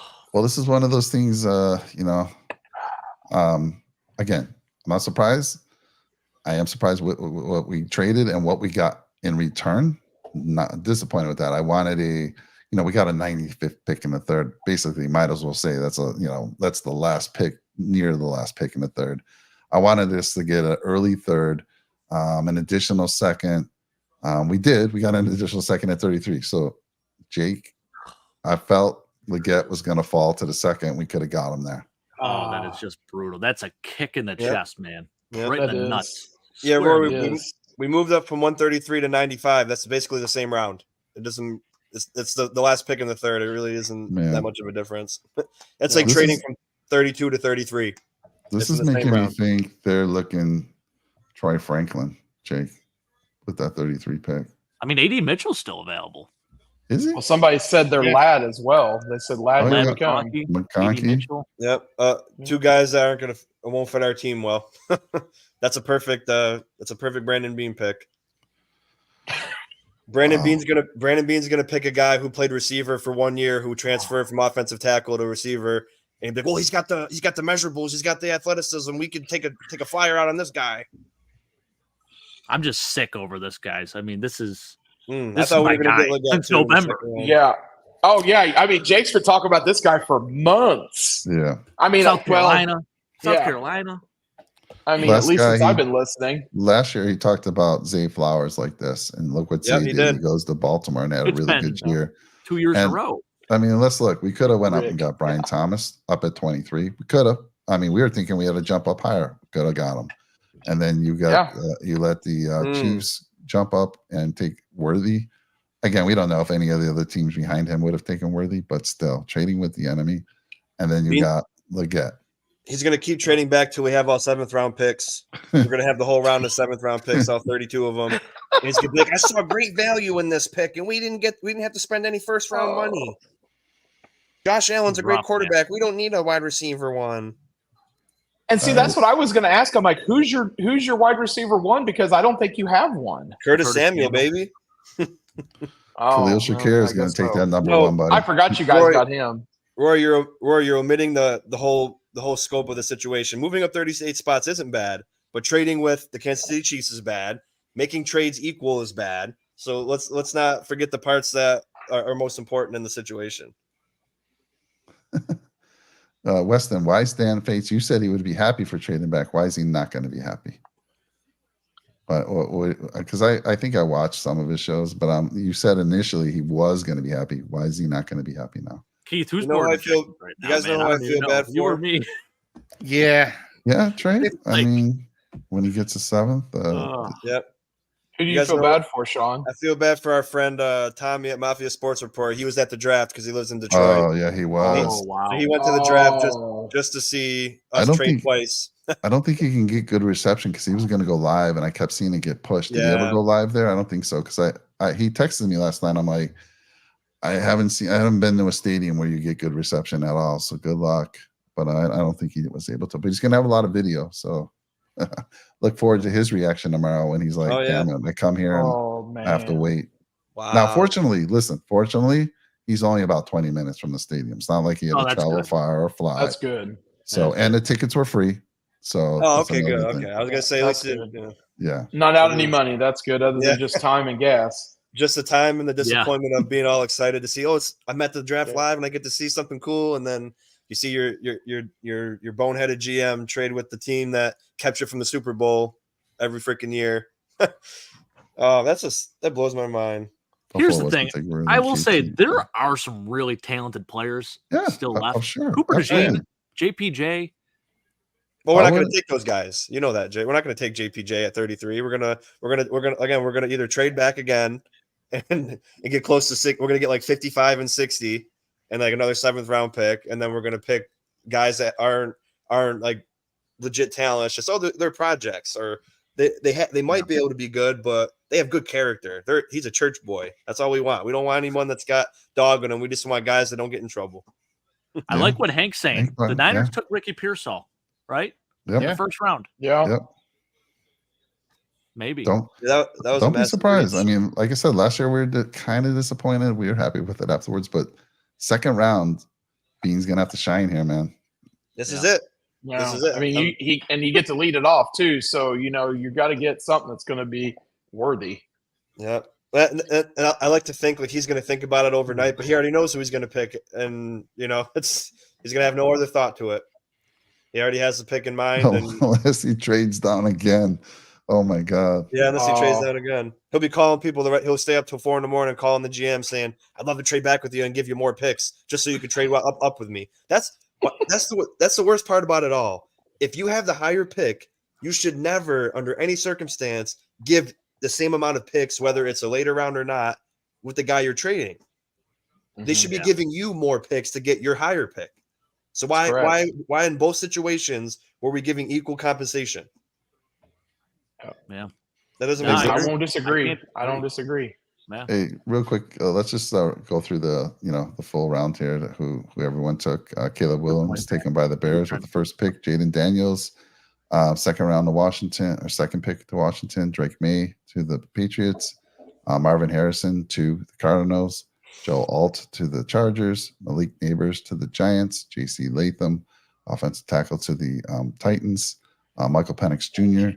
goes to Atlanta, quarterback from Washington. And then Rome and Dunze, Washington receiver, goes to the Bears. So the Bears getting good in a hurry and and then J.J. McCarthy goes number 10 to the Vikings. I'm not going to say his first name, but Fashanu, offensive tackle, goes to the Jets. Bo Nix, another quarterback, goes to the Broncos. Brock Bowers, tight end, goes to the Raiders. Fuaja, I say his name, Fuaja? Felice Fuaga. Yep. Yeah, offensive tackle goes to the Saints. Latu, great edge rusher, and he goes to the Colts.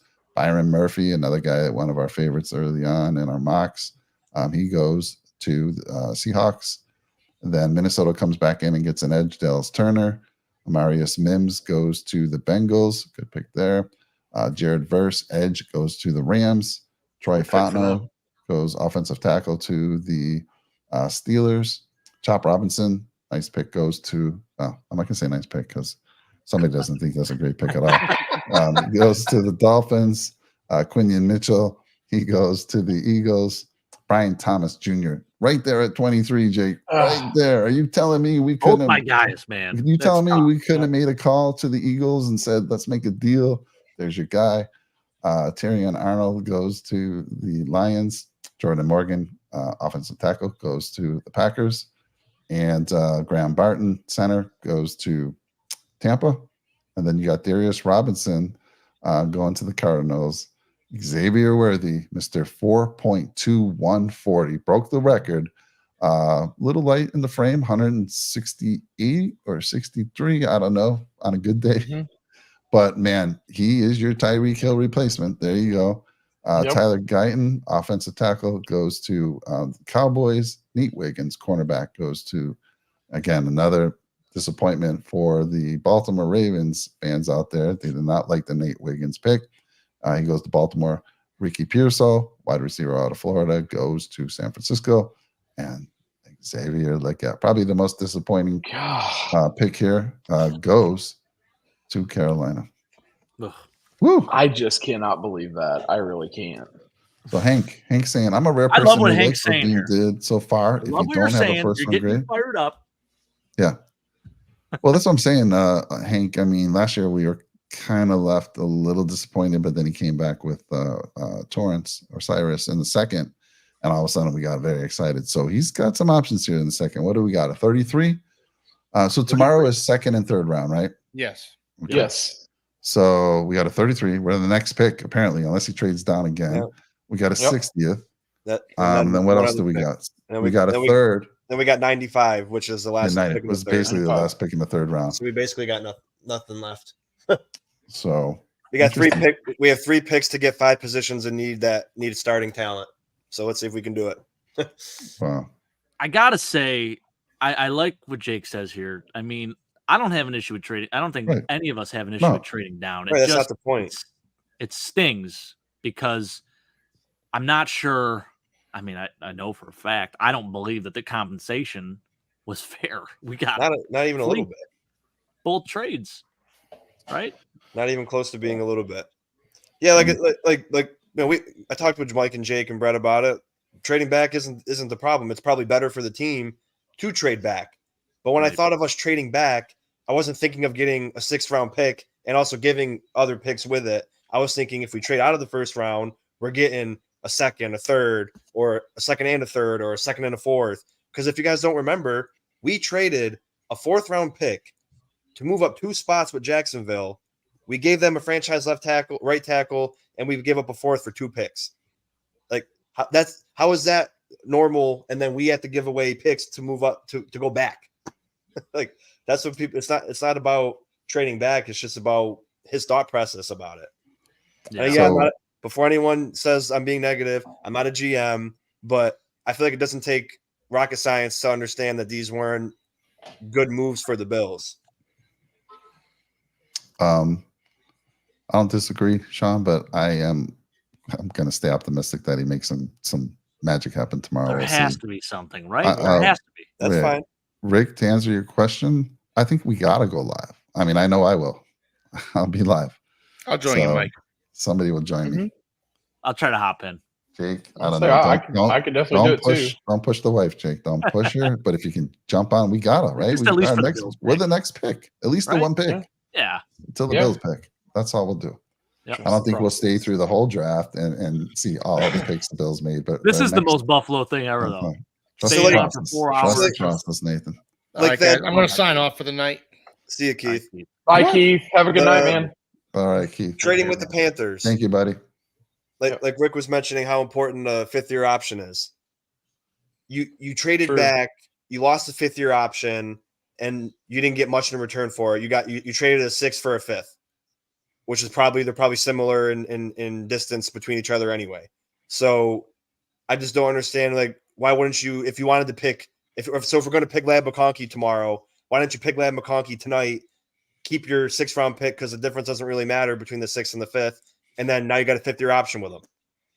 Because now if we pick Ladd McConkey and he turns out to be really good, which I don't think he will be for us, then now you got to pay him after year 3, and then there's no 5th-year option. You got to overpay. I just don't see the thought process going into that But let's talk about Jim's Fear of the Jets. We got Jim Page coming in. Is that we've seen Jim before? Because I remember that car. I've seen that car a couple times. Oh yeah, Jim's been on our show a few times. Yeah, Jim's Jim, how we feeling about Olu, man? You got to be pretty fired up about that. That's a great pick for you guys. Everybody happy with their picks? I can't tell you yet, Jim, because we haven't made a pick yet. Chad, how you feeling?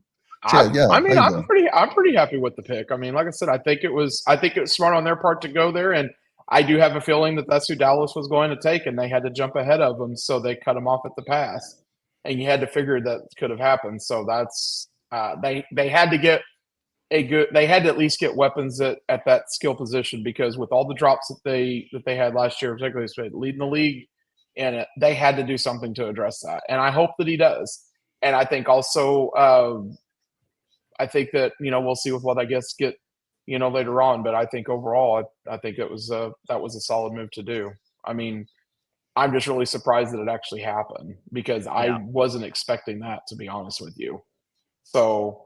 But having Hollywood Brown paired up with him, I think that would probably be a good electric. That's going to be good. Yeah. Yeah.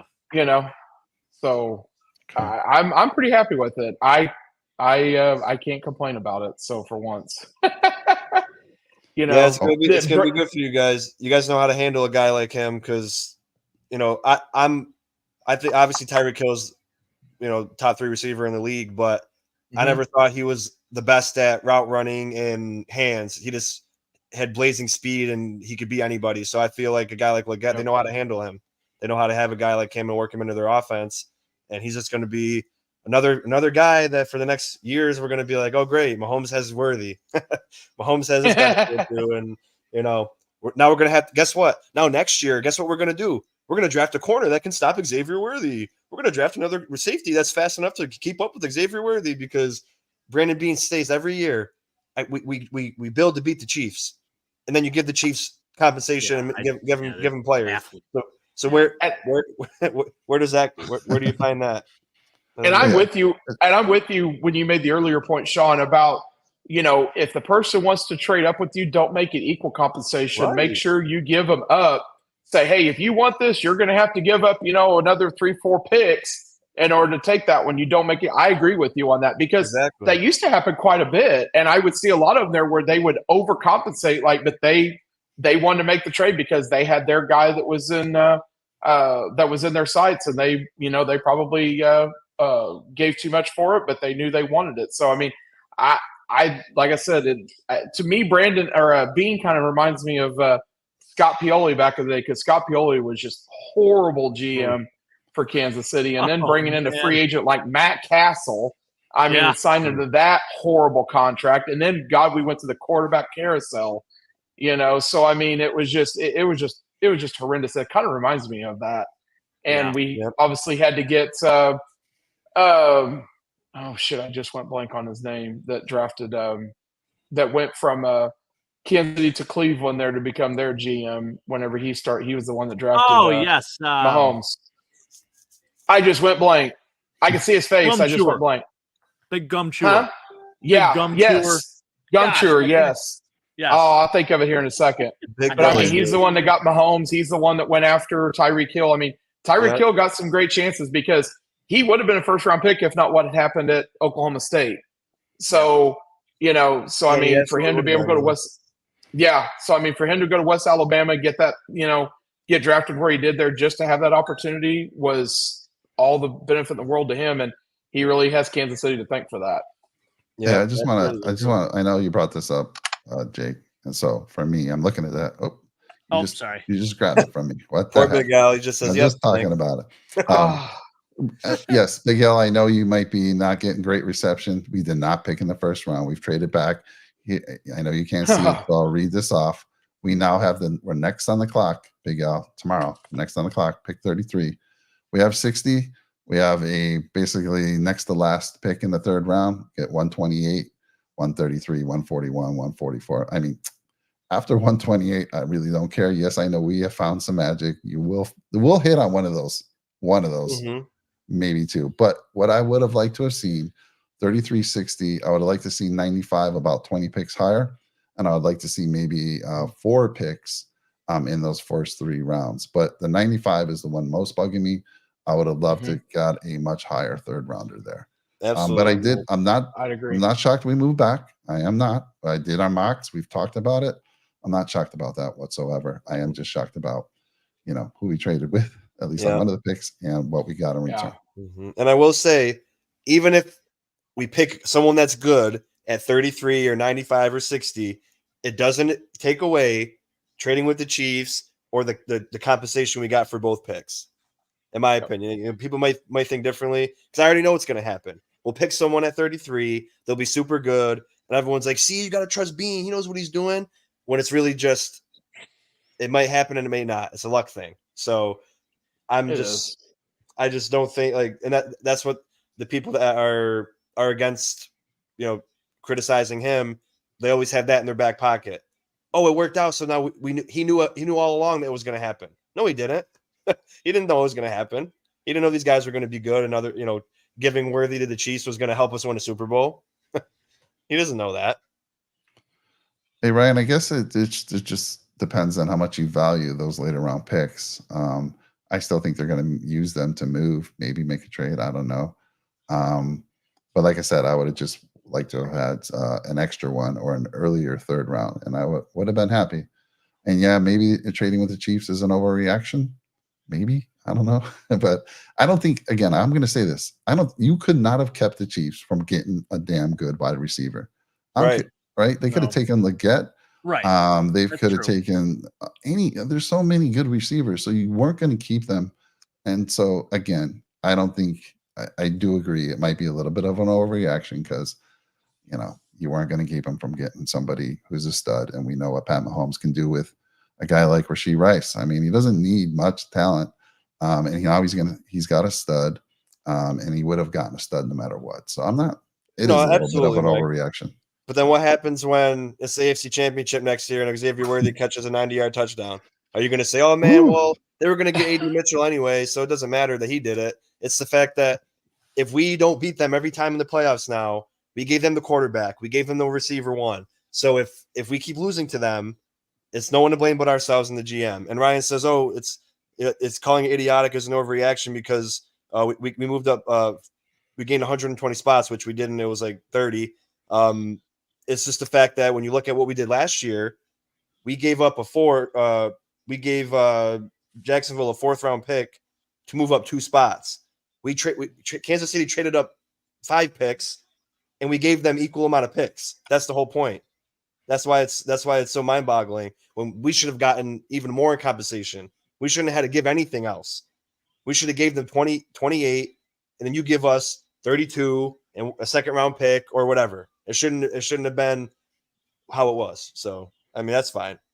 It's it'll be what it is. And, at the end of the day, Bean will be absolved of all criticism as always. And we'll be just good enough not to be good enough. And then we're going to do the same thing next year. And it's going to be upsetting. And then we're going to come back in the comment section. I'm going to be the negative one. Everyone's going to be mad. And then we're going to pick a cornerback to beat Xavier Worthy. And then we're going to lose in the divisional round again. Well, let me say this, though, as far as the wide receiver, Sean, any of the receivers that they were going to draft, we could see that happening when they play us in the playoffs, right? Definitely. It's not just Worthy. No, absolutely. Yeah. It's just like thinking that we're, the whole NFL season, we're the ones that gave them that pick. He could be bad, whatever, but if he's good, we're going to be known as Brandon Bean, who can't beat the Chiefs in the playoffs. Or he can't build a team that beats the Chiefs in the playoffs. Gave them another player who makes them even harder to beat. Now, if we didn't trade with them and they picked a good receiver, that's fine because they were going to be, like you said, they're going to pick a good guy anyway, and we just get beat again. But the fact that it could be the guy that we let them get, and if we don't get a guy that's really good, that makes it even worse. So we have to hope that this guy is really good. Dorsey, yes, thank you. There it is. Thank you. Yes, Gumshoe. Yes, sorry. Yes, I could see his face. I just couldn't think of his damn name. Yes, Trey Williams. The one Trey says Newton by far is best available. Scott coming in with the super chats tonight. Yeah, we appreciate the hell out of Thank you, you man. so I would love much. to have you on the show, young man. Scott's awesome. He actually he works with my wife. He's a great human being. Oh, awesome. Love him. we've been sending each other mock drafts. She's been sending me mocks every single day, pretty much every other day. And no, we appreciate the hell out of you for coming in and watching, man. Thank you so much. We really do. Oh, don't even tell me that, Trey. If we picked Keon Coleman at 33. Oh my God. Oh. I almost thought they said that maybe if they go with that, maybe they pick Keon Coleman. I honestly would just like to say that.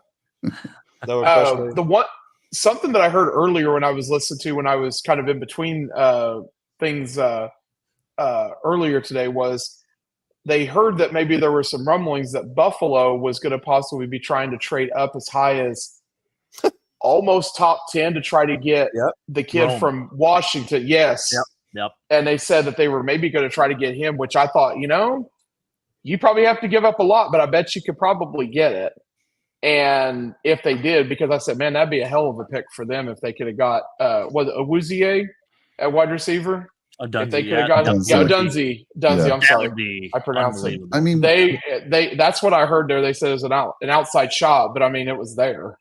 Yeah. Well, one thing we don't know is obviously we don't know. He could have made those calls, and people just may not have wanted the deal that he was willing to give. I do agree with you, Chad. There was a possibility we could have given up the first. We could have given up the first next year. Why, you say? Well, we have what potentially could be an early second round pick because we got the Minnesota one. We got the 2 second rounds. So we could have went up big, but you don't know. We don't know. Unfortunately, we'll never hear what conversations went on. Who God, it would be nice. I'm just wondering who was calling who, right? We don't know. Wish we did. But for me, it's like it's that window. I mean, it's closing. Yeah. And you really need a WR1. I mean, that's with what you need. I mean, you had it, and then obviously he got traded to anybody but Kansas City. And, so I mean, it would have been great to really make that splash because I mean, to have him, I mean, that would definitely obviously taking care of your wide receiver one, and I don't think anybody would have complained about that. And then it would have been like, okay, the tables have turned, as Sean was saying, well, we got to find a cornerback to stop Worthy. Well, now it's like, well, that kind of forces Kansas City to say, okay, well, guess what? You don't have your lockdown corner now in Snead. Now you got to be able to stop him.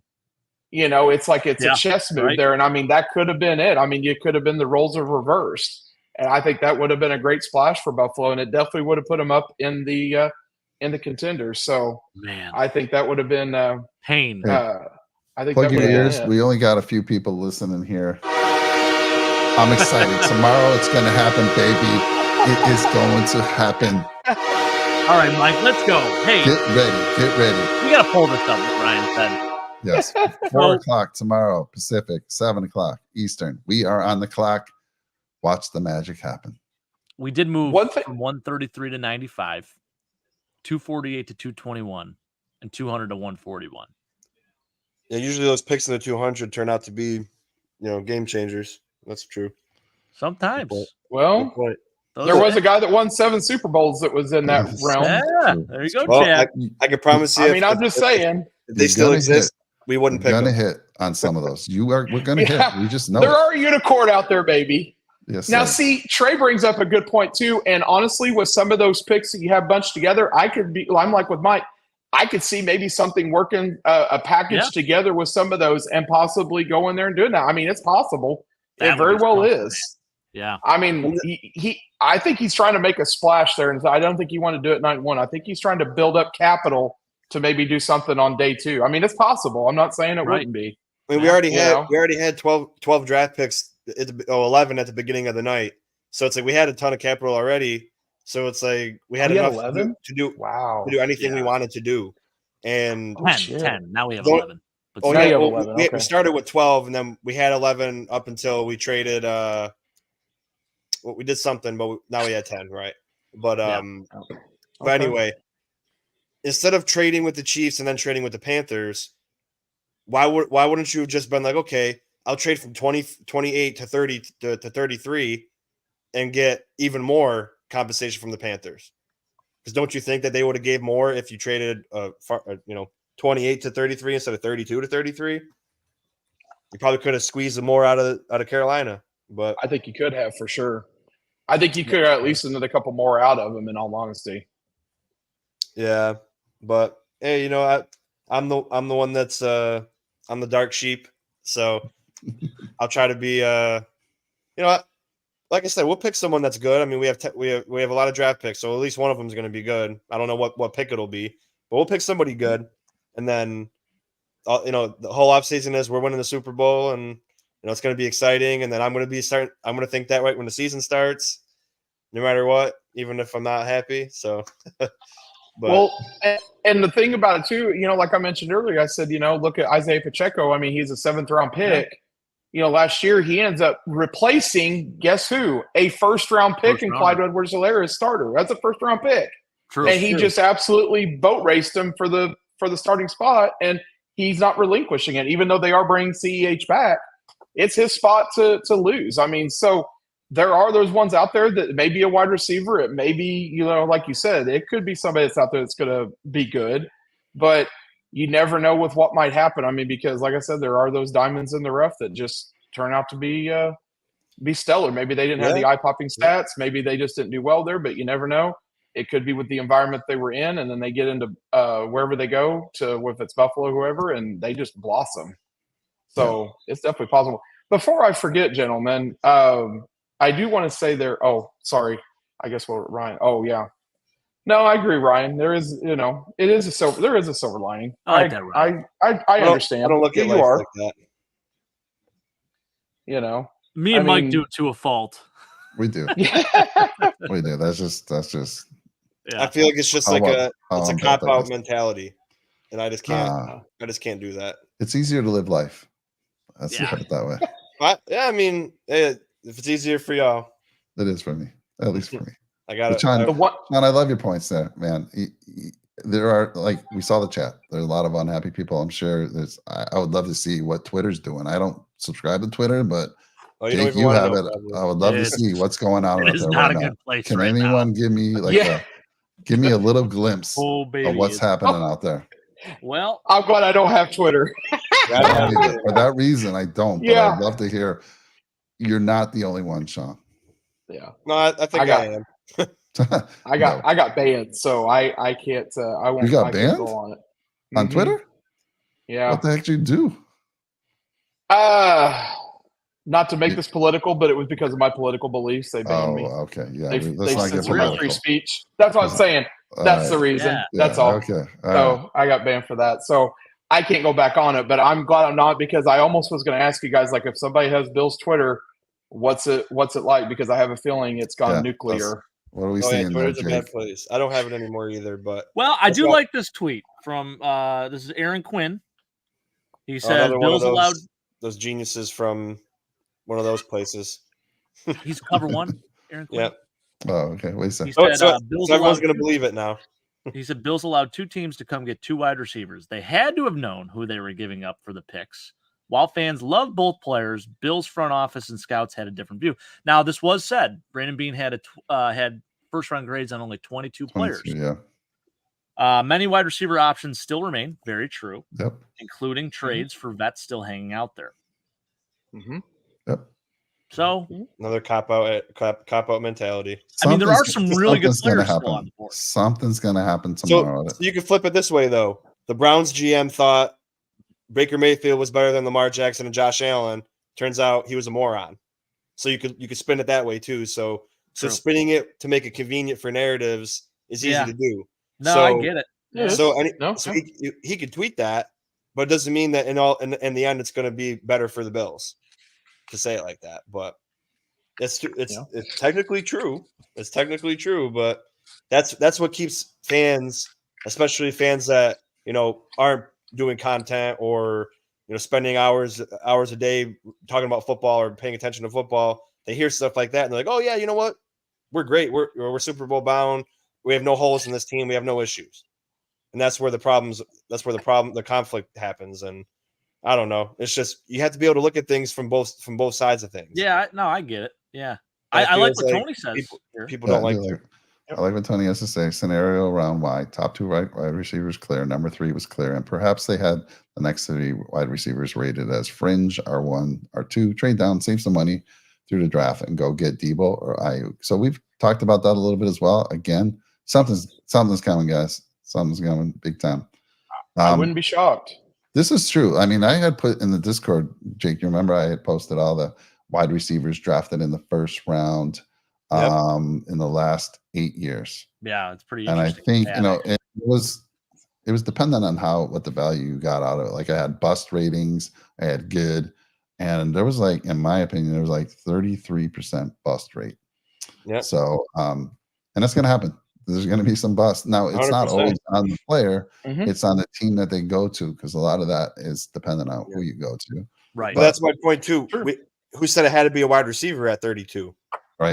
We need center. We need edge. We need defensive tackle. We need safety. We need wide receiver. So just because 27% of wide receivers are successful, which is true, we could have got any other position and had the 5th round option, the 5th year option, having that 1st round pick. So we have a ton of needs still. So, but that is a good point. Like, it didn't have to be a wide receiver, but I mean, does anyone else think Ladd McConkey and AD Mitchell are better than Xavier Legette and Xavier Worthy? I don't. No. But that's who we're going to end up with, because I can't say yeah, because Jake will be mad. But are they in the same level potentially? I mean, I'm going to throw that word out there. Are they in the same level? Maybe. I've seen them mocked ahead of him. Yeah. Quite a few mocks. But I trust Jake more than I trust these other analysts, because the dude, he knows his stuff, obviously, and he watches a lot of college football. He called it on Zay Flowers. He was mad last year because who was it? It was Baltimore. They took Zay a couple picks ahead of us. Yeah. Again, it was like, and look at him. Now he did fumble a big play. I won't bring that up, Rick. I'm sorry, but he had a great year, and he's going to have. He's going to have a great career. Yeah, he really is. So, trust Jake when he tells you Legette is going to be a superstar. So here's the thing, though. He's going to Carolina. That is kind of a train wreck scenario for him. I feel. Yes. Yep. So I don't think. I mean, he's going to have a really hard rookie year, because you got a 2nd-year quarterback there that's really struggled to just throw the ball down the field. I mean, it's going to give him another weapon, but it's going to be kind of like the blind lead the deaf, so to speak. And in that reality, I just don't. I just think there. It's like, man, it's like it's to me. I think you're going to put Legette in a no-win situation. Buffalo would have been perfect there, because you got an experienced quarterback, a guy that's won, that could get the ball still down the field, and that knows the offense there, and he could get him he could get him fine-tuned. You got a guy that barely knows the offense and just struggled there. I mean, I get it. He's a rookie, but goodness gracious. I mean, he didn't show any signs of improvement. Now, if it had been CJ Stroud, that would have been a different story. I'd been like, okay, now that would have been that would have been a good spot. But I just don't see that being a good spot for Xavier Legette. I really thought he was going to Buffalo. If Kansas City wasn't going to take him, I figured he was going to Buffalo. It was right Buffalo there. Needs a wide receiver. It was. You had it right there. All you had to do was just make the damn pick, and then you trade it. So I think and you said it when he did it. He goes, they're gonna take Legette. They're gonna take him. So pumped. Yeah. I think I think we mentioned it, but giving up that 5th year option is pretty big, right? That's like, why would you not want to have that 5th year option for that guy that you're taking? You're going to take 33. Why wouldn't you stuck at 32 and taking them and get that extra option? Unless they're trading logic. It's comments like what Tony's trying to say, his attempt at trolling. Somebody buy me a puppy because I need joy in my life. I have a beautiful family, a beautiful wife and son. I have my own business that makes 6 figures a year. I have a beautiful home. I have great friends. And if I talk my opinions about football that you don't agree with, it doesn't mean that I'm not happy. I'm just saying my opinion. So I appreciate that attempt at trolling, but I'm very happy. And I know you don't know me too well, but first, I mean, you probably have your own issues with happiness if you have to say things like that to someone you don't know. But that's okay. Yeah, and he doesn't like to wear jerseys, Sean. Yeah, and you try to emasculate men, saying that they're not manly because they wear jerseys, when you wouldn't say that to any of them to their face. So that's okay. No, he said it to my face. Trust me. Yeah. I work because he knows you're nice. He won't say that to my face because you guys are nice. He won't say it to someone who's actually not for that. So gotcha. It's people like that, but that's okay. If you got to get personal about football, I don't like to talk about my personal life, but I'm very happy. So if you have to get personal, then I feel bad for you. I agree. I mean, there's other receivers. They were kind of Legette was lumped in with a bunch of good ones. So it'll be interesting. Now I think whoever we do take a wide receiver is going to be better than Leggett. Why? Because of the system he's in. I mean, we got Josh Allen throwing the ball to whoever we're going to pick. So True. watch out. I didn't realize. Yeah, I forgot Johnny Wilson is still available. Johnny Wilson's about 6'6", 6'7", right? He's a big tall wide receiver. I mean, that would definitely be a good pick. I mean, you can't complain about that. I think that would be a good pick because you need somebody to throw to. I mean, they just do. It's like Buffalo just doesn't have anybody. I mean, you can only go to the well with Kincaid and Knox so much. I mean, you got to be able to get the ball down the field. Hey, did you not see the opening video, Chad, with Khalil Shakir going 82 yards? Unbelievable. Nah, I get you. I hear what you're saying. Listen, but we have I think Curtis Khalil Samuel Shakir is a player, though, in this league. I do not think he gets enough credit. But, well, he's been climbing, Jake, right? He's not a number one. You could argue he's probably he could be a number two for sure. But he's climbing. And again, I agree with you, Chad. We don't have a wide receiver one. We're going to get one. We're going to get one or close to it. I think so. But we do have a lot of weapons. So Chad, I mean, we do have Dalton Kincaid. We have Dawson Knox, who's actually pretty damn good as well. He's not the receiver, but he's a better blocker than Kincaid. And he also does give you that receiving ability. You got Khalil Shakir, you got Curtis Samuel. The rest yet to be figured out. Like there's a lot of folks competing for that other slot position or whatever it's going to be. But I think it's going to be whoever we draft here in this next round. Wide receivers coming. I do like Brandon Rice. I like Brandon Rice late. I think he could be Johnny Wilson. Yeah. My God, E.D. Mitchell's still there, as people were saying. It's a lot there. I'll tell you what. I definitely would say. Yeah, go ahead, Jed. No, go. I was just going to say. I think probably Johnny Wilson definitely over Keon Coleman. I think would be better for Buffalo's sake. There, I think that would be a better pick if they're going. If they go that route. But I forgot about. How could I forget about Shakur? I think, like you said, I think he'd be a good wide receiver too. And I mean, he did pretty decent. I mean, he's a second. This would be what was he, a rookie last year or is he second year? So it's his second year. And okay, I will say this: when you put the side that by was side, his second year. This is his third. This is third. So it'll be his third year coming up. Yes. Okay, right. So when you look at the side by side for the last 10 games of the Bills season, which is very eye opening, and I'm not saying he put up insane numbers or anything like that, but on half the targets that Steph Diggs had, he had more catches, or I don't know if he had more catches, but he had more. I think he did have more catches and more yards. Towards the end of the season. Yeah. So we're talking the last 10 games. Steph Diggs had 80 targets and he had 422 yards in 10 games. Yeah, but Jake, you gotta consider like I know. Diggs is taking on the double coverage and helping everyone else out, right? But yeah, Khalil Shakir up and coming. There's some good points out here. Is he a number one? And can he play on the outside?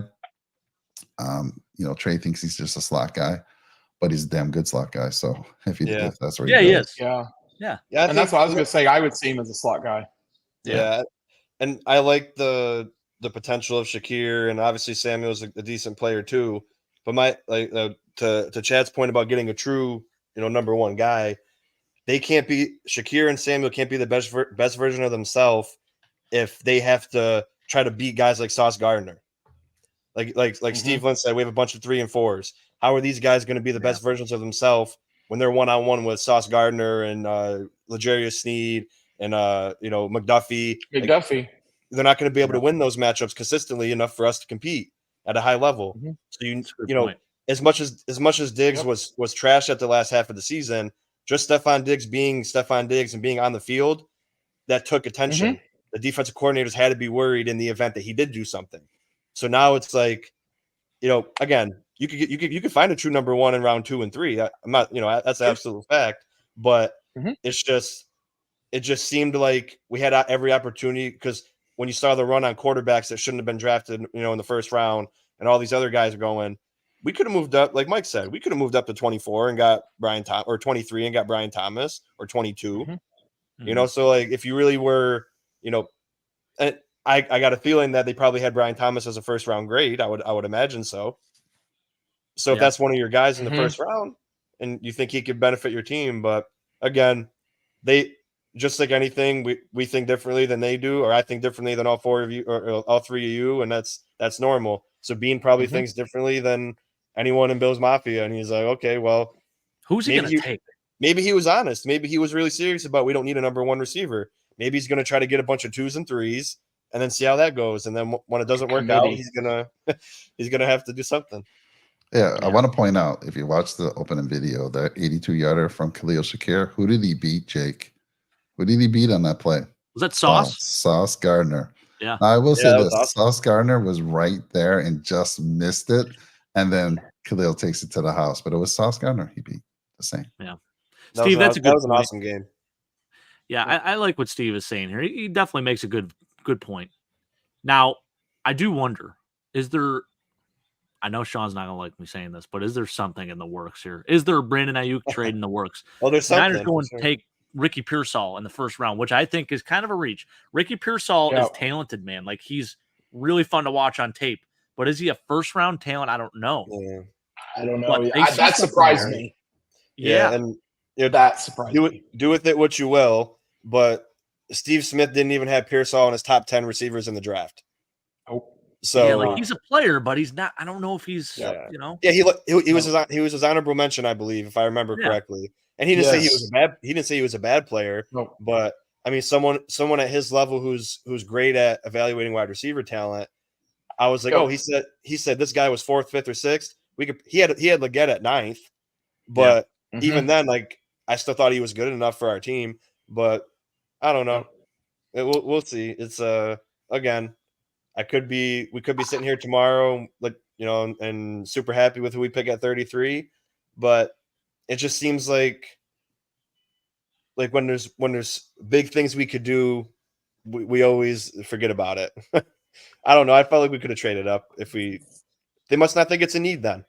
Yeah. Well, like I was saying, Bean in one of his conferences said something to that fact, but let me just go back to the well real quick on AD Mitchell, Jake. I mean, he's a 4.34 guy, 6'2". I mean, I kept hearing, like, the channel was beating us up, or like, there was a battle going on. They were saying he takes plays off. Well, that might be just how the offense, the offense coordinator's telling him. Yeah. But I also heard they had, I don't know, I don't want to say anything, but what are your thoughts on Mitchell, and why would you be happy if we take him next? I mean, he's got probably the best hands in this class, in my opinion. Like, really, really good hands. He is a deep threat. Jake. He's 205 pounds too. There's nothing light about his frame. He's got good size. No. He's got good size. Yeah. Now he could definitely high point. Oh yeah, and I'll say this: like, people do get on like the Lad McConkey lovers for talking about lack of production and the Lad lovers. AD Mitchell, like 55 catches, 845 and 11 this past year. Previous to that, he had 9 for $134 and 3, and then 29 for 426 and 4. So it's nothing to like go crazy about, right? But you do look at the upside. He did also play alongside Xavier Worthy. There's only so many mouths you can feed in an offense, and they only play 12 games. So cool, right? I just think there's some question marks, there was some stuff that came out, obviously about how he kind of manages his type 1 diabetes and stuff like that. And it's like just weird stuff. Right. And the fact that at times he takes plays off and he gets lazy with his run blocking, and there's some negative things, but I think as a receiver, a downfield threat, he's great. He's actually pretty fluid too with his route running. He's not bad there.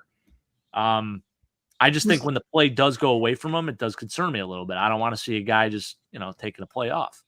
Who was it that was arguing in defense of him? Was it Anthony? Yeah, Anthony was saying it's not as bad as we think. I will say I did go back and watch some tape on him, and his run blocking per se, when he does run block, is not horrible. I mean, it's I would say it's great. It's not Xavier Leggett. I can tell you that. There's going to be there's good and bad about all these guys, so we could. That's the thing. We could find the good, and obviously everybody and everything in life has something to work on, of course.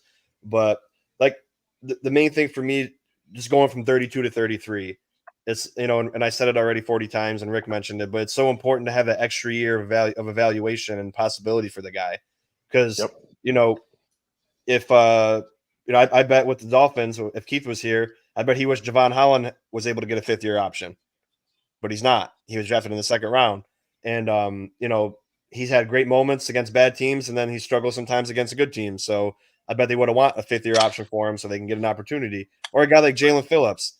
Imagine if Jalen Phillips wasn't drafted in the 1st round. They'd have to sign him up right now off of a ACL, Achilles injury, or let him walk because this was the last year of his deal. So it is very important, and especially if it's just 32 to 33, because I'm assuming the guy that we were going to draft at 33 was going to be there at 32. Yeah. So wouldn't you have? I don't know. Oh, yeah. That's just a maybe, like people say, maybe it's overthinking it, but I mean, I just feel like it's an important extra year. Basically, you're guaranteeing 5 years with a guy instead of 4, because even if you don't want them, you give them the 5th-year option, they're still there. Hey, I've been meaning to say this. So a lot of the source that I've been using for a lot of the information I'm giving, there's a guy, he's called the franchise guy, and I'm gonna get his name to say it tomorrow. But for $5, he put together this amazing spreadsheet. I mean, he's got every player, every position group. I mean, this is a lot of work, and for $5, it was well worth it. But let me say what he says. First of all, he's got A.D. Mitchell as the 6th overall wide receiver. He has A.D. Mitchell comped to comp player is, where is it? Terrace Marshall low, C.D. Lamb high. And he's just got a lot of good things to say about this gentleman here. And again, he was rated slightly above. I think he has Leggett as the 9th overall. So if you get A.D. Mitchell, he even has A.D. Mitchell over Worthy, right? So I don't know, Jake. I won't be disappointed if he's that wide receiver we take. Yeah, starting tomorrow I night. won't be either. I think at 33 too, that's really good value for a guy like that. You know, I like this scenario. I would prefer Brandon Ayuk out of these guys. If Debo is healthy, I'd be all over Debo. All the time. He's not. To me, T. Higgins is more of a complimentary receiver. He's not a true number one. I think Brandon Ayuk is a number one in this league. He showed that last year. Right. 1,300 yards. Like, he's legit. Yeah. So I was actually going to bring this up earlier. I was going to say, when we were talking about possible maybe putting together trades, I said I wouldn't be surprised if they're not trying to put together a package there to include the 33rd pick to get either Ayuk or Samuel. Because when you mentioned about Pearsall, that kind of got my brain thinking. I'm like, are they planning something there to, replace if somebody they're going to trade? Now, would I want to replace Pearsall with Ayuk? No. But I probably would Samuel. Sure. I would Debo. I would do that, but I wouldn't do it for Ayuk. But if the package was good enough, I would. Yeah. So I thought about that. That was the first thing I thought of when I seen that. I like all those guys, but again, I take a different viewpoint on teams, I guess. So in the stage of the Buffalo Bills right now, we're in the stage of we need to hit on draft picks and build at key positions in the draft. And then maybe in 2 years, we'll be able to get a free agent like an Ayuk and pay him money. Because right now we could trade the pick for Ayuk, but we got to pay him his contract immediately. Or we have to sign him immediately to an extension. So I think, if we have our wide receiver 2, maybe a fringe wide receiver 1 in the building, we're set at D tackle, we're young at D tackle, we're young at safety, we're young at offensive line and all positions, and we're set for years, 2 to 3 years at each key position, then you could go sign a guy. And like a guy like Ayuk or a guy like Von Miller. But now because we did the Von Miller thing already, now it's time for us to reset. And, I think Ayuk is great. I think he would be great for our team. Again, I like Debo too. I think Jake's right on T. Higgins. I think he's like, he's a confusing guy because he seems like he's a wide receiver 1 talent, but because he's a wide receiver 2, I don't know if he'd be able to step up as a wide receiver 1. But say we had T. Higgins on our team already. We had Khalil Shakir. And then we were in that window, where we were able to trade for a guy like Ayuk. That'd be perfect. So I think, in my opinion, for me, I think draft, get young, draft receivers and start the contracts over. And then hopefully in 2 years, we can make a big free agency splash, whether it's an extra wide receiver or, defensive players, defensive help. But And I wouldn't even be mad at defense at 33. You know, we got Newton's still available. You got DeJean or Dejean, however he pronounces it. I don't know if he's French or not, but I'm not French either, so I probably didn't even pronounce it right. but you know, we have a lot of, you know, and I know defense isn't popular, but at the end of the day, we had a great offense last year, and the defense still failed. As good as the offense was, the Chiefs had the best defense, and the best way to beat the best defense is obviously the best offense. But if we didn't have, you know, me and Jake playing middle linebacker last year, in our old days, we probably could have been good. But you know, me and Jake at 29 years old playing middle linebacker for the Bills, maybe we would have had a more competitive game. So, you know, there's spots all over the place that we need. But Brett's saying we're going to grab Troy Franklin. I think he's another guy where, you know, to me, he's like AD Mitchell. There's a lot of good things about him, but then you can see, I don't know about the being with the Bills though. But you know, I think we'll probably, you know, I guess the best options at receiver are Franklin, McConkey, and Mitchell now, right? I mean, that's got to be the top three. Yeah, those are the top. Or maybe guys. Wilson. Right. Yeah. Johnny Wilson's up there. Yeah, Johnny Wilson. Yeah.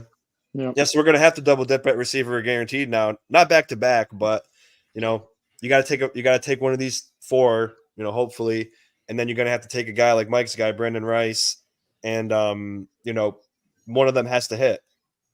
Yeah. One of them has to. Yeah. That's a good point too. And one of them will.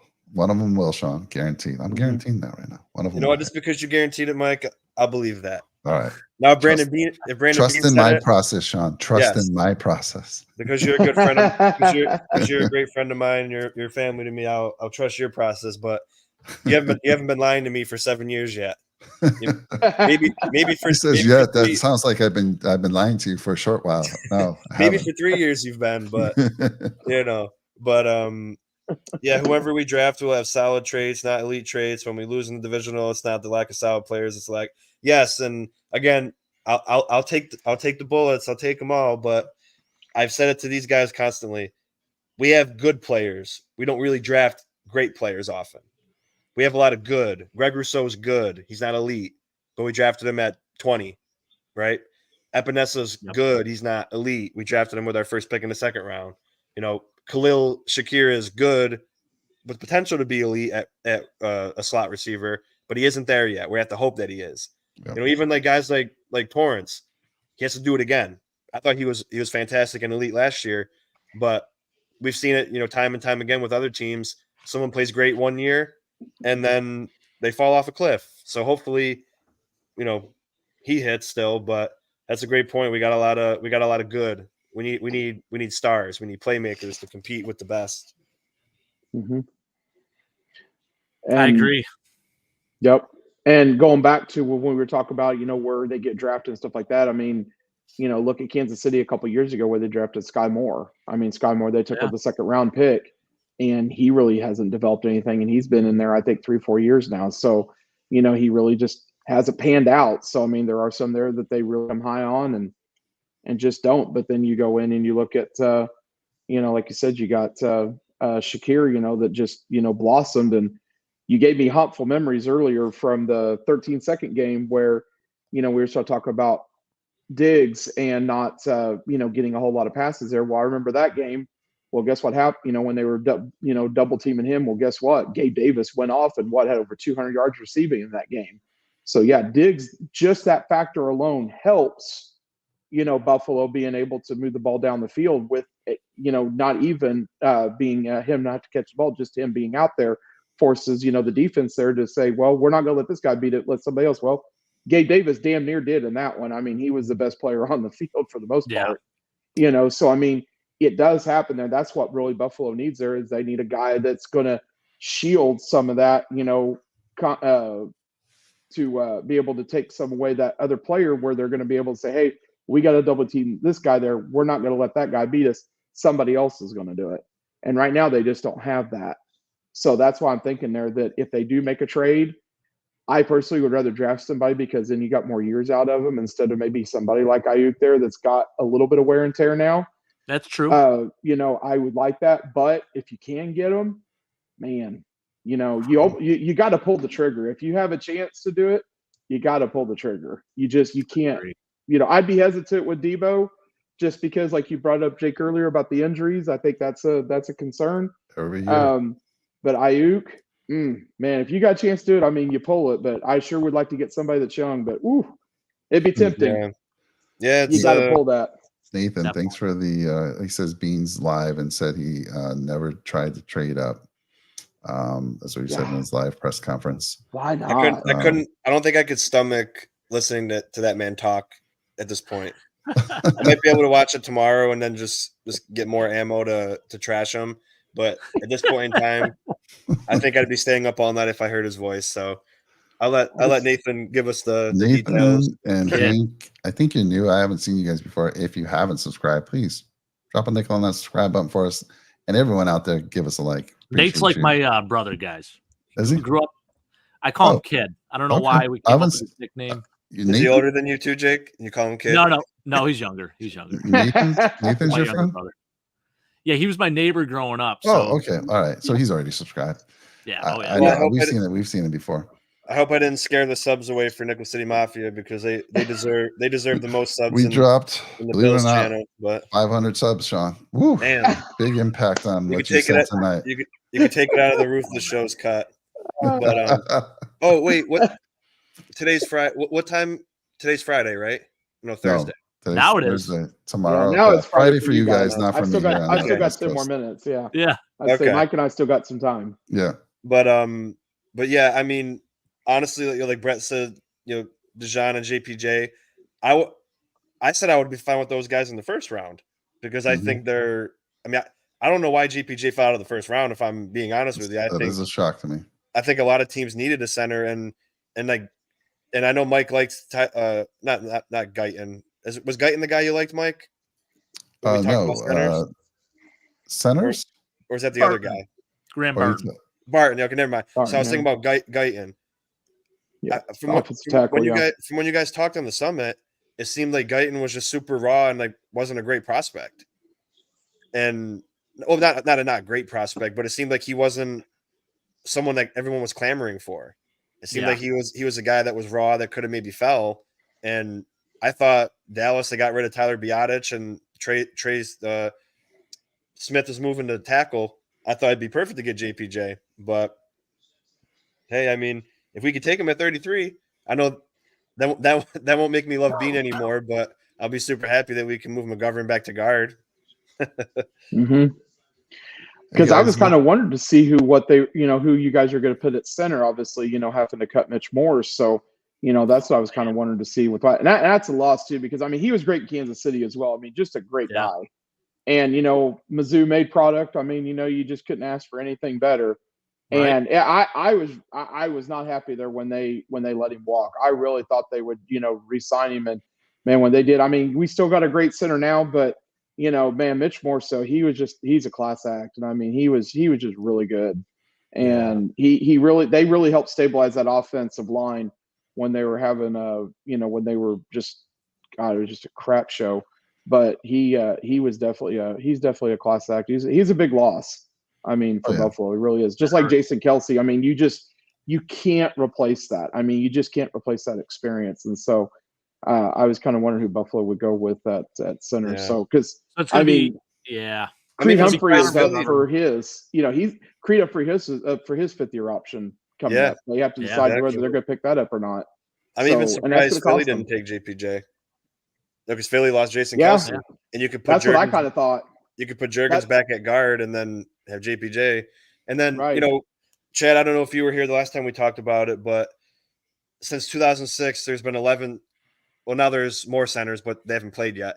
There's been 11 centers that were drafted in the top 40, and 10 of them have either been All-Pro, Pro Bowl, or both out of those 11. So 10 out of 11 of the top 40 centers turn out to be very good football players. Wow. So that's why I wouldn't have been mad if we got a center because, I think personally, I think McGovern's better at guard. And I think especially if we're going to be worried about, Shakir and Samuel taking a notch up in their game and having a young wide receiver being in the offense, it's even better to have that continuity and the power on the O-line. And now instead of moving one person around, we got to move two. So then McGovern's going to be at center. We got to get a new left guard.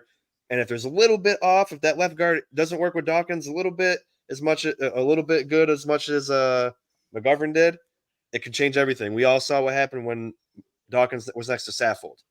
His play dipped significantly.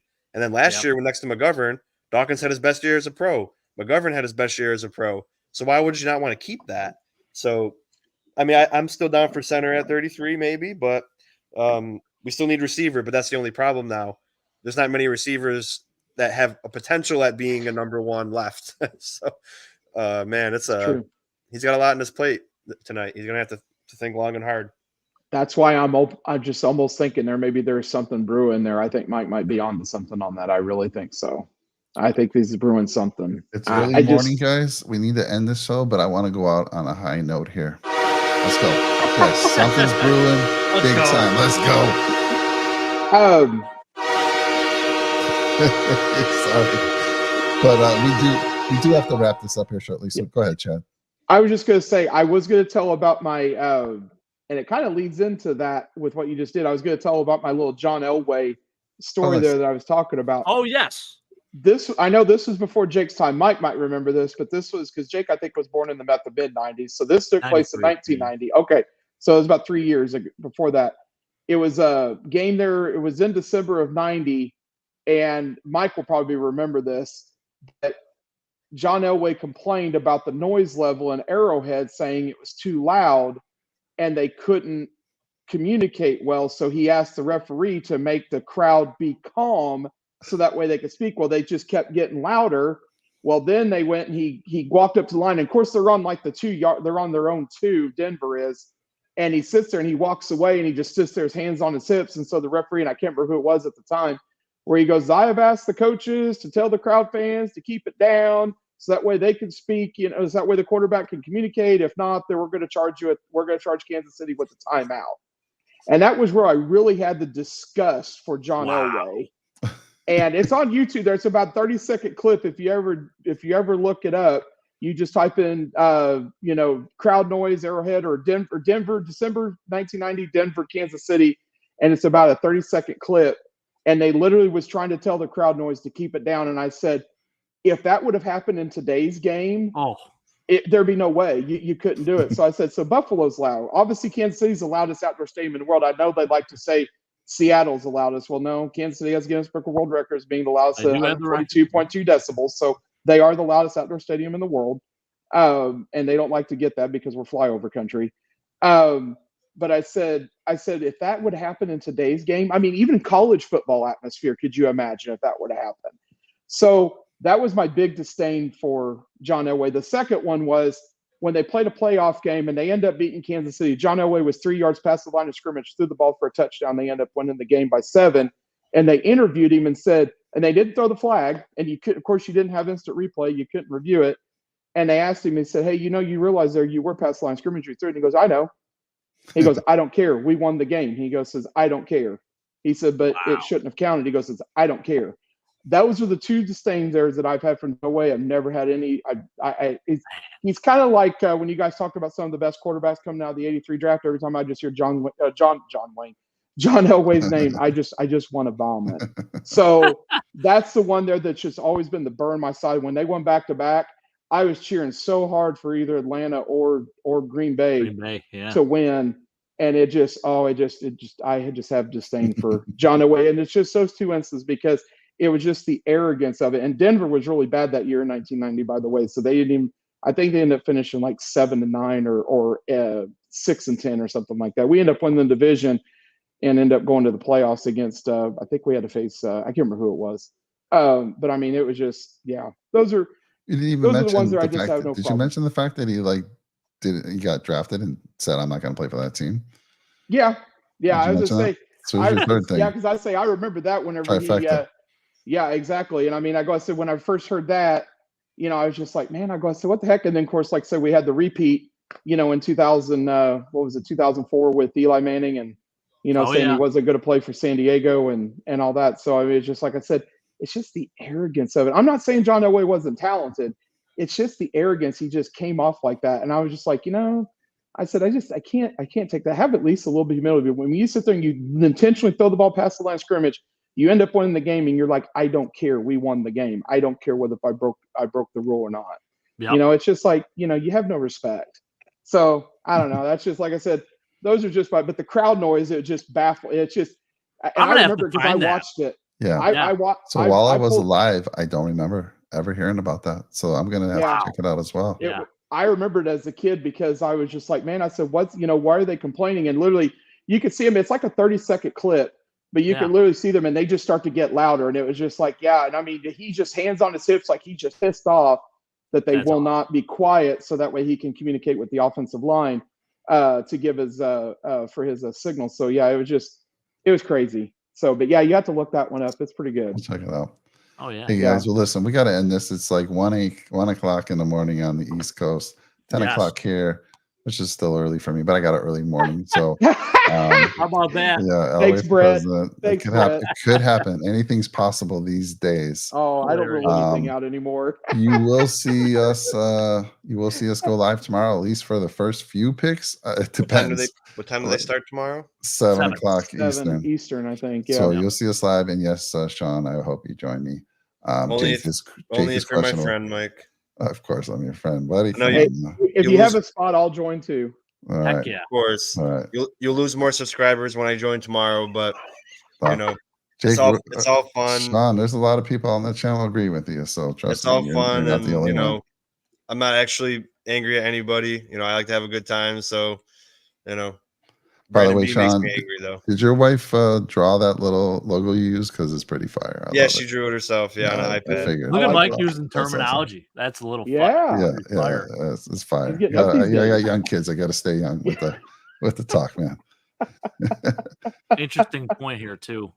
Yeah. Moving from 32 to 33 does save $3 million in cap. Sean, you are always talking about cap savings. There you go, buddy. Yeah, it saves you $3 million today, but then when you got to sign the guy a year early for more money, then that's not going to really make a difference. True. But hey, I mean, sounds like he might move back again. Oh my God, yes, I wouldn't be shocked. Oh my God. Well, listen, guys, it's late. Again, thank you all so much in the channel. If you're new, please like, comment, and drop a nickel and subscribe. We appreciate you hanging out with us. That was fun. First time we ever done a full first round. We did it last year. We jumped on about 3 picks before the Bills went. Yep. Actually, a little bit more because we were there when they traded up to get Dalton Kincaid. So who knows what's going to happen tomorrow? I'm excited. I think magic's going to happen. We were just kind of a little disappointed last year. Watch out. Tomorrow, Sean, we're going to be celebrating. Jake's going to go through a table. Chad's going to be like, oh my God, how did this go from looking like a bad draft for the Bills? And now we're scared of them. We're afraid of the Bills once again. Yeah. So, gonna happen, real hey, quick, you never know. Hank mentioned we are in cap hell this year. At this point in time, we are not any longer, and we get $10 million back for Trey White June 2nd. So we got out of the negative $50 million cap hole that Brandon Beane put us in, got to normal. So we're in the green now. We're fine. So signing a rookie in the first round, that wasn't gonna make us detrimental to the season and not be able to sign anybody. So I don't know. I just feel like it. Brett trying to join. Listen, I got to get going, guys. So if you want to stay, Jake, that's up to you. I got to head out. I got to roll. We got to roll too. I got to also. Everyone. Brett, pop in just for a second. Yeah, what you got, Brett? Yeah. Hey, guys. Tomorrow, Yeah. I'm in too. So I won't be available tomorrow. I was just staying on for the last second. We appreciate you, man. It was awesome. I'm glad you got to join us tonight. It was fun. Chad, awesome to have you on again, sir. I appreciate you, gentlemen, letting me do that. It's always of course, love you guys. Yep. Yeah. All right. We'll see you guys tomorrow or today. For some of you, it's today. It's today now. Go Bills. Yep. Go Bills. Go Chiefs. Go Chiefs. What? I'm gonna have to edit that at the end. Go edit that.